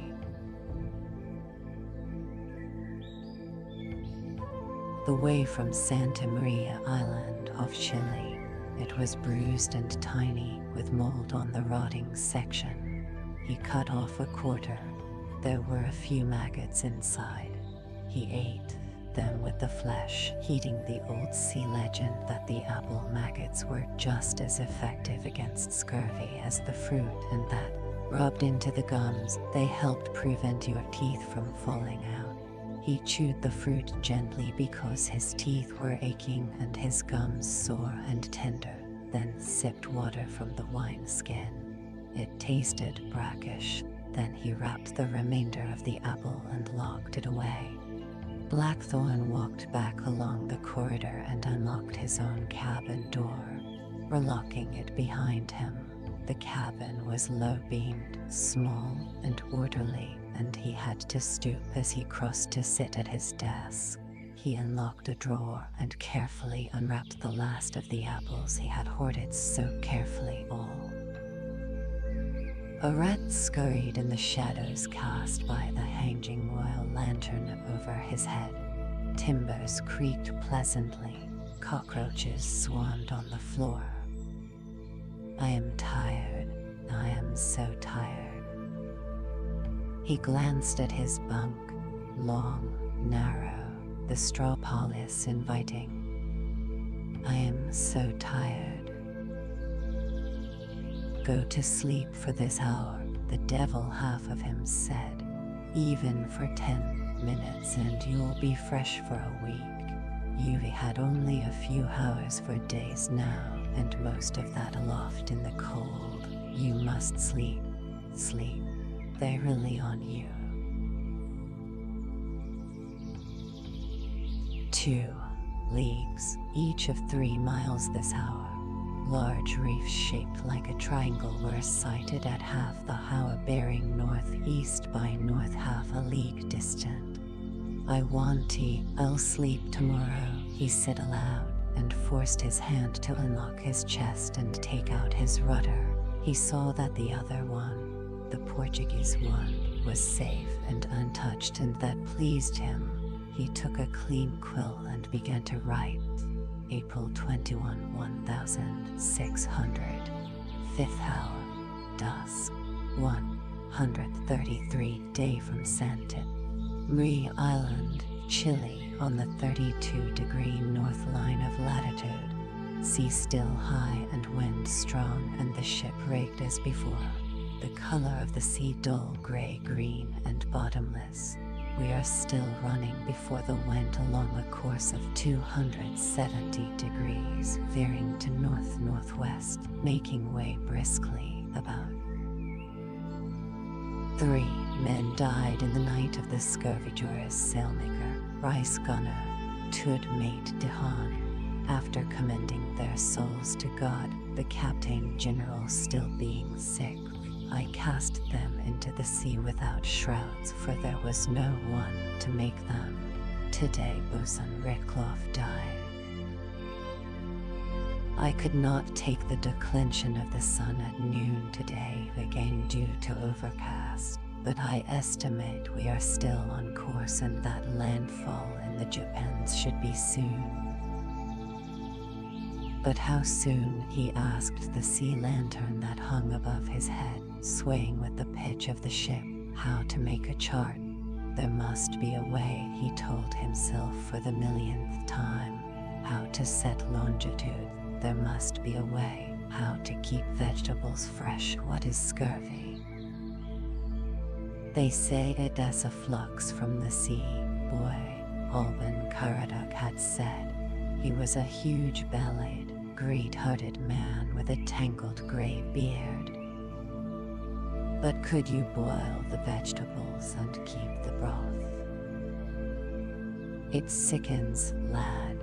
No one has ever discovered a way to store it. They say that Francis Drake sails soon. No, you can't go, boy. I am almost 14.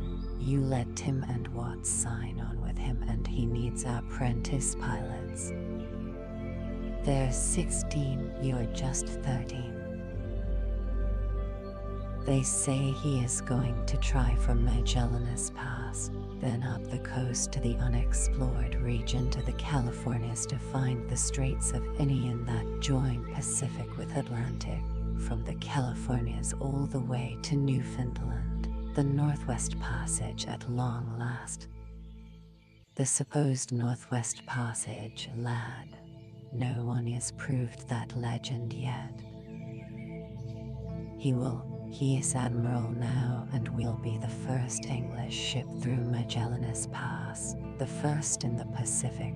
The first'll never get another chance like this.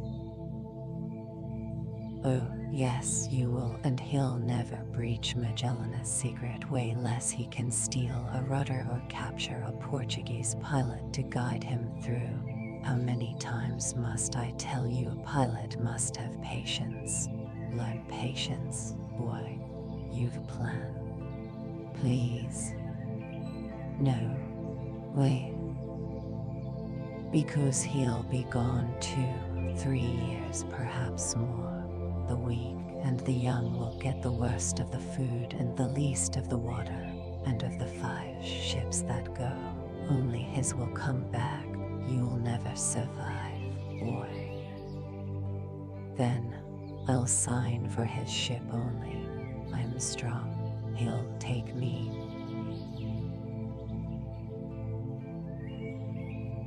15 out of 408 jolly jack-tars. Drake is merciless, boy. He wants glory and gold, but only for Drake and too many men are dead proving it. Listen, boy, I was with Drake and Judith, his 50-tonner, at San Juan de Ilo when we and Admiral Hawkins, he was in Minion when we fought our way out of harbor through the dung-eating Spaniards. We'd been trading slaves from Guinea to the Spanish Main, but we had no Spanish license for the trade. And they tricked Hawkins and trapped our fleet. They 13 great ships, we 6. We sank 3 of theirs, and they sank our Swallow, Angel, Caravel, and the Jesus of Lubeck. Oh, yes, Drake fought us out of the trap and brought us home, with 11 men aboard to tell the tale. Hawkins had. But I want he die, I'll be one of. Reign forever, it has England's law, and the best sea law that has ever been. If you don't have a license, you'll never pilot any ship in English waters. You'll never command the quarterdeck of any English ship in any waters, because that was good King Harry's law. God rest his soul. It was the great whore Mary Tudor's law. May her soul burn in hell. It has the Queen's law. May she. No, you're apprenticed for 12 years. You've 10 more to go and then you're free. But until that time, until 1588, you'll learn how to build ships and how to command them. You'll obey Alban Caradoc, Master Shipwright and Pilot and member of Trinity House, or you'll never have a license. And if plunder aboard ever brought back to those shores an incredible 1.5 sterling in gold, silver, spices, and plate. World he wanted, and he had hated Alban Caradoc even more when, to everlasting glory, Drake and his 100-ton sloop, the Golden Hind, had miraculously come back to England after disappearing for 3 years, the first English ship to circumnavigate the globe, bringing with her the richest haul of.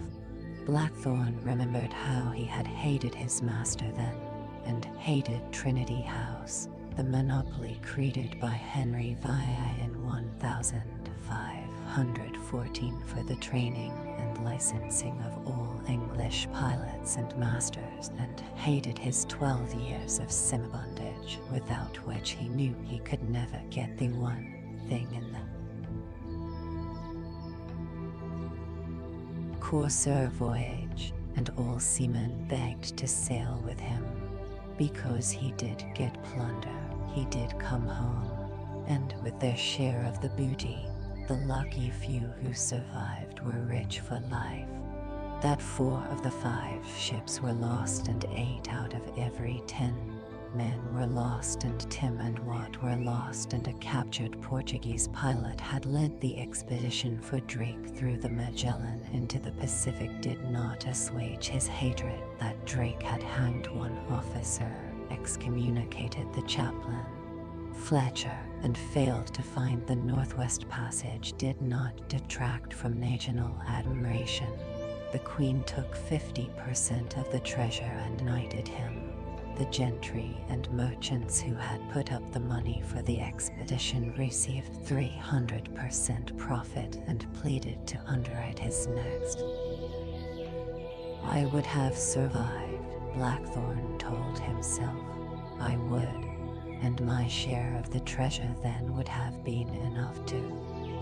Rotsvoruet, reef ahead. He felt the cry at first more than he heard it. Then, mixed with the gale, he heard the wailing scream again. Near horizontal rain, and tasted its sweetness, then turned his back on the squall. He was out of the cabin and up the companionway onto the quarterdeck, his heart pounding, his throat parched. It was dark night now and pouring, and he was momentarily exulted, for he knew that the canvas raindrops, made so many weeks ago, would soon be full to overflowing. He opened his mouth to the He saw that Hendrik was paralyzed with terror. The bow lookout, Metsucker, cowered near the prow, shouting incoherently, pointing ahead. Then he too looked beyond the ship. Highest topgallant's spar was carried away. The mast shuddered in its bed but held, and the sea bore the ship inexorably to its death. The reef was barely 200 yards ahead, great black claws of rocks pounded by the hungry sea. The foaming line of surf stretched port and starboard, broken intermittently. The gale was lifting huge swaths of spew and hurling them at the night blackness. A forepeak halyard snapped and all hands on deck, Blackthorn shouted and rang the bell violently. The noise brought Hendrik out of his stupor. "We're lost," he screamed in Dutch. "Oh Lord Jesus, help us.